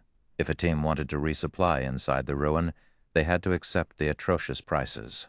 Hence, the temporary guild towns on the ruin's rest floors generated considerable profit each day. Moreover, the services would become more expensive as the floor numbers increased. However, only superpowers were generally capable of establishing towns on lower floors. Ordinary large guilds could only make a profit by doing so on the 5th floor. Only Shi Feng currently had no such plans. Locating the path towards Primordial City was far more important right now. While everyone rested, Shi Feng opened his bag and looked through the items the Frostflame two-headed Earth Dragon had dropped. Since he had been in too much of a rush earlier, he hadn't had the time to inspect the boss's loot, but even if the other guilds wanted to chase his team to the 5th floor, they'd have to wait until a new Earth Dragon spawned on the 4th to do so. Chapter 1666. Insane Loot. The Frostflame two-headed Earth Dragon had dropped over 100 items. Although the majority consisted of materials and magic crystals, 8 weapons and pieces of equipment had dropped. The reward for first kill is quite surprising. Shi Feng could not help but grow a little excited after appraising the weapons and equipment. Out of the 8 weapons and equipment, there were 5 pieces of level 50 dark gold equipment and 2 level 50 dark gold weapons, one of which was a dagger and the other was a one-handed axe. The weapons were top tier even among dark gold weapons, good enough to tempt super guilds' peak experts, although the various large guilds' experts had already reached level 50. Most of them were stuck with level 45 weapons. Take the various superpowers that had entered the Primordial Divine Ruin alongside Zero Wing, for example. Those superpowers Refinement Realm experts would be fortunate to wield a level 50 fine gold weapon. Unfortunately, most were stuck with level 45 dark gold weapons, which had both lower basic attributes and attack power than level 50 fine gold weapons. Surprisingly, the 5 pieces of dark gold equipment that had dropped were pieces of the Berserker class's Mad Gale set and the Elementalist class's Frostflame set. 2 of the 5 pieces were the Mad Gale set's gloves and boots, and the remaining 3 pieces were the Frostflame's hat, gloves, and boots. Level 50 dark gold set equipment was only inferior to epic equipment. Players could use the equipment until they were level 59 before it would go out of date. Moreover, class-specific set equipment was generally specialized for its class. Take the 6-piece Mad Gale set, for example. Its 2-piece set effect increased the wearer's movement speed and attack speed by 15%, which made up for the Berserker class's lack of speed. The Frostflame set was also a 6-piece set, and its 2-piece set effect increased Elementalist's cast range by 10%. Although the improvement seemed small, a player could easily overwhelm ranged opponents if they took advantage of it properly. If he could complete both sets, he could even fetch 10,000 for them. However, the 7 items were nothing compared to the value of the last piece of equipment. Frostflame Ring. Ring Epic Rank. Level 50, Level 100. Equipment requirement: Strength 500, Agility 400, Intelligence 1000, Strength plus 55, Agility plus 42, Endurance plus 45, Intelligence plus 74, Level 50 Ignore Levels plus 12, Ice Resistance plus 15, Fire Resistance plus 15, Additional Passive Skill Frostflame Barrier. Creates a Frostflame barrier around user. As long as the user is standing, the power of all ice and fire-type spells increases by 20% and channeling time reduces by 10%. Additional active skill 1 Frostflame's Descent. Manipulate ice and fire-type mana to deal 700% fire damage to targets in a 40-yard cone. Targets hit will have their movement speed reduced by 70% for 6 seconds. Cooldown 3 minutes. Additional active skill 2 Frostflame Shield. Creates a protective shield that covers an area with a 15-yard radius. The Frostflame Shield is immune to all ice and fire-type damage. The Frostflame Shield lasts 20 seconds and can absorb damage equivalent to 300% of user's maximum mana. Cooldown 10 minutes. Rings and necklaces were extremely rare equipment in God's domain. They were worth at least double that of equipment of the same quality as well. An epic ring was far more valuable than a piece of epic equipment. If an elementalist equipped the Frostflame ring, their combat power would increase by at least 20%. Moreover, the Frostflame ring offered skills that covered both AoE offense and defense. It was a treasure worth tens of thousands of gold. Guild Leader, what did the boss drop? Lackey could not help but ask curiously as he watched Shi Feng inspect the Earth Dragon's loot. At Blackie's question, the rest of the team members perked up, curious about the loot as well. "Take a look for yourselves," Shi Feng said. He then shared the 8 weapons and pieces of equipment's attribute panels in the team chat, allowing everyone to see the items. "I've also listed the GCPs needed to purchase them. If you're interested in any of them, come to me." Although epic items were precious in God's domain, they were no longer unattainable. Hence, it didn't particularly matter if he revealed the Frostflame Ring. At most, the various major powers would envy Zero Wing when they found out about it. They would not go as far as to wage war over the item. Moreover, by sharing the attribute panels with the team, he could improve the team's morale. These level 50 dark gold weapons and equipment pieces are amazing. The boss's loot is insane. It actually dropped level 50 dark gold set equipment. This ring is godlike. Its attributes alone can rival the attributes on my level 50 fine gold gloves. Screw the basic attributes. Look at the ring's additional skills. Those effects are amazing. If I had this ring, my DPS would increase by at least 30%. Everyone drooled over the 8 items. Any one of these items would easily rank among a superguild's most precious treasures. Not even superguild's upper echelons wielded such items, yet Shi Feng had made them available for purchase in the Zero Wing. The only problem was the items' price tags. Each one of the 2 level 50 dark gold weapons cost 500,000 GCP, which was the equivalent of 1,000 gold outside of the guild. Although it was incredibly cheap if purchased with coins, it was a different story if players purchased them with GCPs. GCPs were, after all, far more difficult to acquire. The Frostflame Ring, however, cost 4 million GCPs, the equivalent of 8,000 gold. At this point, no one in the guild had that many GCPs. However, since Shi Feng didn't want the ring to go to waste, he lent it to Alluring Summer, who was a Tier 2 elementalist. "I'm definitely not going to face Summer in PvP. The Frostflame Ring's skills are game-breaking," Kola said as he watched Alluring Summer equip the Frostflame Ring. As a Tier 2 elementalist, Alluring Summer was already a mobile defense turret. If she focused on a single target, even a Tier 2 MT of the same level would fall quickly under her attacks. With the assistance of the Frostflame Ring, Alluring Summer's firepower would rise to a whole new level. If she activated Frostflame Shield, she would be able to cast her spells without worrying about incoming attacks for a short time. She could afford to cast powerful spells that had long channeling times even in a one-on-one fight. After dealing with the weapons and equipment, Shi Feng didn't share any information on the other items the Earth Dragon had dropped. Weapons and equipment would only boost the strength of an individual player, but it was a different story for the 2 forging designs the Guardian boss had dropped.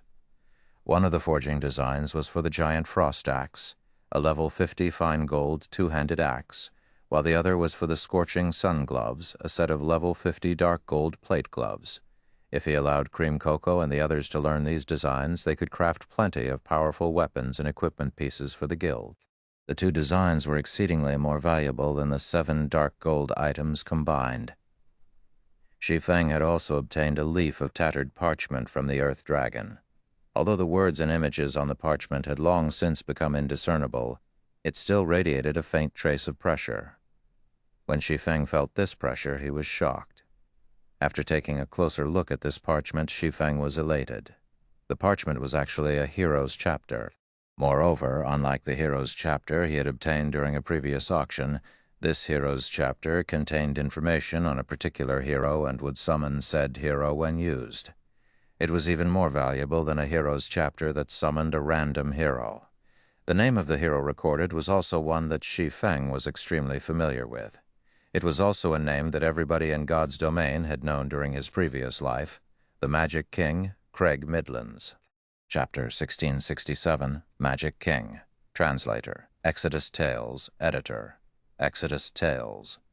The fact that the Earth Dragon had dropped a hero's chapter, let alone a hero chapter for Craig Midlands, had truly surprised Shi Feng in God's domain.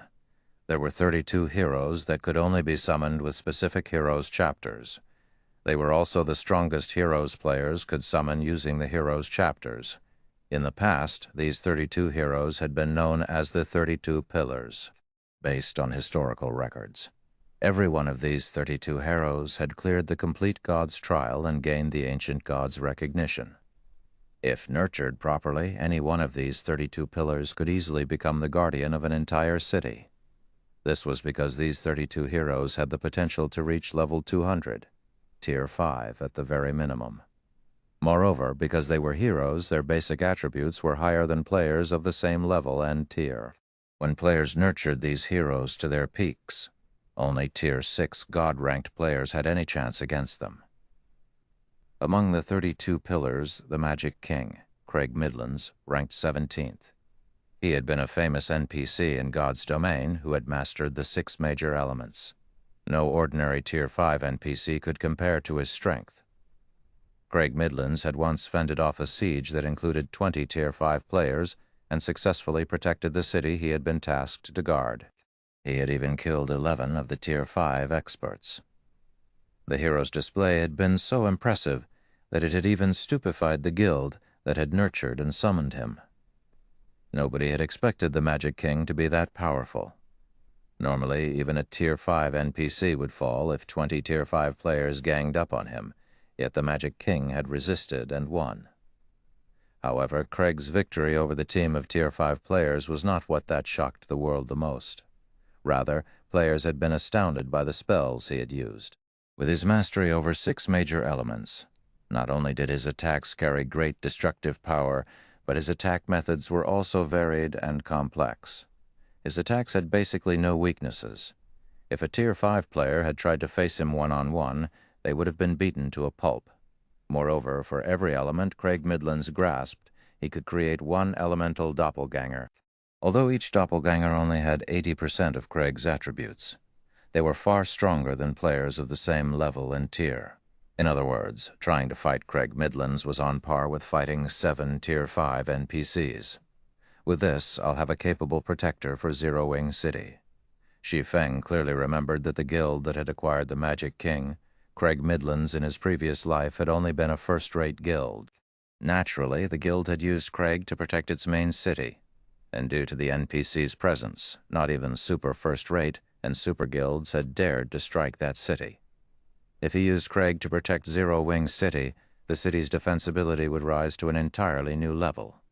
Shortly after Shi Feng and the other Zero Wing members began their rest on the 5th floor, Melancholic Smile contacted him.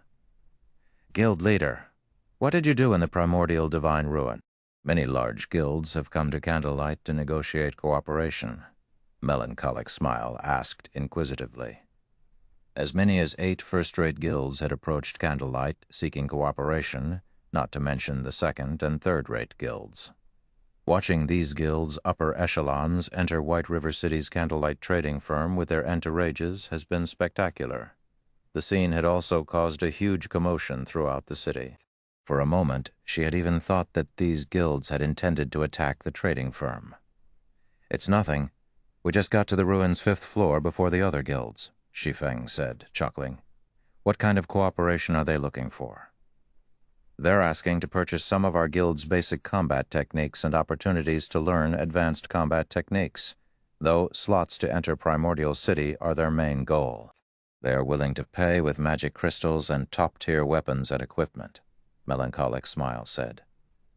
The bounty war between Zero Wing and Heaven's Burial was still in full swing. As a result, Zero Wing burned through funds, weapons, and equipment each day. If Zero Wing could sell the services these large guilds requested for top-tier weapons and equipment, it would help the guild out a great deal. Unfortunately, this matter would have a massive impact on the guild, and she couldn't make the decision by herself. Their ideas sound quite solid. Shi Feng began to ruminate on the matter. A moment later, he said, "All right, we will agree to their conditions. However, they can only offer payment with magic crystals. Moreover, we will only sell the opportunity to learn basic combat techniques. Each learning opportunity will cost 1,000 magic crystals. This condition isn't limited to these guilds either. It will stand for all players. As for the guild's other requests, refuse them."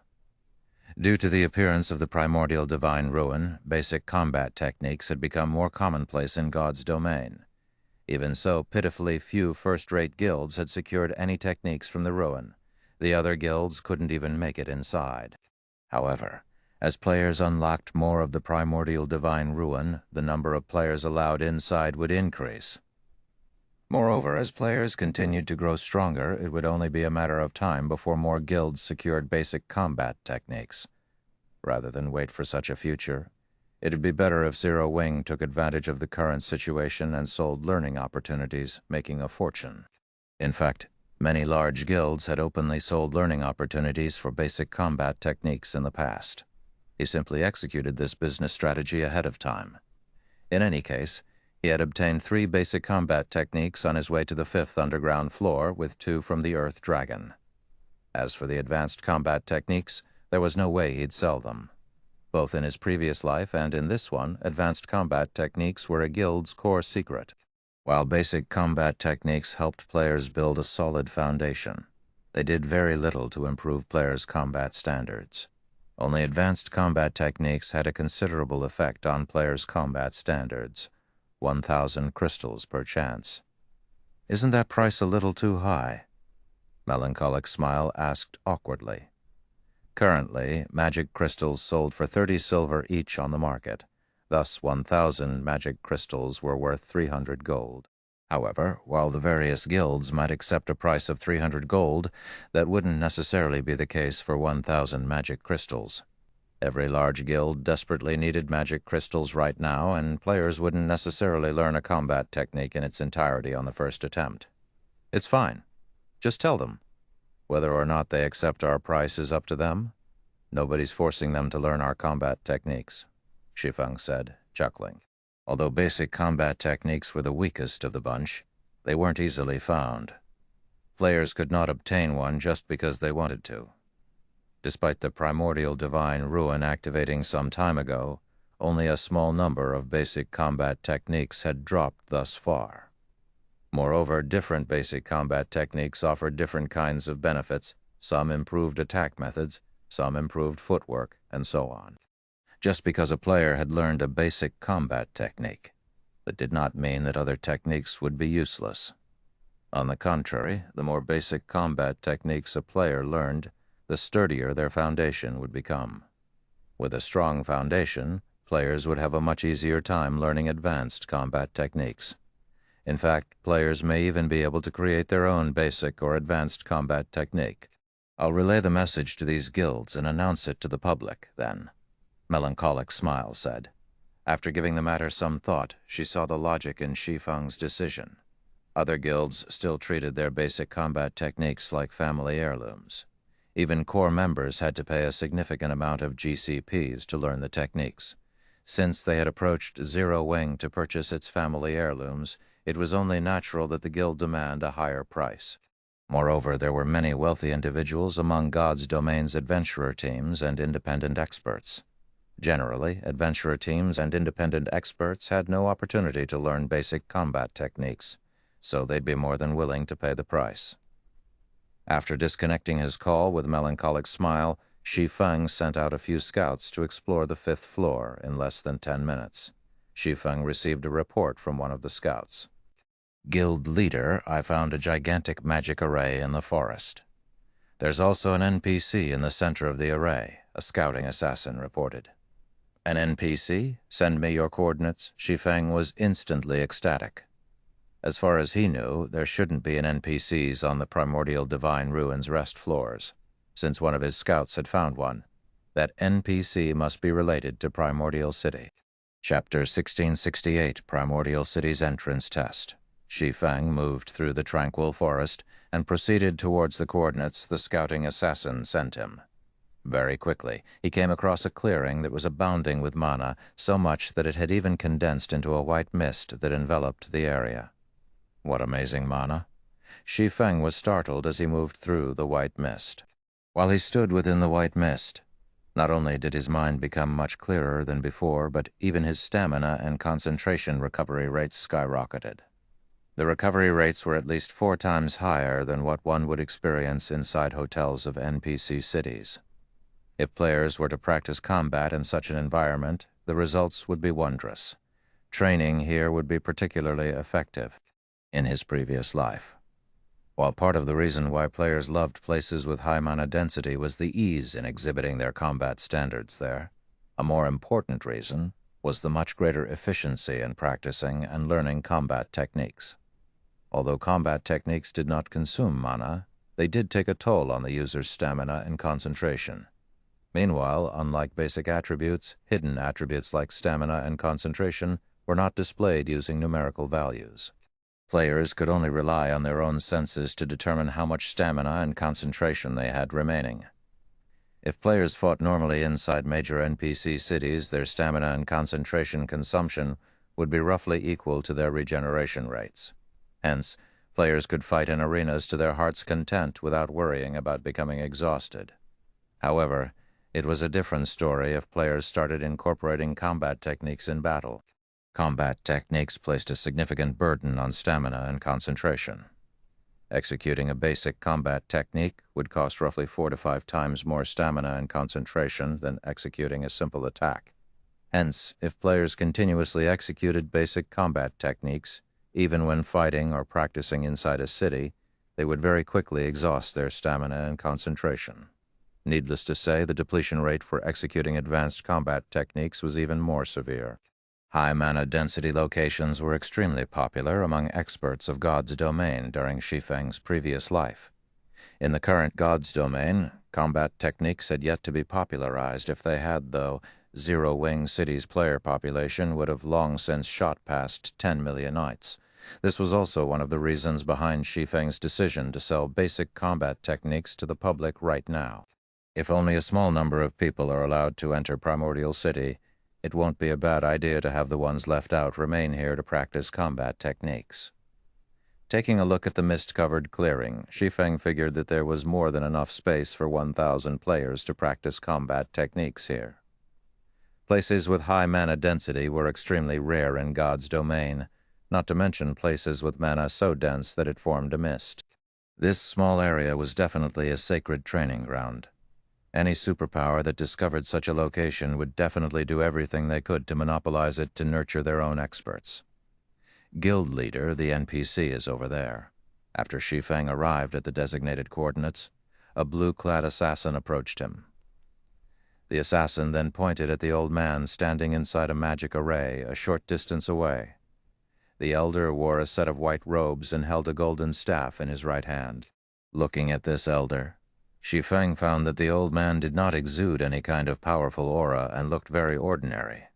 However, when Shi Feng tried inspecting him, he failed to get any information about the elder, not even the old man's name. Everything was displayed in question marks, following which Shi Feng used omniscient eyes to observe the old man. Chirol, Primordial City's protector, hero, divine mage, level, HP. Level? HP? A hero? Shi Feng could not help but be stunned. He had never imagined that he would actually meet a living, breathing hero in God's domain. Heroes had long since vanished into legend. The hero standing before him right now was something entirely different from the heroes summoned using heroes' chapters. More precisely, the heroes summoned using heroes' chapters were heroic spirits, not true heroes. Even so, they were still incomparably powerful and more than capable of safeguarding an entire town or city by themselves. However, a true hero was on an entirely different level compared to a heroic spirit. Unlike heroic spirits, true heroes still retained the blessing they received from ancient gods. Therefore, their life rating was even higher than that of archaic species. Moreover, heroes possessed extraordinary combat standards. If one did not utilize any special techniques, even 100 Tier 5 players would not be enough to take down a living hero at their peak. A hero was an existence that was truly capable of turning the tide of battle with their strength alone. Although seeing a living hero excited Shi Feng greatly, when he noticed the hero's identity as Primordial City's protector, he quickly suppressed his excitement and approached the elder. The moment Shi Feng set foot into the magic array, Tyrol opened his eyes abruptly and disappeared from where he stood. In the next moment, he appeared before Shi Feng and quietly scrutinized the youth before him. When Shi Feng felt Tyrol's gaze on him, he felt as if his entire existence was under examination. However, he was not particularly surprised by this situation. Primordial City was a blessing of the ancient gods. Players belonging to forces deemed hostile by the ancient gods, such as the forces of darkness, should not even think of setting foot into Primordial City. If any of these players were discovered, they would be eliminated immediately. "Young man, you've done well to reach this place." "I am Tyrol, a protector of Primordial City," Tyrol said, revealing a faint smile and giving Shi Feng a nod of approval. "If you wish to enter Primordial City, you have to pass the entrance test. Moreover, you have only 3 chances to challenge it. If you fail all 3, you can only try again during your next visit to the Primordial Divine Ruin." "Lord Protector, may I know the contents of the test?" Shi Feng asked respectfully. "It's a simple test. All you need to do is defeat yourself," Tyrol replied, smiling. "Of course, there are also differences in difficulty. The more difficult the test you challenge, the more contribution points you will obtain once you arrive in Primordial City. There are 5 different difficulties available: Normal, Hard, Hell, Asura, and God. Meanwhile, the contribution points you will gain from them are 1,000, 2,000, 3,000, 5,000, and 10,000 respectively. Each person has only 3 opportunities to challenge the test. You must cherish them." Upon hearing Tyrol's words, although Shi Feng kept his expression indifferent inwardly, he was bursting with joy. Similar to the city on Thunder Island, if players wished to mingle in Primordial City, they needed contribution points. Without contribution points, they could enjoy only the basic benefits the city offered and should not even think of obtaining the truly good stuff available. Meanwhile, the reason why Shi Feng was excited was the large number of contribution points the entrance test awarded. In his previous life, when he visited Primordial City, he did not do so by passing the entrance test, but by using a teleportation ticket, which he had obtained through killing monsters. He had received only 500 contribution points in doing so. However, with just 500 contribution points, one would be no different from a beggar inside Primordial City. Of course, one's contribution points would not remain the same forever. There were plenty of methods to earn contribution points.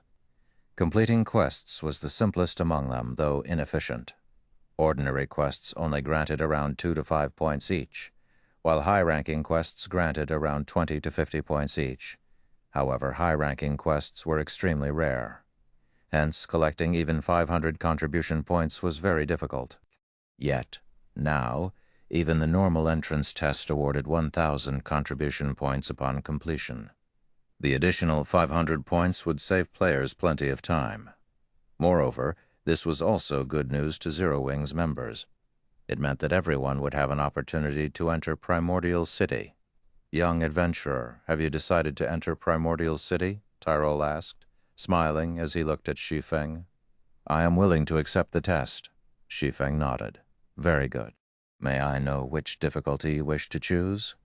Tyrol asked with a wave of his hand. Instantly, 5 crystal balls of different colors appeared before Shi Feng. Aside from having different colors, these crystal balls also exuded auras of various intensities. Even the crystal ball with the weakest aura made Shi Feng shudder involuntarily, whereas the one with the strongest aura made him feel deep despair. Chapter 1669, Shadow of Trial. What Powerful Auras. Shi Feng tensed as he gazed at the 5 crystal balls hovering before him. It was obvious that these crystal balls represented the strength of the opponent he would face. These crystal balls' auras also provided a hint to help players make the best decision. However, even the weakest crystal ball radiated considerable pressure. It was evident that entering Primordial City wouldn't be as easy as he had expected. Shi Feng wasn't the only player present who could sense the 5 crystal balls' auras. Aqua Rose and the others who had just arrived outside of the magic array could sense the intense energy from the crystal balls as well. Every crystal ball felt as if it contained some horrific creature. These crystals represent your opponent's strengths. You may choose the one that you think you can defeat, but please remember, you only have 3 chances, Tyrol reminded. 3 chances? After giving the matter some thought, Shi Feng proceeded to choose the second strongest crystal ball. "Lord Tyrol, I choose this one. Based on the aura of the God-ranked test, he knew that he had no chance of completing it. In fact, he wasn't even particularly confident of passing the Asura-ranked test, but since he had 3 chances, he might as well give it a try. If he could clear the Asura-ranked test, he could earn more contribution points before entering Primordial City, which would save him from having to pick up plenty of troublesome tasks. Asura rank? Tyrol could not help but shake his head as he looked at Shi Feng. What a courageous young man you are. However, since you've made your decision, let the test begin. Saying so, Tyrol gestured with his left hand. Suddenly, the Asura-ranked crystal ball shattered, and the shards transformed into 3 clouds of mist. These clouds gradually took on humanoid shapes, and a moment later, 3 creatures identical to Shi Feng manifested inside the magic array. Meanwhile, aside from their names, Shadow of Trial, the system revealed no information about them. 3. The corners of Shi Feng's mouth twitched slightly. Although he could not see the shadows of Trial's basic attributes, he clearly sensed that they were higher than his. Aqua Rose and the others, who watched from outside of the magic array, gasped when they saw the 3 shadows of Trial. Each of the shadows felt like a great lord. No, to be more precise, the shadows' auras were stronger than any of the great lords they had faced. It would not be a stretch to call them grand lords. To pass the test, you simply need to land 10 hits on each of them. I must warn you, they know everything you know. Likewise, if they hit you 10 times, you will be eliminated, Tyrol said. After Tyrol explained the rules, the 3 shadows of Trial revealed human-like sneers. Suddenly they vanished, leaving after-images as they charged at Shi Feng. So fast! The watching crowd was shocked. The shadows had moved so quickly that all they had seen was faint after-images. Moreover, unlike ordinary monsters, the shadows of Trial commanded extremely high intellect. Their fighting style wouldn't be monotonous. Moreover, all 3 shadows coordinated perfectly, each striking at Shi Feng from different directions. As soon as the shadows appeared around Shi Feng, each launched a different attack. Illusory Shadow, Purgatory Pentaslash, Shadow Blade. The shadows of Trial's attacks sealed off Shi Feng's escape paths. To make matters worse, the illusory shadow attacks couldn't be blocked. Crap. Shi Feng paled as he realized his situation. Not even he dared to receive all 3 skill attacks head-on. If he tried to, he would undoubtedly end up dead in the blink of an eye. Just before the attacks landed, Shi Feng activated Divine Steps, and 10 doppelgangers split from his body. He immediately switched positions with a nearby doppelganger and used Shadow Blade against the nearest Shadow of Trial. However, before the Shadow Blades could reach the Shadow of Trial, 10 doppelgangers split from its body. Shi Feng's 10 Shadow Blades then pierced through the Shadow of Trial's form. However, it was evident that he had nearly struck a doppelganger. How is this possible? They have my weapons and equipment skills as well? Shi Feng was shocked when the shadow also used Divine Steps. However, before Shi Feng could regain his senses, all 3 shadows of Trial activated Heavenly Dragon's power, their attributes soaring. They slashed their blades at their target, the intensity of their strength creating powerful gales. With no better plan, Shi Feng continued to switch positions with his doppelgangers to avoid the incoming attacks. Although Heavenly Dragon's power was strong, it was a berserk skill that focused on boosting strength. Its buff to speed was only subpar. For a time, Shi Feng was at a complete disadvantage as the 3 shadows of Trial chased him relentlessly. The spectating players outside of the magic array were flabbergasted. They were literally watching 3 doppelgangers gang up on their guild leader. Moreover, the doppelgangers' basic attributes were even higher than Shi Feng's. If they had to face 3 of those doppelgangers at once, they'd likely die in an instant. However, Divine Steps had a limited duration. The instant those allied doppelgangers vanished, Shi Feng gritted his teeth as he also activated Heavenly Dragon's power. Upon activating the Berserk skill, he darted for one of the 3 shadows' sword's orbit. Suddenly, brilliant stars bombarded the Shadow of Trial, one after another. However, before the hits landed, they abruptly halted before a protective barrier. Absolute Domain. When Shi Feng's targeted Shadow of Trial had activated Absolute Domain, The other two shadows also gained invulnerability. Giving Shi Feng no time to react, one of the three shadows activated Instant Strike and swung its blade fiercely at the player. Shi Feng knew that he couldn't dodge the attacks in time. The only thing he could do was to activate his own Instant Strike and execute Sword's Orbit to defend himself as much as possible. Boom, boom, boom. Every time their weapons clashed, dazzling sparks flew around them. Loud clangs also echoed throughout the forest. It seemed as if two primordial beasts were attempting to slay one another. A moment later, however, Shi Feng slid backward. As soon as the first shadow of Trial's Instant Strike ended, another shadow activated the skill. When Shi Feng's own Instant Strike came to an end, he lost his ability to keep up with the shadow's attacks, Absolute Domain. After activating his invulnerability skill, Shi Feng switched the aura of Earth to the aura of Time and activated Forbidden Domain. It might be much of an issue if only one shadow of Trial could use all of his skills, but the fact that all three were capable of this put Shi Feng at a painful disadvantage.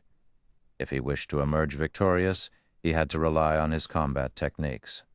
As the shadows of Trial weren't ones to be beaten, one of them activated Forbidden Domain as well.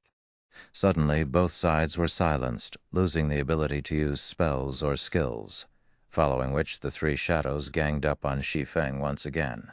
Although Shi Feng's techniques were superior, the Shadow Trio had higher basic attributes. Moreover, the Shadow Trio disregarded their own defense as they brutally attacked. This forced Shi Feng into a defensive state. He was only one person, after all. If he tried to strike one of the three shadows, he'd leave himself open for the other two. Meanwhile, each of the shadows could afford to take 10 hits each, but he would be eliminated after 10 hits. Both sides struggled in a stalemate. Shi Feng focused on a single shadow, using his superior techniques to create gaps in its defenses and attack. The bitter struggle inside the magic array made the spectating players anxious, but they also knew that such an intense battle wouldn't last long. Once the silence debuff ended, Shi Feng would be at a disadvantage once again. When Forbidden Domain's duration had only 10 seconds remaining, despite Shi Feng's desperate attempts, he had only struck one of the three shadows 5 times. He still needed to land 5 more hits on that shadow to eliminate it, but he was running out of time. 8 seconds, 5 seconds, 3 seconds. Am I going to lose? Chapter 1670, Ascension Realm Translator. Exodus Tales, Editor, Exodus Tales. As the seconds ticked by and Forbidden Domain neared the end of its duration, Aqua Rose and the other Zero Wing members couldn't help their growing nerves as they watched from outside of the magic array. They had never thought that even the test to enter Primordial City would be so difficult, aside from all else. Once Shi Feng and one of the shadows of Trial's Forbidden Domains ended, the other two shadows could still use the skill. At that time, Shi Feng would have to face 3 shadows that could use skills while he could not.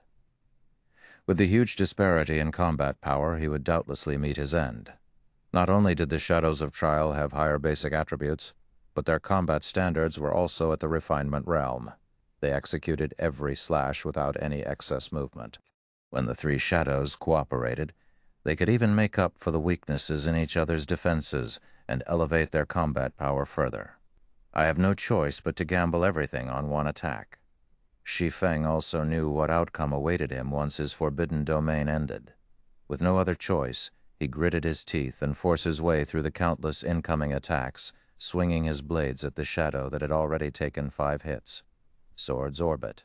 If he could eliminate one shadow before Forbidden Domain ran out, he'd still have a chance at victory, albeit a small one. If he didn't do so, he would die the moment his skill's duration ended. However, as if they had predicted Shi Feng's desperation, the 3 shadows smirked as they launched attacks, aiming for Shi Feng's blind spots. Despite noticing the incoming attacks, Shi Feng did not bother dodging. Instead, he continued to swing his swords at the shadow before him. Swan, slash, slash, 2 slashes. At this point, Shi Feng traded blow for blow with the shadows. As a result, he was hit again and again. 2 hits, 4 hits, 6 hits, faster. I need to be faster. As Shi Feng frantically brandished his weapons, he gained unprecedented focus. The only thing on his mind was landing a hit on the shadow of trial before him. However, despite Shi Feng's flurry of attacks, his target could still endure 2 more attacks. Shi Feng was only 2 hits away from elimination himself. Just as Shi Feng's 2 swords were about to bite into the targeted shadow, the other 2 shadows, one behind and one to the left, simultaneously swung towards Shi Feng's blind spots. "It's over," Tyrol sighed faintly. The young man before him had just barely missed the mark. If Shi Feng could have killed the shadow of trial before Forbidden Domain ran out, he would have had a chance of passing the Asura-ranked test. "Is it over?" Shi Feng could sense the 2 shadows' long swords nearing his body, but he was powerless to do anything about the weapons. At most, he could take one of the shadows of trial down with him. As the 2 long swords soared closer to Shi Feng's back and abdomen, something about the situation felt incredibly familiar. Shi Feng felt like this test was similar to the test Reinbeck, one of the Sea God's Temple's Vice Knight commanders, had given him. Before the breakthrough he had achieved during that trial, he hadn't been able to withstand Reinbeck's attacks no matter what he had done. He had only been able to watch as he had repeatedly been defeated. Reinbeck? Shi Feng's eyes shone with realization when he recalled his battle with Reinbeck. "Right, combat method. My combat method." Suddenly, Shi Feng put strength into his legs and made a spinning jump. Utilizing the rotational momentum, he swung Killing Ray at the shadow, attacking his abdomen, the sacred sword moving with remarkable speed. Dang! A crisp clang echoed throughout the forest. In that critical moment, Shi Feng had used Killing Ray to block the attack from the side, while he used Abyssal Blade to slice at the targeted shadow's shoulder. He then utilized the force generated from blocking the attack at his side to push himself over 8 yards away from the nearest shadow. When his feet touched the ground again, he used a hand to stabilize himself, only coming to a halt after 2 more spins. He survived? Aqua Rose and the other Zero-Wing experts stared with wide eyes, utterly shocked. Shi Feng had actually executed an incredible maneuver at the last second, narrowly avoiding mutual destruction. "This is," Tyrol revealed an odd look as he watched Shi Feng. "How is that possible? He has already reached the Ascension realm in the realms of truth. Existences that could set foot in the realms of truth's truth realm were exceedingly rare, with only a few throughout the kingdom. Meanwhile, experts who had reached the Ascension realm were even rare in Primordial City. One could not simply reach the Ascension realm by understanding the realm's philosophy. They would also need to temper themselves and gain the experience of countless life-or-death battles to execute the proper physical response." During Tyrol's brief moment of surprise, the 3 shadows of trial resumed their assault on Shi Feng. Like before, the 3 shadows surrounded Shi Feng and attacked him from different angles. Although Shi Feng had avoided certain death, he was still at a disadvantage. He had little more than a second before his Forbidden Domain ran out, and he had only blocked the attack aimed for his abdomen. The attack from behind had still found its mark. Now he could only afford to receive 1 more hit before he was eliminated from the test. "Come," Shi Feng said, with a hint of excitement as he watched the 3 shadows. Suddenly, over 20 sword lights surrounded Shi Feng, sealing off all escape paths. However, instead of using Sword's orbit to repel the attacks, Shi Feng simply adjusted his footwork, turning as he executed 8 slashes, which wasn't much compared to his earlier efforts. Yet something surprising happened again. Despite reaching his maximum attack speed, these slashes continued to accelerate. The 3 shadows of trial interlocked with their target before passing by Shi Feng. The swordsman blocked every one of the incoming attacks. Die. As the shadows passed, Shi Feng swung Killing Ray, slicing the neck of the shadow that had already received 9 hits. The shadow then vanished, leaving 2 remaining in the magic array. What just happened? Aqua Rose, Fire Dance, Shadow Sword, and the other Tier 2 experts from Zero-Wing were stupefied. Not only had Shi Feng blocked every incoming attack without using Sword's orbit, but he had also created a gap in the shadow's defenses and eliminated one of them. None of them could figure out how he had pulled it off. So, this is the realm above the truth realm that Reinbeck had mentioned? Shi Feng felt incredible as he turned towards the remaining shadows of trial. Reinbeck had only informed Shi Feng that he had just entered the truth realm.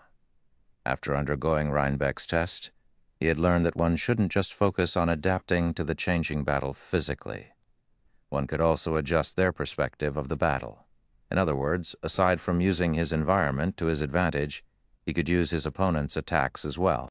Unlike the realms of refinement, which focused on sharpening one's senses, the realms of truth focused on improving one's utilization of their body and the environment.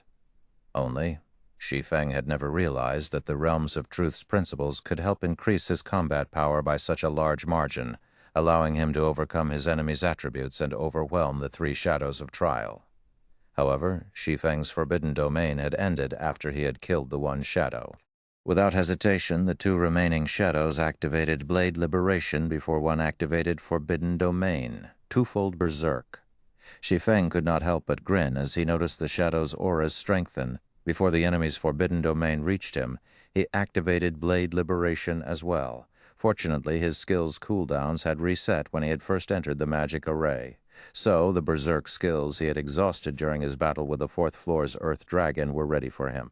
After activating Blade Liberation, Shi Feng executed Void Steps and disappeared. Seeing this, one of the two shadows activated Skywheel Sword while the other activated Lightning Edge, both of which were AoEs.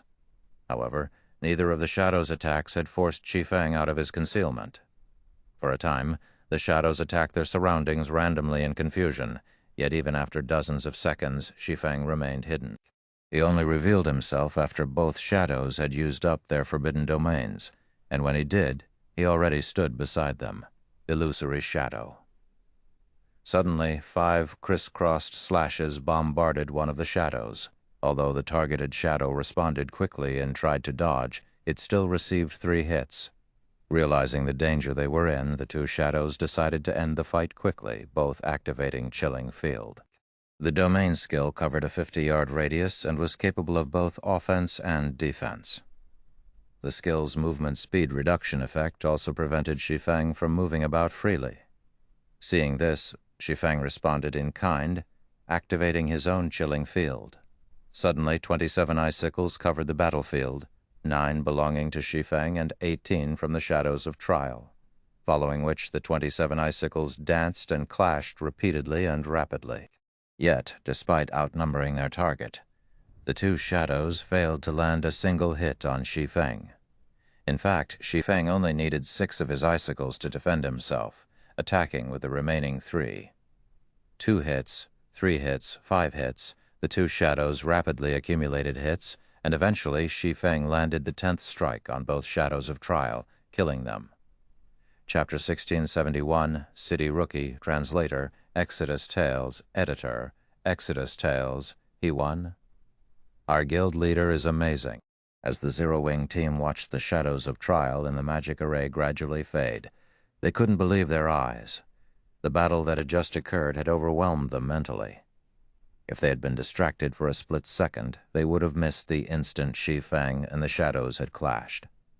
Both sides' basic attributes were ridiculously high, and they could clash multiple times in the instant it took to blink. The several dozen White Tiger Dojo disciples that had joined the team on the 5th floor were utterly dumbfounded. They had witnessed many expert battles in the past, and had even fought experts in the battle arena. But if they had to rank the experts they've seen thus far, the player before them would doubtlessly rank at the very top. It's finally over. Shi Feng breathed a deep sigh of relief once the battle had ended. He hadn't expected the Asura-ranked test to be so difficult, if not for the epiphany regarding the realms of truth, which had allowed him greater use of his own body and everything around him, including his opponents. The shadows of trial would have defeated him. However, this experience had taught Shi Feng one thing. Aside from improving in the realms of refinement, which focused on one's senses and physical control, it was very important that players climb the realms of truth. The realms of refinement were akin to the body. As one became physically stronger, they'd be able to exert more strength. However, the realms of truth were like a weapon. Although an individual could rely on physical strength to pose a threat, there was a limit to how much of a threat they'd become. But if that person were given a weapon to complement their strength, they could pose an even greater threat.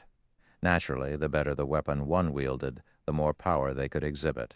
This also why experts who had yet to reach the refinement realm were sometimes capable of defeating refinement realm, experts with their combat techniques. Combat techniques made use of the realms of truth's principles. It seems that we'll need to increase everyone's familiarity with the realms of truth in the future, Shi Feng thought to himself. There was a limit to how fast one could reach higher realms of refinement, and reaching higher realms of truth wouldn't conflict with a player's growth in the realms of refinement. In fact, the two realms would even complement each other, helping one improve their combat power far faster. Only introducing everyone to the realms of truth wouldn't be easy. First, he needed a proper training ground. It was obvious that neither the battle arena nor the Divine Colosseum could offer similar benefits as Reinbeck's test. Without such a training ground, players wouldn't be able to comprehend the realms of truth's principles regardless of how many times he explained them. Moreover, understanding theory and putting said theory into practice were two different things. Wait, that's not right. There is one. Suddenly, Shi Feng recalled the White Tower within the Lost Town. While the White Tower seemed like a device designed to help players improve their combat standards and gain a better feel for the refinement realm, it actually operated very much like Reinbeck's test. Hence, Shi Feng should be able to use the tower to help his players comprehend the realms of truth. Furthermore, God's Domain's lore never mentioned the realms of refinement, only the realms of truth. The more Shi Feng thought about it, the more he felt that the White Tower was a suitable training device to help players grasp the realms of truth. A sacred land to train in the realms of truth, huh? Shi Feng had begun to give up on the lost town, preparing to accept the system's penalty, but now his desire to secure the town had reignited. It's no wonder why the quest to obtain the lost town is so difficult. So, this is why training one's grasp of the realms of refinement had long since become common in the virtual gaming world. The various super guilds already had complete training systems for just that, while super first-rate guilds had partial systems. However, not one of these guilds had a training system for the realms of truth. They most likely didn't even know how to train players' grasp of the realms of truth. If he could secure the lost town, he'd have a sacred land for players to focus on the realms of truth. With the help of the White Tower, players would not have to waste time poking around in the dark like the Freedom Alliance's Silent Entropy, and could grasp the realms of truth with much greater efficiency. With the Boneless Land's lost town housing such a sacred tool, it was only natural that the quest to obtain it would be insanely difficult. As Shi Feng tried to figure out how to complete the Demon's Nest quest, he heard the sound of a system notification. System, congratulations. You are the first player to complete the Asura rank entrance test, rewarding 3,000 Primordial City contribution points and 1 Primordial City's City Rookie emblem. Young adventurer, congratulations on passing the test. As the first heaven-blessed individual to pass the Asura ranked test, this City Rookie emblem belongs to you. Make good use of it. Who knows, it might even help you improve further within Primordial City, Tyrol said after appearing before Shi Feng. He then took out a silver emblem in the shape of a crescent moon encompassing a sun and passed it to Shi Feng. The instant the emblem appeared, the surrounding mana gravitated towards and circled the emblem. City Rookie emblem? After recovering from his shock over the additional 3,000 contribution points, Shi Feng gave the emblem a curious look. This was the first time he had heard of this item. Based on Tyrol's tone when he had mentioned it, it should be extraordinary. Immediately, Shi Feng tried to inspect the emblem's attribute panel. City Rookie emblem, dark gold rank, Primordial City's emblem of honor. When worn, user will enjoy the authority of a bronze adventurer in Primordial City. In addition, user may teleport to Primordial City from any location. Cooldown, 2 natural days, 96 hours. User restriction, Ye Feng. Amazing. It's giving me the authority of a bronze adventurer right off the bat. No wonder why he told me to make good use of it. Shi Feng was ecstatic as he gazed at the City Rookie emblem. At this point, the term Bronze Adventurer was still foreign to God's Domain's players. This was because the title was unique to Primordial City. Bronze Adventurers in Primordial City were the equivalent of nobles in NPC cities. Only, as the ancient gods had specifically created Primordial City for adventurers. Noble ranks didn't exist within its walls. Rather, special ranks were granted to adventurers based on their contributions to the city. The available ranks included Common Adventurer, Bronze Adventurer, Silver Adventurer, and Gold Adventurer. Each subsequent rank enjoyed greater authority and treatment in Primordial City than the last. However, it was extremely difficult for players to rise through the ranks as they weren't based on Primordial City contribution points. Instead, they were determined by one's Primordial City honor points. One had to earn 1,000 honor points just to become a Bronze Adventurer. Moreover, players would be fortunate to receive 1 honor point even after completing a high-rank quest in the city.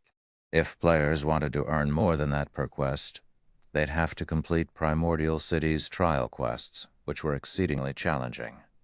Unfortunately, failing to complete the trial resulted in an unusually severe death penalty. In the past, most players had opted for the safe and reliable method of completing high-rank quests to collect honor points rather than challenge Primordial City's trial quests. Because of this, very few players had become Bronze Adventurers, let alone Silver or Gold Adventurers. Even after 10 years in God's domain, Shi Feng had never heard of someone becoming a Gold Adventurer.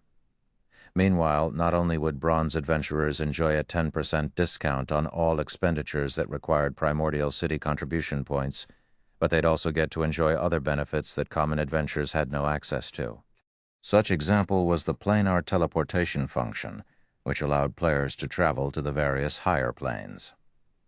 Not only were the higher planes monsters much stronger, but they also dropped far better loot. It was also possible to obtain unique resources. Only teleporting to a higher plane was expensive, costing 1,000 contribution points per teleportation. If players died in these higher planes, they'd be teleported back to Primordial City instantly, without sufficient strength and preparation. Only a fool would grind in these higher planes. Right. There's still the higher planes. Shi Feng's eyes suddenly sparkled. Other players might not know where to secure a large number of darkness stones, but he did. However, he hadn't had the means to reach these locations, but now he did. Shi Feng immediately instructed his team to challenge the entrance test and told them what to do once they entered Primordial City. Meanwhile, he made his way, with Tyrol's help, to the city. When Shi Feng arrived in Primordial City, every player within the Primordial Divine Ruin received a system notification about it. Chapter 1672, 7 Luminaries Temple. Many players were still fighting in the Primordial Divine Ruin, and the various superpowers on the 4th floor were preparing to raid the recently respawned Frostflame two-headed Earth Dragon. However, before they could begin, they heard the crisp voice of the system. Primordial Divine Ruin Region System Announcement. A player has successfully entered Primordial City. From now onward, after 500 players have entered Primordial City, the entrance test's difficulty will increase by 30%. After 1,000 players have entered Primordial City, the difficulty will increase by 50%. Count resets once per day. The system announcement repeated 3 times, its message becoming ingrained in everyone's minds. How did Zero Wing get into Primordial City so quickly? After the 500th player, the difficulty to enter Primordial City will increase. The upper echelons of the various superpowers stuck on the 4th floor revealed somber expressions upon listening to the system notification. Based on the system notification, they discovered that Primordial City did not have an entry limit. Players only needed to pass a test to enter the legendary city. However, as many as 800 Zero Wing members had proceeded to the Primordial Divine Ruin's 5th floor. If the entrance test were not particularly difficult, then Zero Wing would claim the first 500 slots. This meant that the tests the various superpowers would have to pass to enter would become far more difficult. Due to the increased difficulty, players who would have been capable of passing the test might fail. This, in turn, would decrease the number of players the various superpowers could send into the city. Now that they had a clearer understanding of the situation, these superpowers became even more desperate to reach the 5th floor as soon as possible. Meanwhile, news of Zero Wing entering Primordial City quickly spread outside of the ruin. What? Zero Wing is the first guild to send players into Primordial City? doesn't that mean Zero Wing will be the first to pioneer and explore the city? I'm afraid that it's not that simple. I've heard that only the first 500 players will face the normal difficulty entry tests, whereas other players' tests will be more difficult. The test's difficulty will increase yet again after 1,000 players have entered Primordial City. I've also heard that Zero Wing led 800 players to the 5th floor. It'll monopolize the first 500 slots. With this, the various superpowers will likely have a tough time competing with Zero Wing when pioneering the city. With that many of its members entering Primordial City, Zero Wing will reap a huge harvest. From what I learned after looking into it, it seems like it's pretty easy to obtain combat techniques from Primordial City. This is especially true for advanced combat techniques. Suddenly, more independent players from various kingdoms became interested in Zero Wing.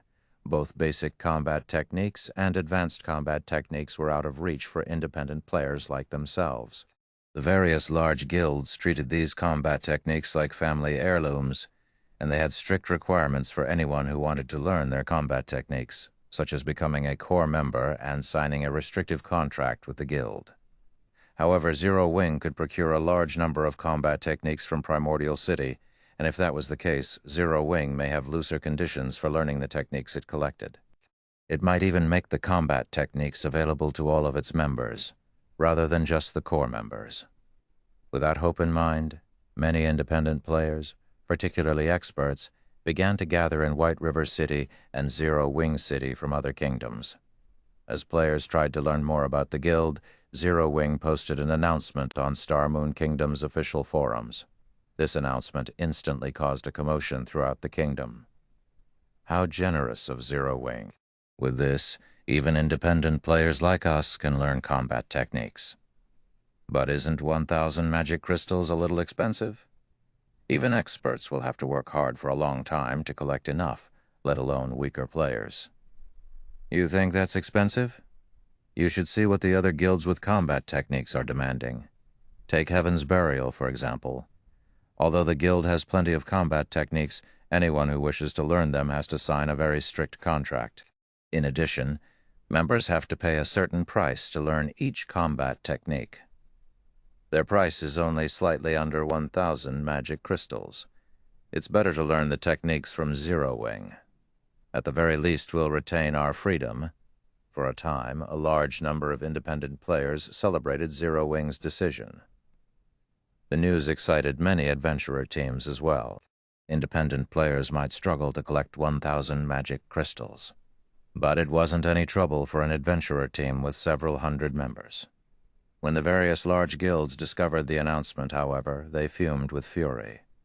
This was especially true for the guilds that had acquired combat techniques of their own. They had planned to use their combat techniques to attract loyal experts and gain an advantage over their competitors. But Zero Wing's latest announcement had ruined that idea. Black Flame's means truly are amazing. Heaven's Burial is likely doomed to fall now, Yuan Texan said. He could not help his rueful sigh as he read the report a subordinate had just sent. Uncle Yuan, what happened? Purple Jade asked curiously. Take a look for yourself, Yuan Texan said as he forwarded the report to Purple Jade. When Purple Jade read the report, her eyes widened in shock. She found it truly hard to believe that Zero Wing would actually be so generous as to offer its combat techniques to other players. By doing so, it would undoubtedly deal a massive blow to the various first-rate guilds that had acquired their own combat techniques. Naturally, Heaven's Burial was no exception. The guild's upper echelons would weep in rage once they heard about this. While everyone discussed Zero Wing, Shi Feng arrived in Primordial City's teleportation hall. The teleportation hall's main hall looked like a massive cave. The hall's ceiling was at least 100 meters from the ground. It also seemed like some kind of miniature sun was stuck in the ceiling, illuminating the hall. As Shi Feng looked around, he discovered numerous mana-operated elevators which led towards various spatial junctions. NPCs could arrive and leave Primordial City through these spatial junctions at any moment. These NPCs weren't limited to the human race, including members from other races as well. The instant Shi Feng had arrived, both his mind and body had felt energized. The mana density here was no lower than that of Titan City. Players would definitely have an easier time practicing their combat or producing items here than elsewhere. Since Shi Feng had visited Primordial City many times in his previous life, he didn't bother to look around the teleportation hall like some curious tourist. Instead, he quickly left the hall and ventured to Primordial City's streets. Primordial City was a city of legend. The city had as many NPCs as the most populated NPC cities in God's domain. There were easily over 4 or 5 million NPCs within the city at all times, which was more than 10 times the number of NPCs in Star Moon Kingdom's capital. Moreover, unlike the NPCs in ordinary NPC cities, those in Primordial City were at least level 150. Tier 2 NPCs were insignificant here, usually serving as gate attendants. Tier 3 NPCs, which were rare in other NPC cities, strode down almost every street in Primordial City. One would even find Tier 4 NPCs window shopping. After leaving the teleportation hall, Shi Feng summoned his demonic flame tiger and made his way towards the heart of Primordial City. Although Primordial City's layout was complex, Shi Feng knew the city like the back of his hand. After traveling for around 20 minutes, he reached a towering temple. The temple before him was over 300 meters tall and occupied enough space to accommodate 100,000 people. It looked more like a mountain than a building. This temple was also the most important structure in Primordial City. The Seven Luminaries Temple, Chapter 1673, Primordial Scroll. 2 mechanical puppets at the temple's entrance stopped Shi Feng before he could enter the building. This is the Seven Luminaries Temple. Unauthorized individuals are not allowed entry. The 2 mechanical puppets crossed their greatswords before the entrance, preventing Shi Feng from proceeding. If any other player saw these mechanical puppets, they would definitely be given a fright. Both mechanical puppets were level 200 mythic monsters. They weren't ordinary mechanical puppets either, but magically enhanced puppets. Not only did they possess extremely high intellect, but they also wielded domains. In other words, they were Tier 4 mythic monsters with domain skills. Even Tier 4 NPCs with domains would not be a match for these magically enhanced puppets. Furthermore, these magically enhanced puppets were only the Seven Luminaries Temple's gate attendants. There were much stronger guards within the temple itself. Based on Shi Feng's knowledge, not even Tier 6 God-ranked players would dare to act presumptuously in the Seven Luminaries Temple without losing their lives. Primordial City was one of the safest cities throughout God's domain. Neither monsters nor players dared to cause trouble here, and those who did were killed without question. Meanwhile, Shi Feng wasn't surprised to find these magically enhanced puppets barring his path. The Seven Luminaries Temple was one of Primordial City's core buildings. It was also where players could exchange their contribution points for items, but only players who had become adventurers within the city were allowed inside. Everyone else would be stopped at the door. If players wanted to become adventurers here, they had to pick up an adventurer quest from Primordial City's Adventurers Association. After completing their adventurer quest, players would be granted a Primordial City Adventurer emblem. Players would only be considered a common adventurer in the city once they had this emblem, and it would allow them to enjoy some of the benefits the city offered. However, since Shi Feng was in a hurry, he hadn't stopped by the Adventurers Association to pick up the adventurer's quest. In response to the crossed greatswords before him, Shi Feng took out his city rookie emblem and showed it to the guards, asking, "Can I enter now?" The city rookie emblem granted him the status of a bronze adventurer in Primordial City. Although the status couldn't be upgraded, it was enough for now. If he had free time in the future, he could simply pick up the adventurer quest and obtain the real adventurer emblem. City rookie emblem confirmed. Identity confirmed. You may enter. After the 2 puppets inspected the city rookie emblem, they relaxed into their original stances and turned their attention away from Shi Feng. Seeing this, Shi Feng made his way into the Seven Luminaries Temple. The Seven Luminaries Temple's lobby was a beautifully decorated plaza. The scenery was spectacular. It contained areas where people could rest and chat, and it even offered open-air restaurants and bars. The food and beverages sold here were unique to Primordial City and couldn't be removed from the city, but the taste of these items was simply unforgettable. Even players who enjoyed delicious delicacies every day longed to dine here, but very few players could afford to do so. Every item in the Seven Luminaries Temple cost Primordial City contribution points. Neither coins nor magic crystals were accepted as currency. Meanwhile, a single meal here cost at least 100 CPs. Of course, players who consumed the meal would receive benefits that corresponded to the 100 CPs they paid, improving perception and focus. Unfortunately, the effects from a 100 CP meal would only last 2 hours. During that time, however, players could make use of the buff by renting a training room in the Seven Luminaries Temple to practice the combat techniques they had recently purchased. Likewise, the training rooms cost CPs to rent, with the basic training rooms costing 10 CPs per hour, intermediate training rooms costing 30 CPs per hour, and advanced training rooms costing 100 CPs per hour. To most players, though, this cost was astronomical. The system only granted free CPs on players' first visit to Primordial City, rewarding nothing for subsequent entries. Hence, it was very important that players carefully decide how to enter the Primordial City for their first visit. Aside from the first entry bonus, players could only obtain more contribution points by completing quests and through achievements in Primordial City. Shi Feng didn't bother to look around after entering the Seven Luminaries Temple as he made his way for the exchange counter. "Sir, may I know what item you wish to purchase?" An elven beauty behind the counter asked with a smile. Although the female elf looked like a simple administrator for the exchange department, if one paid close attention, they'd discover that she was actually a level 150, Tier 3 Great Mage. Moreover, as a member of the elven race, her innate affinity with mana was incredibly high, making her slightly stronger than ordinary Tier 3 Great Mages of the same level. Inside a minor NPC city, this female elf could easily serve as the city's magistrate. If this elven woman decided to attack Shi Feng now, he'd die instantly unless he activated an invulnerability skill in time. "I wish to purchase primordial souls," Shi Feng said. "Primordial souls are extremely rare, so each will cost you 200 contribution points. We also have a daily exchange limit on primordial souls. Only 100 primordial souls are made available each day," the elf explained. "May I know how many primordial souls you wish to purchase, sir?"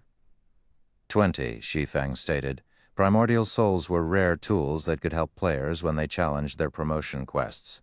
They were also unique to Primordial City. Naturally, Shi Feng had to purchase as many primordial souls as he could afford now. Meanwhile, aside from the 5,000 CPs he had gained for clearing the Asura-ranked entrance test, he had received a bonus of 3,000 CPs from the system, giving him a total of 8,000 CPs, so spending 4,000 on primordial souls wouldn't put him in the red. He also wasn't sure how many Zero Wing members would make it into Primordial City. Fortunately, unlike other players, he had the City Rookie emblem, which allowed him to earn CPs far more easily. "All right."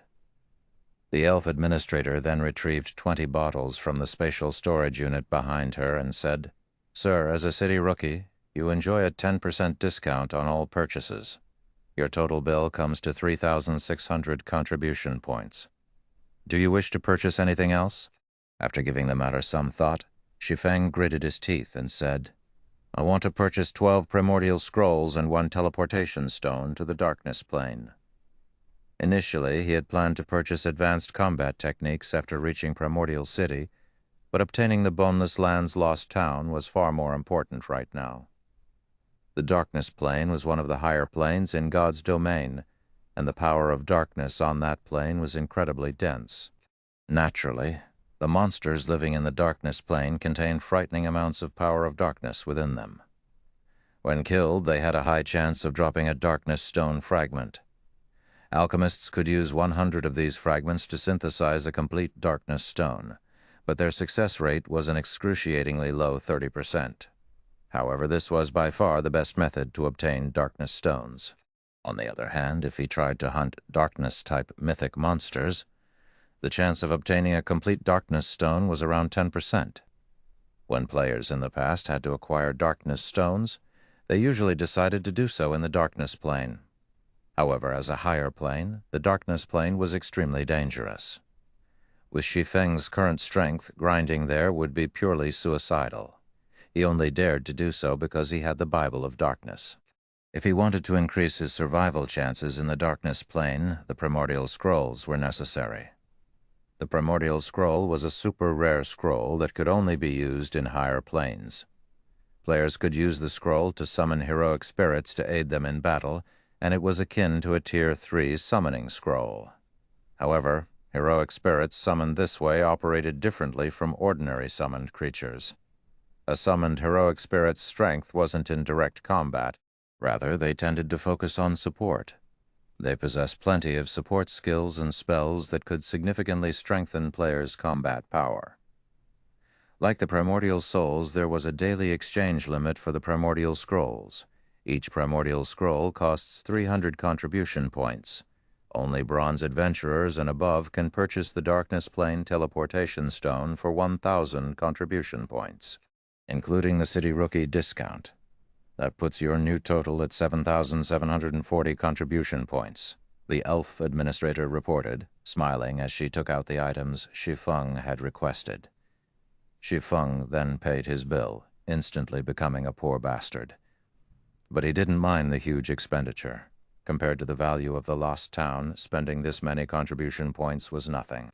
He then mailed the Primordial Souls to Aqua Rose while he teleported to the Darkness Plane. Chapter 1674, Darkness Plane. After Shi Feng activated the teleportation stone, he abruptly blacked out. When he opened his eyes again, he found himself in an entirely different world. The sky was dusky in this world ruled by darkness and death. Shi Feng felt as if he had just arrived in a small, dimly lit house, barely able to see 20 yards away. All he could see was a barren wasteland. This place didn't seem survivable for any creature. System. You have discovered the darkness world. System. Since you do not belong to this world, you find this world's power oppressive. All senses weakened by 50%, basic attributes decreased by 30%, and gained EXP decreased by 95%. System. While in the darkness world, you cannot make contact with the outside world. Once you die, your soul will be directly expelled from the darkness world. 3 system notifications suddenly reached Shi Feng's ears, one after another. Even Tier 2 players are suppressed so intensively. Shi Feng frowned when he heard the system notifications. He wasn't particularly surprised that he had been suppressed. However, what he didn't expect was the degree of suppression. Not only were higher planes much larger than other worlds, but the discrimination within them was also more severe.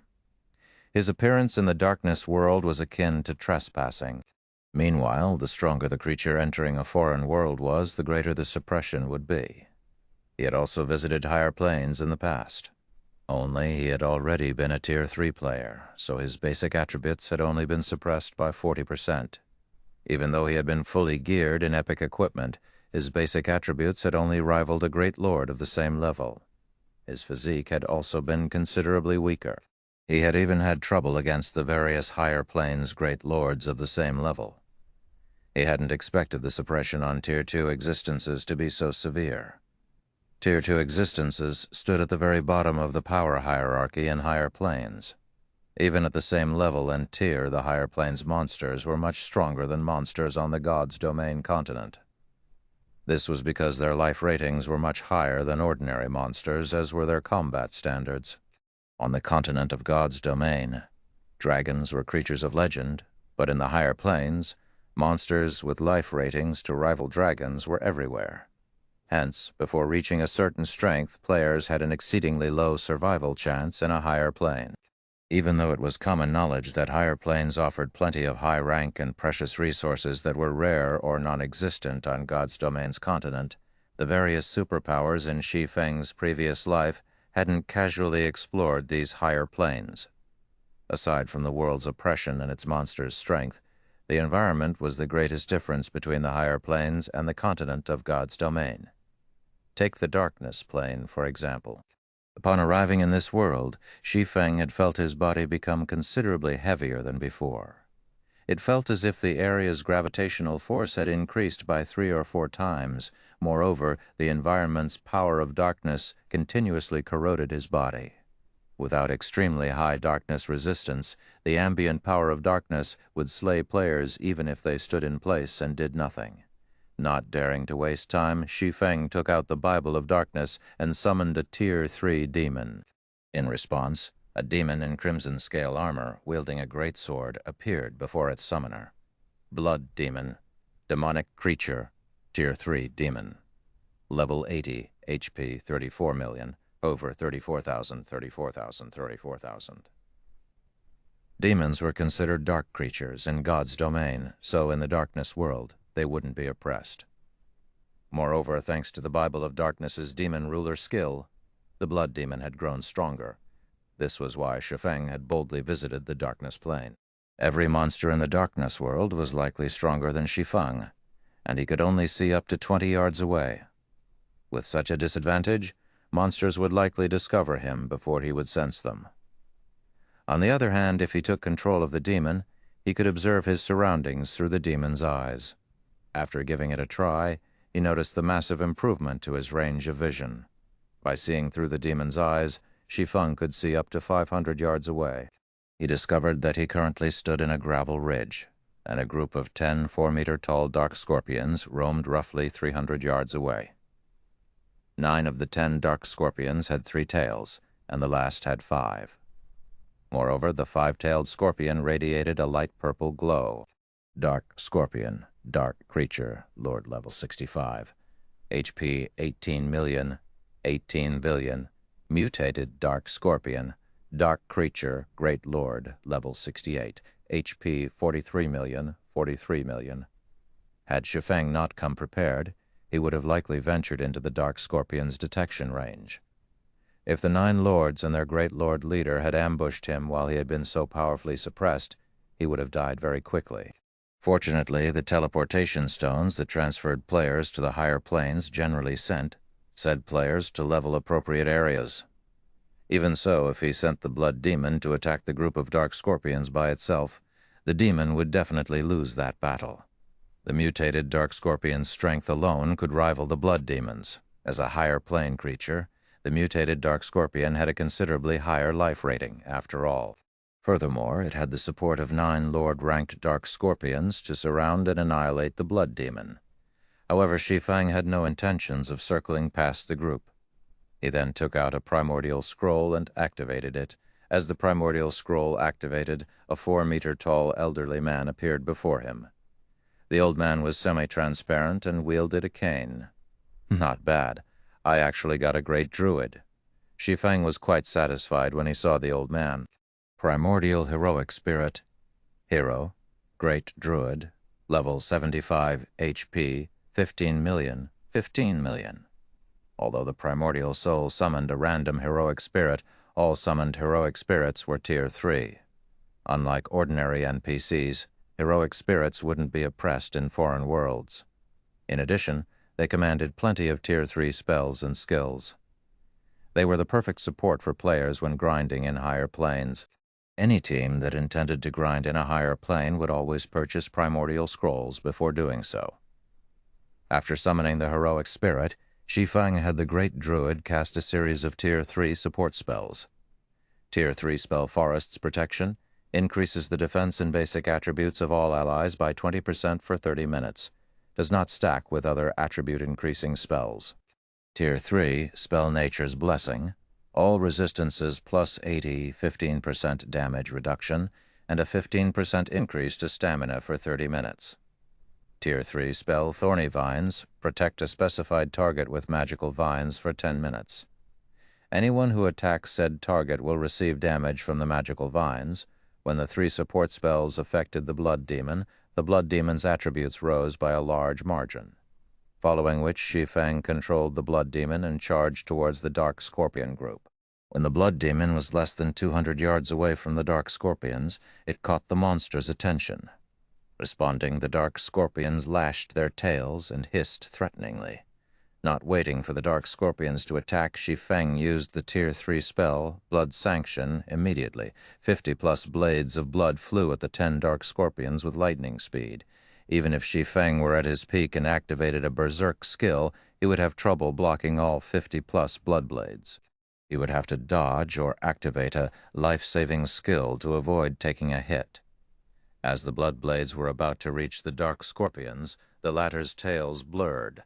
Dang, dang, dang. A series of dazzling sparks lit up the gloomy environment. The 9 Lord-ranked dark scorpions had successfully struck down over 80% of the blood blades, while the weapons that had found their mark had only dealt a little over 30,000 damage. The mutated dark scorpion, however, struck down all 9 incoming blades, emerging from the exchange unharmed. What high magic resistance? The outcome surprised Shi Feng a little. A Tier 3 Demon's Tier 3 spell carried immense power. Just one of those blood blades could rival a Great Lord's attack of the same level, yet they had only dealt a little over minus 30,000 damage after landing a direct hit. To the Dark Scorpions, who had 18 million HP each, the damage wasn't significant. During the brief moment Shi Feng had been surprised, the mutated Dark Scorpion screeched as its tails began to glow dark green as they lashed out at the Blood Demon. The tails had moved so quickly that Shi Feng hadn't been able to react in time. He had only managed to tilt the Blood Demon's body, evading 3 of the 5 attacks. When the mutated Dark Scorpion's 2 remaining tails struck the Blood Demon, its stingers slid through the demon's armor like a knife through paper, each dealing over minus 400,000 damage.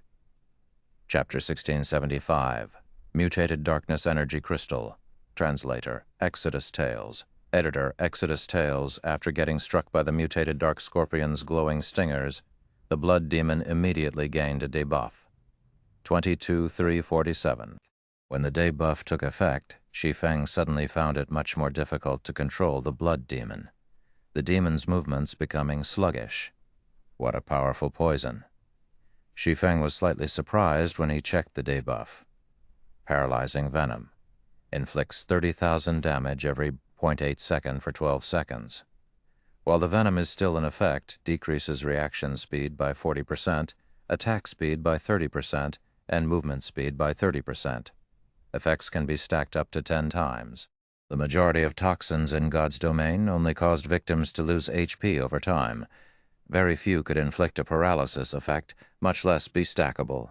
Although the Blood Demon possessed high magic resistance and could mitigate a portion of the damage it received, if the toxin was stacked 10 times, even the Blood Demon would fall in no time. Moreover, the toxin being stacked boosted not only the dot, but also the speed reduction debuff. If that happened, the Blood Demon would have an increasingly difficult time blocking the attacks of the Dark Scorpions, which possessed considerably high combat standards. The mutated Dark Scorpion's combat standard was even at the level of an ordinary expert player. In the next moment, the Dark Scorpions launched another wave of attacks at the Blood Demon, due to the venom. The Blood Demon had great difficulty defending itself. Series of damages, ranging from several tens of thousands to several 100,000, appeared above the Blood Demon's head, its HP plummeting. The number of paralyzing venom stacks also increased from 1 to 4. Now the Blood Demon was taking minus 120,000 damage from the venom every 0.8 second. Its reaction speed had also decreased by 60%, and its attack and movement speed by 50%. Even though the Blood Demon was higher leveled, it would not last very long against the Dark Scorpions at this rate. Thank goodness I prepared primordial scrolls. Glancing at the mutated Dark Scorpion, Shi Feng then commanded the heroic spirit to cast the Tier 2 spell Healing Wind. A light green gale immediately enveloped the Blood Demon. In the next moment, not only did the paralyzing venom debuff disappear altogether, but the Blood Demon also rapidly recovered the 10% or so HP it lost. In the blink of an eye, it was already back to full HP. Once Healing Wind ended, Shi Feng had the heroic spirit cast the Tier 3 spell Earthen Vine. Suddenly, vines sprouted beneath the Dark Scorpion's legs and bound the monsters completely. Although the Dark Scorpions managed to cut and snap the vines in their struggles, new vines would always replace the broken ones, greatly restricting the mobility of the Dark Scorpions. Moreover, the Earthen Vines also dealt 50,000 damage every second to the Dark Scorpions, and the skill lasted for a full 20 seconds. This skill was perfect against monsters without control removal skills. After the dark scorpions were restricted, the blood demon brandished its greatsword and began exterminating the dark scorpions. Each of its normal attacks caused around minus 40,000 damage, while its skills dealt over minus 100,000 damage each. Meanwhile, Shi Feng also cast Flame Domain on the group of monsters. Although Shi Feng was suppressed by the world and his basic attributes had decreased significantly, the sacred sword he wielded doubled the damage he dealt dark creatures, following which damages over minus 200,000 appeared above the dark scorpions' heads. Moreover, the damage Flame Domain dealt also increased by 20% with every passing second. By the time Flame Domain ended, the Lord-ranked dark scorpions had lost nearly 1/3 of their maximum HP Shi Feng, then executed Lightning Edge and dealt each of the dark scorpions over 200,000 damage per second for 5 seconds. At this time, the heroic spirit standing beside Shi Feng finished casting the Tier 3 Cursed Star Fury. Suddenly, streaks of starlight started raining down from the sky and bombarding the dark scorpions. The might of the AoE spell was stronger than even Shi Feng's Flame Domain, each wave of attacks dealing over minus 600,000 damage to the dark scorpions. Moreover, unlike normal AoE spells, Star Fury aimed only at enemies within range. Hence, the curse did not do any damage to the blood demon. In total, 7 waves of starlight descended on the dark scorpions. By the time Star Fury ended, not only had the dark scorpions lost a significant amount of their HPs, but they also fell into a heavily injured state, their basic attributes, defense, and combat power decreasing to a certain extent. This turn of events allowed the blood demon to deal even more damage. Now, even its normal attacks inflicted around minus 80,000 damage on its tough opponents. Very quickly, the first dark scorpion fell to Shi Feng's group. Afterward, even after Earth and Vine's duration ended, the heavily injured dark scorpions didn't pose much of a threat. To make the battle more efficient, Shi Feng decided to have the blood demon focus on only dodging the mutated dark scorpion's attacks while maintaining its assault on the other dark scorpions. This strategy rendered the mutated dark scorpion useless in the battle. The Great Lord could only watch as its subordinates got picked off one after another. Only after the disposal of all the Lord-ranked monsters did Shi Feng have the blood demon trade blow for blow with the Great Lord, foregoing all forms of evasion and defense. Although the blood demon would get poisoned and receive significant amounts of damage from doing so, there was the healing provided by the heroic spirit. Due to the blood demon's all-out offensive, the mutated dark scorpion lost HP rapidly. 72%, 70%. After roughly 10 minutes had passed since the battle began, Shi Feng activated Divine Providence and landed the last hit on the mutated dark scorpion, following which the mutated dark scorpion let out an agonized screech as it collapsed before Shi Feng's feet. At the same time, the Great Lord also dropped 8 items around its corpse. The monsters here are really tough. Shi Feng breathed out a sigh of relief when he saw that the mutated dark scorpion was finally dead. Although Shi Feng had long since known that the monsters in higher planes were powerful, he had never imagined that the monsters of the darkness world would be this powerful. Just dealing with a level 68 Great Lord had already taken him so much effort. If not for him having summoned a healing-type heroic spirit, he could have come out the loser in this battle. With how powerful the monsters in the darkness world were, if he came across a Grand Lord, he would most likely have no choice but to run away. However, while dealing with the dark scorpions was indeed very difficult, the loot they dropped pleased Shi Feng greatly. The 9 Lord-ranked dark scorpions had dropped a total of 37 items. Among them, 15 were level 60 mysterious iron equipment, and 8 were level 60 bronze equipment. The drop rate here was considerably better than on the continent of God's domain, where Lord-ranked monsters past level 50 dropped only bronze equipment, while mysterious iron equipment was dropped by only High Lords and Great Lords, and generally just 1 or 2 pieces of equipment at that. Aside from weapons, equipment, and materials, the 9 dark scorpions also dropped 3 darkness stone fragments. The drop rate for the fragments was considerably better than what Shi Feng initially expected it to be. However, compared to the loot of the 9 dark scorpions, the loot of the mutated dark scorpion was much more attractive. Of the 8 items dropped, 3 were equipment. a level 60 secret silver cloth armor robe, and 2 set pieces for the level 60 secret silver plate armor Dark Devourer set. Level 60 secret silver set equipment would be considered top-notch equipment in the game when players reached level 60. Moreover, the Dark Devourer set was actually an 8-piece set. The set's level requirement would be lowered to level 55 when 4 set pieces were gathered, and further to level 50 if one managed to complete the set. If players could equip level 60 secret silver set equipment at level 50, just the basic attributes they could gain from the set alone would surpass that of level 50 Dark Gold set equipment. Not to mention, the Dark Devourer set's other set effects were also plenty amazing. The set's 2-piece set effect reduced the damage sustained from Tier 2 spells by 40% and spells below Tier 2 by 70%. Meanwhile, the 6-piece set effect raised the wearer's strength and endurance by up to 30% when attacked. If he could allow the guild's MTs and berserkers to equip the Dark Devourer set, they would be practically invincible among those of the same level. Aside from the 3 pieces of equipment, the mutated Dark Scorpion also dropped 2 Darkness Stone fragments. As for the remaining 3 items, 2 of them were paralyzing venom potions, which could be applied to weapons, allowing one's attacks to inflict a weakened version of the paralyzing venom debuff on targets. Each potion could be used 3 times, and each application lasted 30 minutes. Although the debuff imposed was nowhere near as strong as the mutated Dark Scorpion's, it was still quite effective against both players and monsters, following which Shi Feng took out from his bag the last item the Great Lord dropped. This item was a crystal that gave off a black and white glow. When he looked at the crystal, a hint of excitement flashed in his eyes.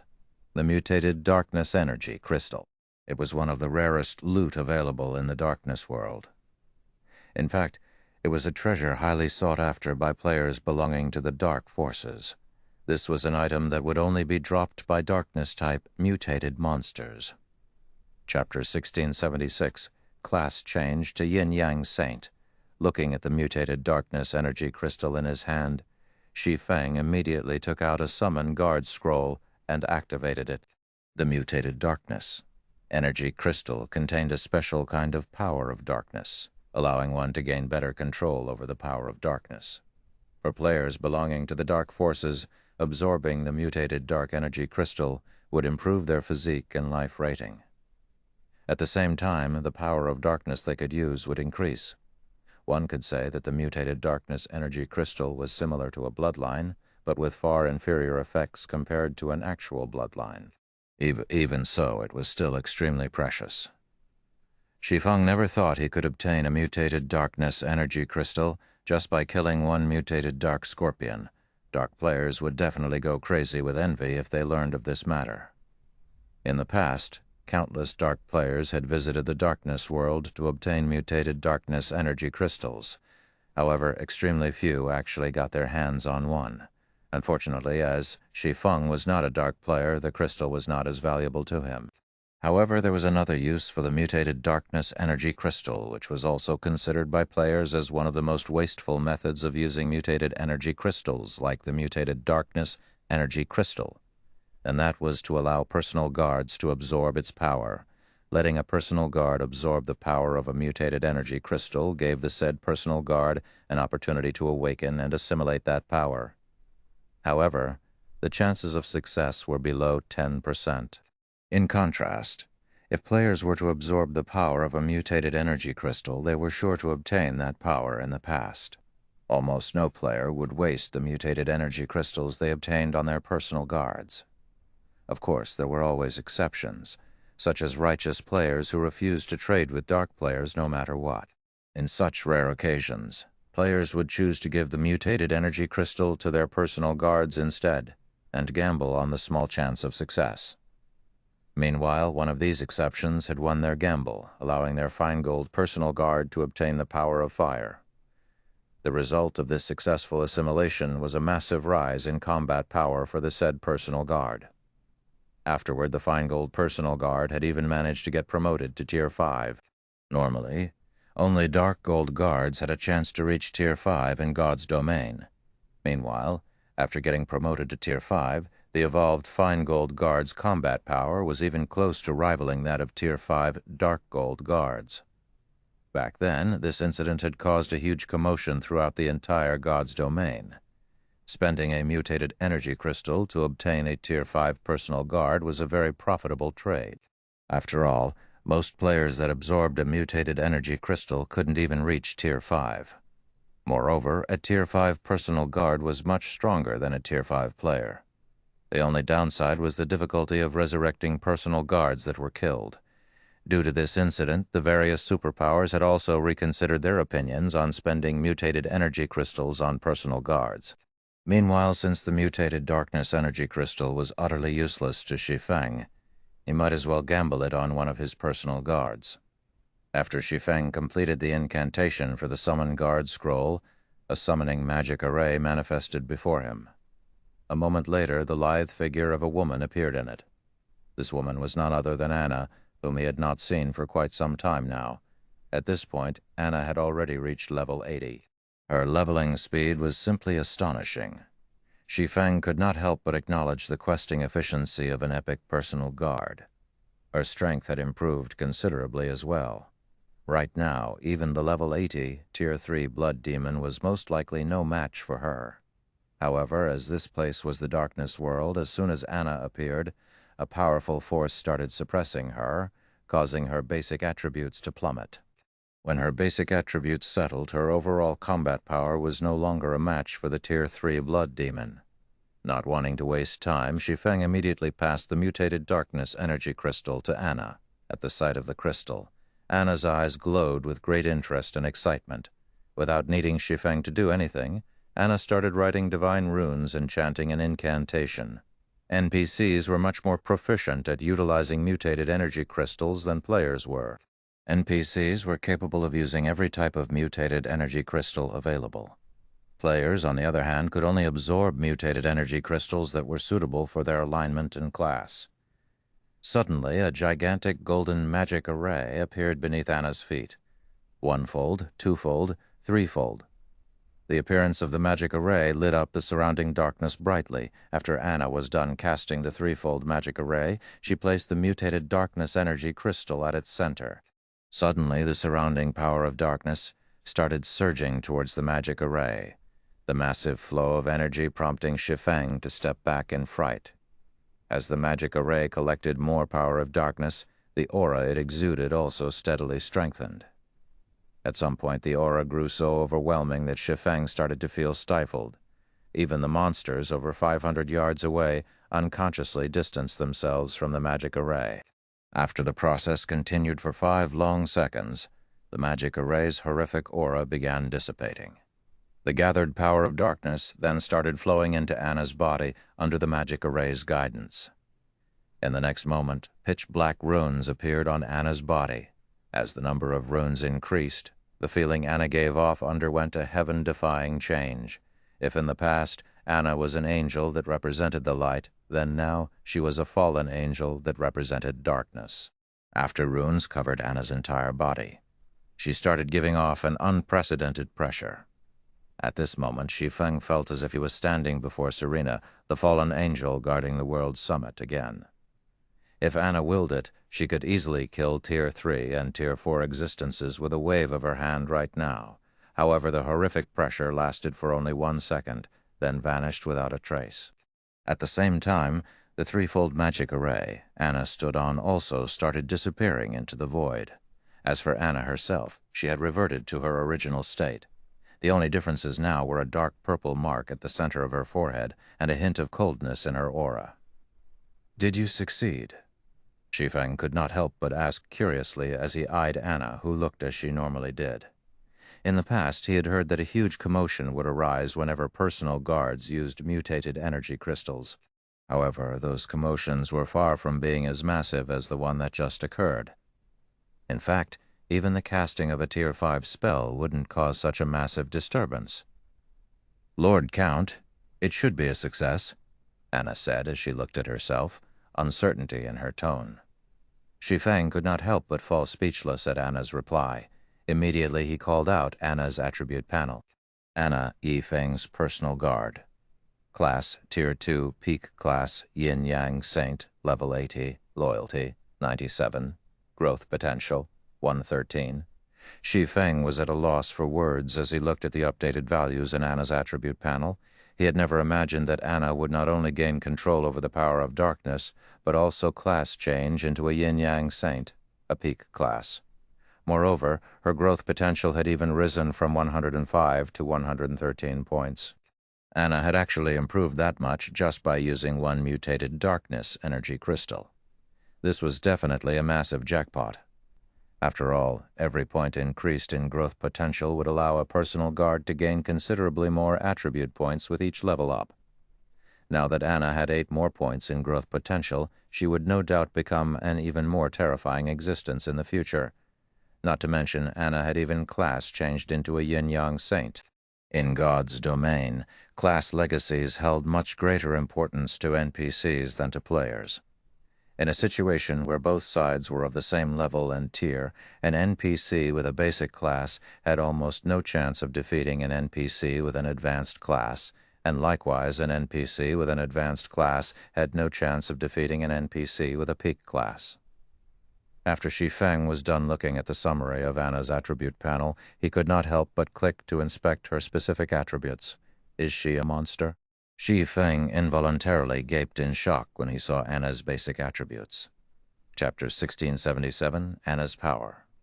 Shi Feng was dazed for a long moment after seeing Anna's basic attributes. If other players saw Anna's statistics, they'd be surprised by how high the values were at most, but Shi Feng knew the implication these attributes had. A normal level 80, Tier 2 magical class NPC would only have around 3,600 intelligence, which was already far more than what magical class players would have at level 80, Tier 2. Even if a level 80 player were fully geared in epic equipment, they wouldn't have such a high attribute since every personal guard used epic weapons and equipment. Even the strongest magical class personal guard Shi Feng had heard of in the past had only commanded 4,200 intelligence after reaching level 80, Tier 2, although there was only a 600-point difference. The difference in magic damage and maximum mana would be massive. In God's domain, the power of a spell heavily depended on the caster's intelligence. For example, if a Tier 1 player and a Tier 6 player cast the same Tier 1 spell, the power difference would be like heaven and earth. The outcome was due to the difference in their attributes. Meanwhile, high-tiered spells and skills only allowed one to display more of their raw power. Previously, Anna's intelligence had only risen to 4,346, and she had barely been able to contend with ordinary great lords of the same level in terms of raw magic damage. However, if she used the powerful skills in her arsenal, she could have easily overwhelmed a great lord of the same level. Now, Anna's intelligence had risen to 5,031 points. With such high intelligence, she could overwhelm great lords with ordinary Tier 2 spells. Now, I won't have to worry about needing sufficient help in the darkness world. Looking at Anna, Shi Feng could tell that she could easily stomp out great lords of the same level. Aside from the improvements they granted players and NPCs, mutated darkness energy crystals would force the darkness world to recognize their users. With this recognition, the world would no longer consider them an intruder and suppress them. This was why dark players desired mutated darkness energy crystals. Although dark players were members of the dark forces and contained a small amount of power of darkness within, the darkness world still considered them trespassers. The world would still suppress them, although the suppression wouldn't be as severe due to the power of darkness they contained. However, if they absorbed a mutated darkness energy crystal, they could proceed without any suppression. They could then explore the darkness world as if they were in their element. Now that Anna had absorbed the mutated darkness energy crystal, she too had been recognized by the darkness world. The world would accept her as one of its own, and she'd be able to exhibit all of her strength. Shi Feng then began his search for the next group of monsters. Although resources within the darkness world were abundant, this world didn't have as many monsters as the continent of God's domain. If the darkness world's monsters moved in large groups as they did on the continent of God's domain, players would have no hope of surviving here. Now that Shi Feng had the powerful support Anna offered, hunting down monsters like the dark scorpions was a waste of time. He needed to find stronger monsters to allow Anna to display her full potential. After searching for around 30 minutes, Shi Feng finally found a pack of two-headed dark wolves resting at the foot of a mountain. There were 12 dark wolves in total, including 1 Grand Lord and 11 Lords. The Lord-ranked wolves were around 4 meters tall, while the Grand Lord was double that size. Aside from looking like a miniature mountain, the Grand Lord-ranked dark wolf gave off an intense pressure. Two-headed dark wolf, dark creature, Lord level 67. HP 21 million, over 21,000. Two-headed dark wolf king, dark creature, Grand Lord. Level 70. HP 95 million, 95,000. Challenging a Grand Lord in the darkness world was very dangerous, but even if Shi Feng weren't a match for the monster, he was confident that he could retreat safely if needed. If he weren't, and he settled for weaker monsters, he wouldn't be able to acquire then 100 darkness stones he needed even after 10 solid days of grinding. The darkness world's Grand Lords had a chance of dropping complete darkness stones. On the other hand, only mythic rank or above darkness-type monsters would drop the stones on the God's Domain continent. That being said, Grand Lords in this world had a slightly lower chance of dropping them. However, he could use Icarus's heart to compensate for the low drop rate. As long as the Grand Lords had a chance of dropping the stones, it was worth a try. Shi Feng had only planned to challenge Grand Lords after he could summon 3 demons with the Bible of Darkness. He'd also be able to use another primordial scroll in 2 hours. With 5 Tier 3 monsters and a healer, he had a considerably good chance of defeating the Grand Lords. At worst, he could always suppress his opponents with the Ring of Gospel, but now that he had a monster of a personal guard like Anna, there was no need to wait. All right, let's begin. Shi Feng commanded once everyone was in position. Anna instantly began to write divine runes, chanting an incantation at the same time. A short moment later, 10 level 80 Lord-ranked rock guardians formed before Anna. A level 80 Great Lord-ranked golden giant had joined them. Due to the significant boost to Anna's intelligence, her summoned creatures had also received a boost to their attributes. The summoned creatures were 15% stronger than they had been previously, but Anna wasn't done yet. Following which she cast Magic Strengthening, further increasing the Rock Guardians and Golden Giant's basic attributes. In the blink of an eye, Shi Feng had a powerful monster army. As the 11 summoned creatures prepared to charge, the old man beside Shi Feng cast enhancement buffs on them as well, strengthening the summoned creatures even further. Go, Shi Feng commanded once the preparations were complete. The Golden Giant and Blood Demon led the charge with the 10 Rock Guardians closely behind them. When the group of summoned creatures came within 200 yards of the Dark Wolf pack, the Dark Wolves howled with anger. The 2-headed Dark Wolf King stood and glared at the Golden Giant and Blood Demon. Emanating a low growl, it pushed its paws against the ground and shot forward. The Dark Wolf King was as fast as lightning, leaving a trail of afterimages and powerful gales of wind. The Dark Wolf King arrived before the Golden Giant almost instantly, smacking the Great Lord with one of its front paws. Pang! Under Anna's control, the Golden Giant raised its arms to protect itself. When the Dark Wolf King's paw collided with the Golden Giant's arms, the ground beneath the summoned Great Lord cracked and shattered, and the Golden Giant sunk into the ground. The Dark Wolf King's strength was higher than Shi Feng had expected, and despite blocking the attack, the Golden Giant had lost over 100,000 HP. Realizing that its first attack had failed to get rid of its target, the Dark Wolf King turned and swiped its tail at the Golden Giant. As the Wolf King's bushy tail moved, power of darkness gathered around it, turning the harmless-looking tail into a sharp blade that sliced at the Golden Giant. Tier 2 skill, Darkness Blade. When the attack landed, the impact sent the Golden Giant flying over 20 yards back, following which a damage of over minus 2,300,000 appeared above the Golden Giant's head. The Dark Wolf King's strength was on an entirely different level than the Grand Lords on God's Domain's continent. Fortunately, although the 2 attacks dealt a lot of damage, the Golden Giant had 55 million HP. Losing a little over 2 million HP was nothing, with the primordial heroic spirit healing it from a safe distance, the Golden Giant could definitely withstand the Dark Wolf King's attacks. In contrast, the Blood Demon and 10 rock giants completely overwhelmed the 11 two-headed dark wolves that had followed their alpha. Even without any healing, the rock giants could dominate the dark wolves in a one-on-one fight. Furthermore, they had the help of the Tier 3 Blood Demon. Naturally, Anna didn't sit idle. After becoming a yin-yang saint, she had gained more than just summoning skills. She now had powerful attack spells in her arsenal. Anna cast Holy Light Spear, a Tier 2 light-type spell, launching 18 holy spears at the Dark Wolf pack. Each spear carried nearly as much strength as a Tier 3 Great Lord of the same level. Moreover, the holy spears dealt an additional 50% damage to dark creatures. When the holy spears found their marks, the dark wolves cried in agony as damages of over -400,000 appeared above their heads. In less than 10 minutes, Shi Feng's team had wiped out the 11 Lord-ranked two-headed dark wolves, the creatures decorating the ground with loot upon their deaths. Now, only the two-headed Dark Wolf King remained, still fighting the Golden Giant. However, the Golden Giant looked miserable. Despite the heroic spirit's constant healing, the Great Lord's HP continued to decrease.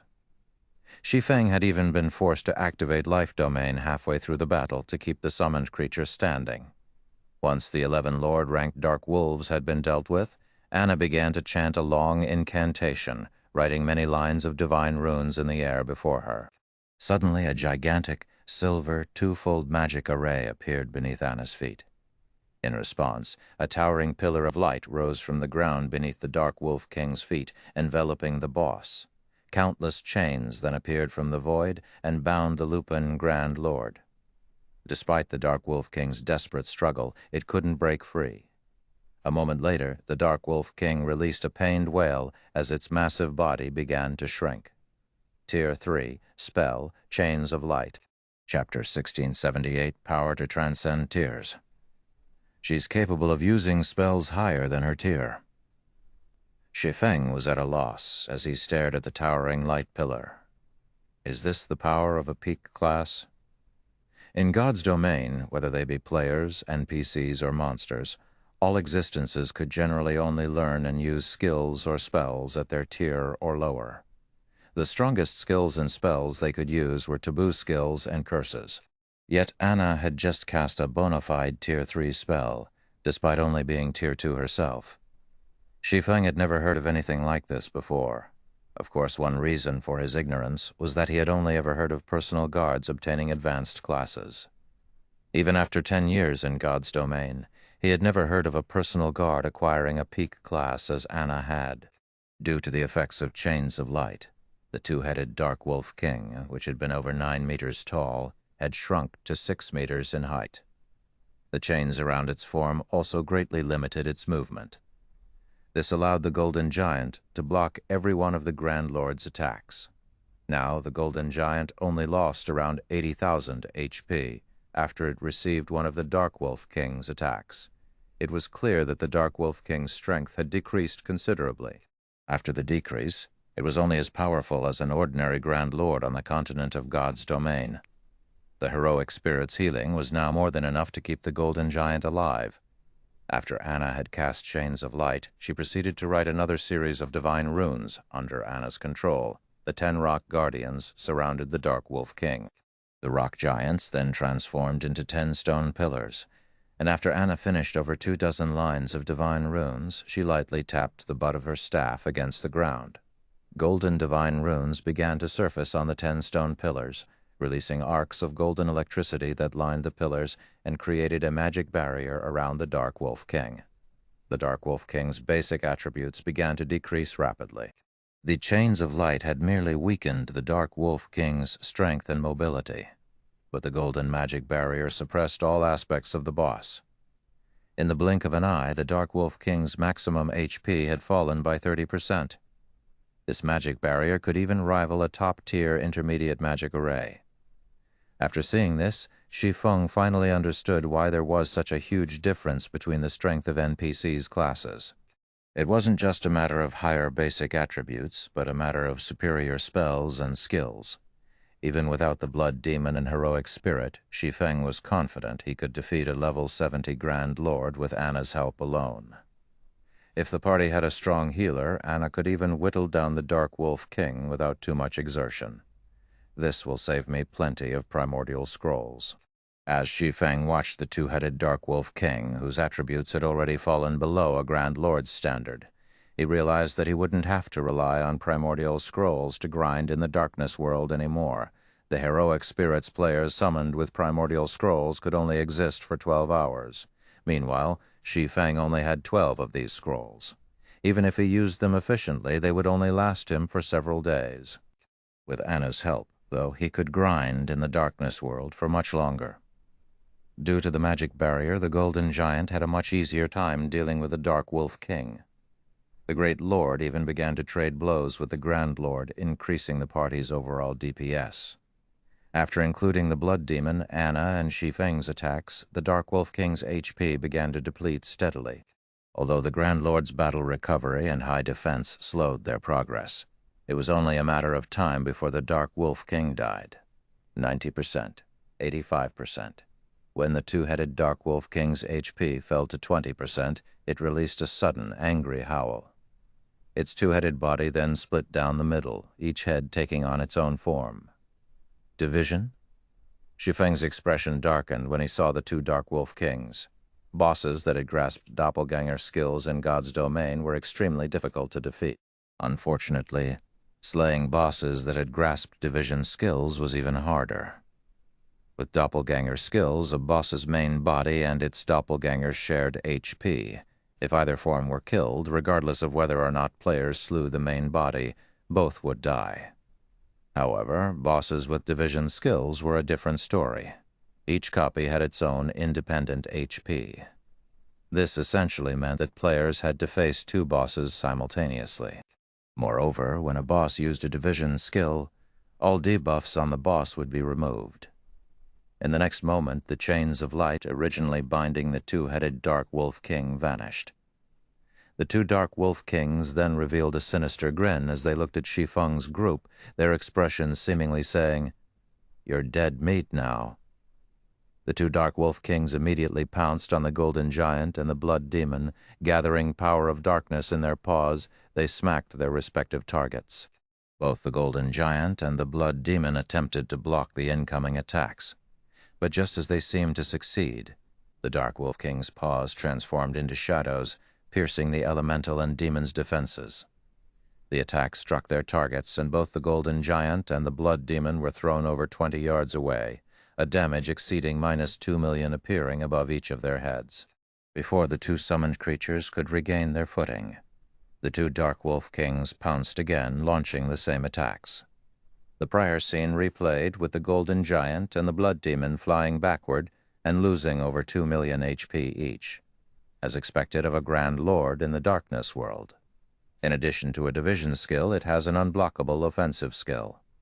This boss could even annihilate a 20-man team of Tier 2 experts of the same level. Despite realizing the seriousness of the summoned creature's situation, Shi Feng remained unfazed. Instead, he calmly told Anna, "Let's see what you've got."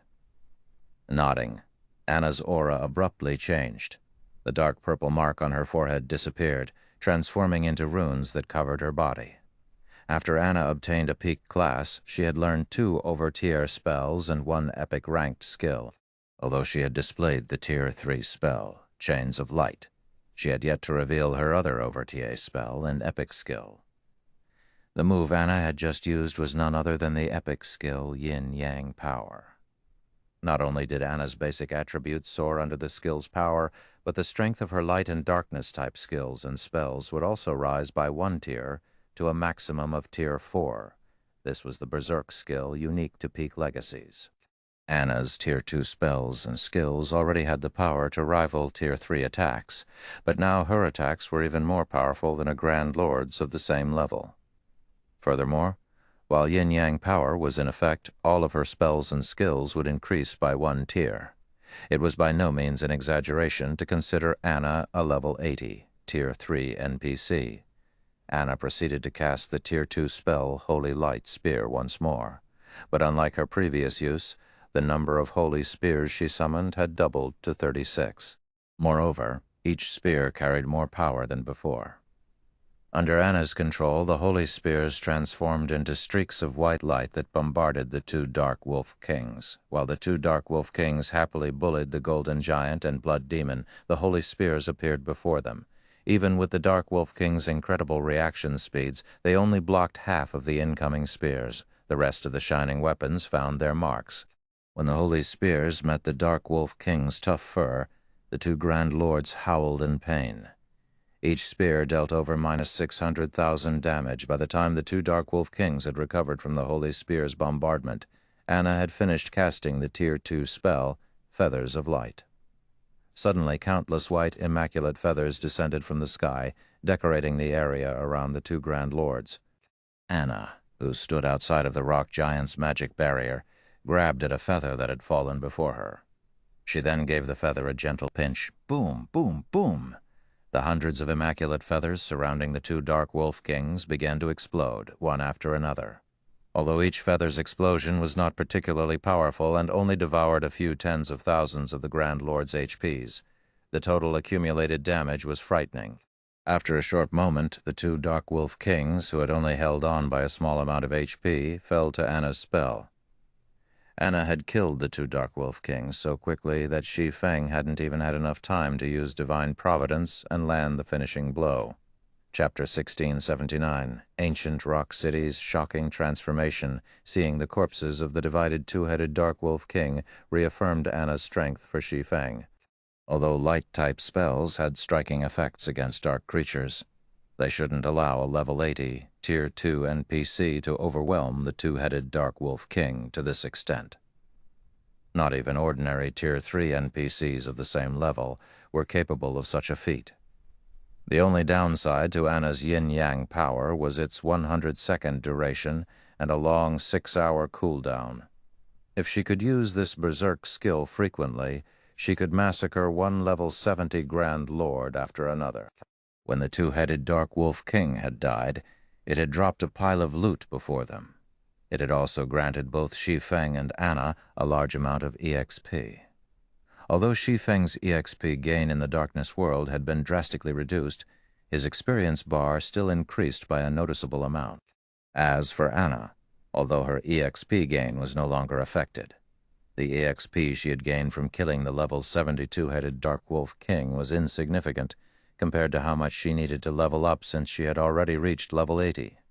As expected of one of the Darkness world's Grand Lords, its loot is way better than an ordinary Grand Lord's. Shi Feng couldn't help his surprise as he gazed at the items before him. Past level 50, Grand Lords generally only dropped 10 or so items. Moreover, the majority of the loot would even be materials, and one would be lucky if they got 3 or 4 pieces of equipment, even the best of which would be secret silver rank. However, the two-headed Dark Wolf King had dropped over 20 items. Although the majority of the loot was still materials, the boss had dropped 5 pieces of equipment. 3 of the pieces were level 60 secret silver equipment, including 1 pair of boots belonging to the level 60 secret silver ranked Dark Devourer set.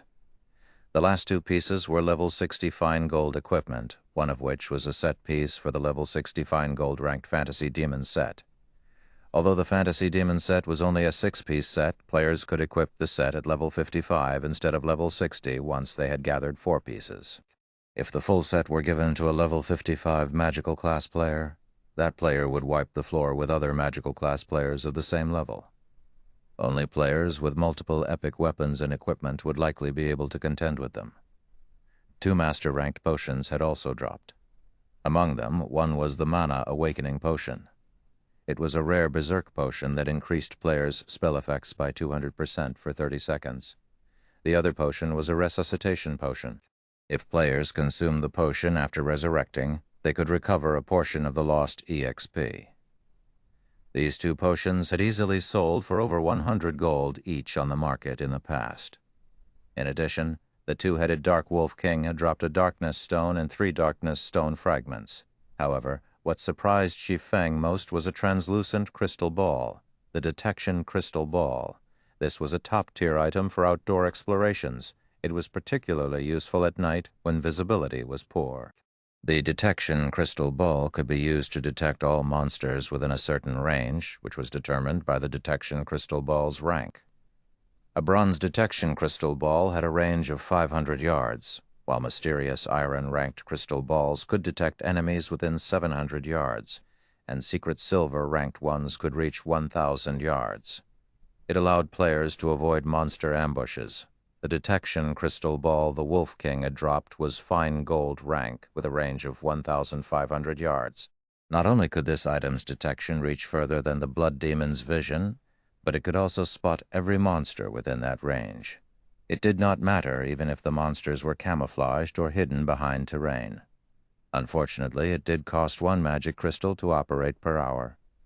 Ordinary players might not be willing to pay this price, but it wasn't an issue for Shi Feng, and it would be of great help as he explored the Darkness World. There weren't as many monsters in the Darkness World as there were on the continent of God's domain, making them troublesome to find. Since Shi Feng was looking for specific targets, his hunt was even more time-consuming. With the detection crystal ball, however, he could save plenty of time and avoid unnecessary battles. "This will save me a ton of time." Shi Feng smiled. Without hesitation, he spent 1 magic crystal to activate the detection crystal ball and looked for his next target. Although Anna wouldn't be able to use her berserk skill again for a short time, Shi Feng had summoned another Tier 3 demon to assist him as soon as the demon's summoning skill's cooldown had ended. With the extra Tier 3 demon, his party could slowly whittle down another level 70 Grand Lord, even without the personal guard's berserk skill. In such a way, Shi Feng continued to hunt Grand Lords in the Darkness World. As for his stamina and concentration recovery, Shi Feng had used the life essence he had accumulated with the blood-refining crystal to remain battle-ready. In addition, every monster he killed in the Darkness World granted varying amounts of blood energy, which he could use to create more life essence. In the end, Shi Feng grinded monsters for a full day without rest. With the help of divine providence, he had collected 28 darkness stones and 200+ darkness stone fragments during that time. At this rate, he should be able to collect 100 darkness stones in no time. In addition, he had collected over 100 pieces of level 60 secret silver and fine gold weapons and equipment. He also managed to complete 1 Dark Devourer set and now had 4 set pieces of the Fantasy Demons set, only missing the helmet and gloves. Although Shi Feng was in high spirits and more than eager to continue his grind, his many years of experience in God's domain had taught him that it was important to balance work and rest properly. Although the life essence replenished his stamina and concentration, it was more of a stimulant than a replacement for actual rest. If he wanted to rest his mind, he had to log out of the game. After returning to reality, Shi Feng planned to see to his basic training, as usual, maintaining his physical fitness. He then planned to make the necessary arrangements to expand the Zero Wing workshop. Now that the Zero Wing Guild was on the right track to becoming a superpower and had acquired a city of its own, the Guild would only grow as it moved forward. Naturally, the Guild's management would become more complex. He needed more personnel to manage Zero Wing, and so he needed to expand his workshop and recruit more internal members. But before Shi Feng could leave his room, the quantum watch on his wrist, which was connected to his virtual gaming cabin, rang. The display on his watch showed that the caller was Aqua Rose. "Guild leader, I finally got through to you," Aqua Rose said as soon as the call connected, sounding a little rushed. "Has something happened to the Guild?" Shi Feng asked curiously. "Something big has happened," Aqua Rose stated. "While you were grinding in the Darkness World, Heaven's Burial has been trying desperately to fend off the various superpowers surrounding it. It has even mobilized countless evil demons and evil beasts. But midway through the siege, one of the superpowers mobilized powerful siege weapons and a large number of NPC mercenaries. The battle continued for several more hours, and after suffering immense casualties, the various superpowers finally broke past Ancient Rock City's walls and charged into the City Lord's mansion." "So, Ancient Rock City has been taken?" Shi Feng could not help but smile. He had destroyed Ancient Rock City's defensive magic arrays precisely so that he could cut off one of Heaven's Burial's revenue sources. If another power claimed Ancient Rock City, it was definitely worth celebrating for Zero Wing. No, Aqua Rose said, shaking her head. No. Haven't they broken into the City Lord's mansion with the various superpowers' strength? They should have no issues getting to the City Lord's tablet, even if there are evil demons in the building. Aqua Rose's reply left Shi Feng slightly confused. The various superpowers were recognized as such due to the large number of experts they employed. While Refinement Realm experts couldn't do much in a war involving tens of thousands of players, they could exhibit tremendous combat power in compact fights with a limited number of opponents. Even if level 100 NPC soldiers were stationed inside the City Lord's mansion, those NPCs wouldn't be able to stop every Refinement Realm expert from reaching the City Lord's tablet. The various superpowers have stormed the City Lord's mansion, but some Tier 4 NPC appeared suddenly and transformed ancient Rock City into an evil demon nest. Not only has the city become a forbidden land for players, but the evil beasts and demons are also expanding their influence and capturing areas around ancient Rock City. More evil demons and evil beasts are joining the force by the minute. Just some time ago, we received a report stating that the other guilds' towns in the Orc Empire have fallen to these evil demons. According to our scouts, the evil demon army is spreading towards Star Moon Kingdom's borders. By the looks of it, Zero Wing City is the army's target. Chapter 1680, Evil God's Branch Temple. A Tier 4 NPC appeared in ancient Rock City, and the NPC transformed the city into an evil demon nest. How is that possible? Shi Feng was stunned after listening to Aqua Rose's report. Suddenly, a possibility came to mind, and he could not help but ask, "Do you have the latest image of ancient Rock City?" "Yes, I'll send it now." Aqua Rose nodded. The fact that ancient Rock City had become an evil demon nest had frustrated the various superpowers. Hence, they had sent plenty of scouts to investigate ancient Rock City's current state in the hopes of wresting back control of the city. Meanwhile, Zero Wing had collected quite a bit of information from those superpowers, following which, Shi Feng entered his virtual gaming cabin again and logged into his rest space. He could still make contact with players in God's domain from within the rest space. Once he had logged in, Shi Feng noticed the pictures of ancient Rock City Aqua Rose had sent. In addition to that, she had sent video recordings and statistics reports about the current forces inside the city. What a terrifying number. Shi Feng was shocked as he watched the videos. Evil demons and evil beasts crowded ancient Rock City, both on its walls and inside the city itself. Several million monsters had taken control of the city far more than any single player could control. Based on the information the various superpowers had gathered, there should be roughly 3 million evil demons and evil beasts defending ancient Rock City. Moreover, this number continued to grow as time passed. However, the number of monsters within the city wasn't the most important aspect. It was these monsters' levels. The lowest-leveled monster present in the city was level 50, while the higher-leveled ones had reached level 80. Moreover, there were mythic-ranked evil beasts and evil demons outside of the city. Based on current reports, there should be more than 10 mythic-ranked evil beasts and evil demons protecting ancient Rock City. There was also a level 80 Tier 4 NPC stationed in the city. This NPC was the true Grim Reaper to players due to its Tier 4 domain skill. Based on the reports, hostile players that tried to approach this Tier 4 NPC would be transformed into evil demons before they could get near the NPC. Sure enough, Shi Feng frowned as he gazed at the towering temple in the heart of ancient Rock City. They sure are ruthless. They actually built a branch of the evil god's temple in ancient Rock City. The only way to transform a city into an evil demon nest was to create an evil god's temple branch temple in the city. If a branch temple descended, one could instantly teleport all of the evil beasts and demons under their command to the temple, essentially fortifying the city with an army. However, it was extremely difficult to get a branch temple to descend. First, the descent's target must not have any defensive magic arrays, and second, one would need a large number of precious materials and souls. Once a branch temple descended, the occupied city would crumble. Although it was only a branch temple, the density of the evil energy it exuded would be horrific. This evil energy would corrupt the land the branch temple occupied, and only a Tier 5 high priest or above would be able to cleanse the corrupted land. If the land remained corrupt, ordinary players wouldn't be able to survive there.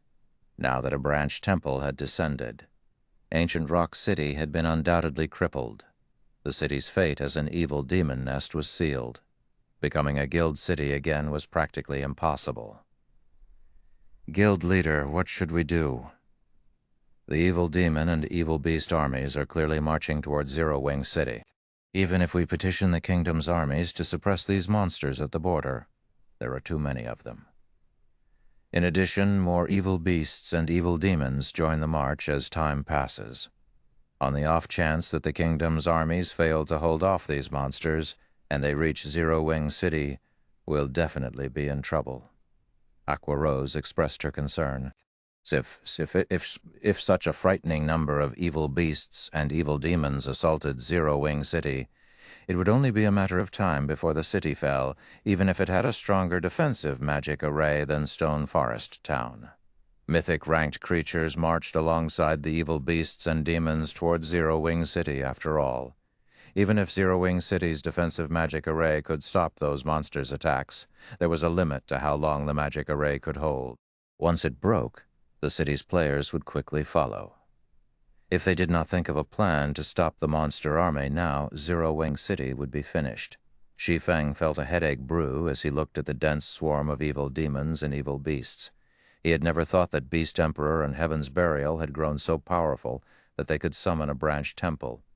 It wasn't exactly a simple task, and the price of doing so was unimaginable.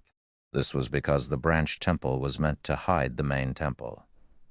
If Beast Emperor and Heaven's Burial had tried to mobilize their monster armies from within Star Moon Kingdom, even if Shi Feng had sat back and done nothing, the kingdom's NPCs would discover the evil god's temple within Star Moon Kingdom immediately. At that time, the kingdom would doubtlessly dispatch its armies to exterminate the temple. But a branch temple was a different story. Since Beast Emperor and Heaven's Burial teleported their monsters from the main temple to the branch temple, it was impossible to track down the main temple before these armies mobilized within the kingdom. Meanwhile, even if the branch temple were destroyed, the evil demon and evil beast armies were already outside of Star Moon Kingdom. They would not teleport back to the main temple due to the branch temple's destruction. Notify Snow and have her organize the guild's experts to coordinate with the kingdom's armies immediately. We need to stop as much of that monster army as possible. Also, figure out a way to collect as many magic crystals as possible before I return. Have everyone put as much distance as possible between them and the monster army.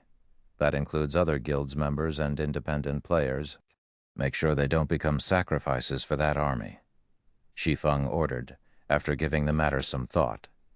The evil god's temple had been a constant thorn in the side for God's domain's various major powers in the past. The main reason for this, the temple members' ability to create evil beasts and demons through their defeated opponents. If a force weren't strong enough and tried to challenge the evil beasts and evil demons, they'd only become food for those monsters. There were two methods to keep its forces from spreading when the evil god's temple plagued a country. The first was to exterminate every evil beast and demon found with overwhelming strength, while the second was to destroy the main temple.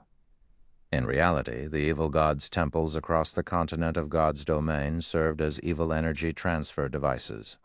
When activated, the evil god's temples would send evil energy throughout the continent, creating a suitable environment for its evil beasts and demons. As long as one destroyed the activated evil god's temple, they could stop the transfer of evil energy. After losing its source, the evil energy that had spread would gradually thin until the environment became hostile for evil beasts and demons once again. Some of the weaker monsters might even die as a result, while the stronger monsters would grow weaker and become easier to defeat. However, the whereabouts of Star Moon Kingdom's evil god's temple remained unknown, and destroying the heavily guarded branch temple in the Orc Empire was impossible. The only hope of fending off the monster army that marched toward Zero Wing City was to send expert players to work alongside the NPC armies, whittling away as many of the evil beasts and demons as possible. The monster army could only grow if it had sacrifices. It couldn't bolster its numbers without a cost. Understood. I'll notify Snow right away. Aquarose nodded before disconnecting the call. Not daring to waste time, Shi Feng immediately logged back into God's domain and continued to grind for darkness stones. Meanwhile, over 500,000 players had gathered in a forest at the border of Stone Forest Town's map. Among them, over 100,000 wore Heaven's Burial's Guild emblem. Every one of these players was level 47 and above, and they were all very well equipped. However, every one of these players wore tense expressions. Beast Emperor, I've prepared the 400,000 players you've asked for. I hope that you will fulfill your promise. Singular Burial, who stood atop a hillside, told the middle-aged man beside him. The middle-aged man had ashen skin covered in runes. The man also wielded a staff made of pitch-black jade. This man was none other than Beast Emperor. However, he was no longer covered in bandages. Relax. When have I ever broken a promise to you? Beast Emperor laughed. Turning his sight towards the player army at the bottom of the hill, he commanded, All right, let's begin.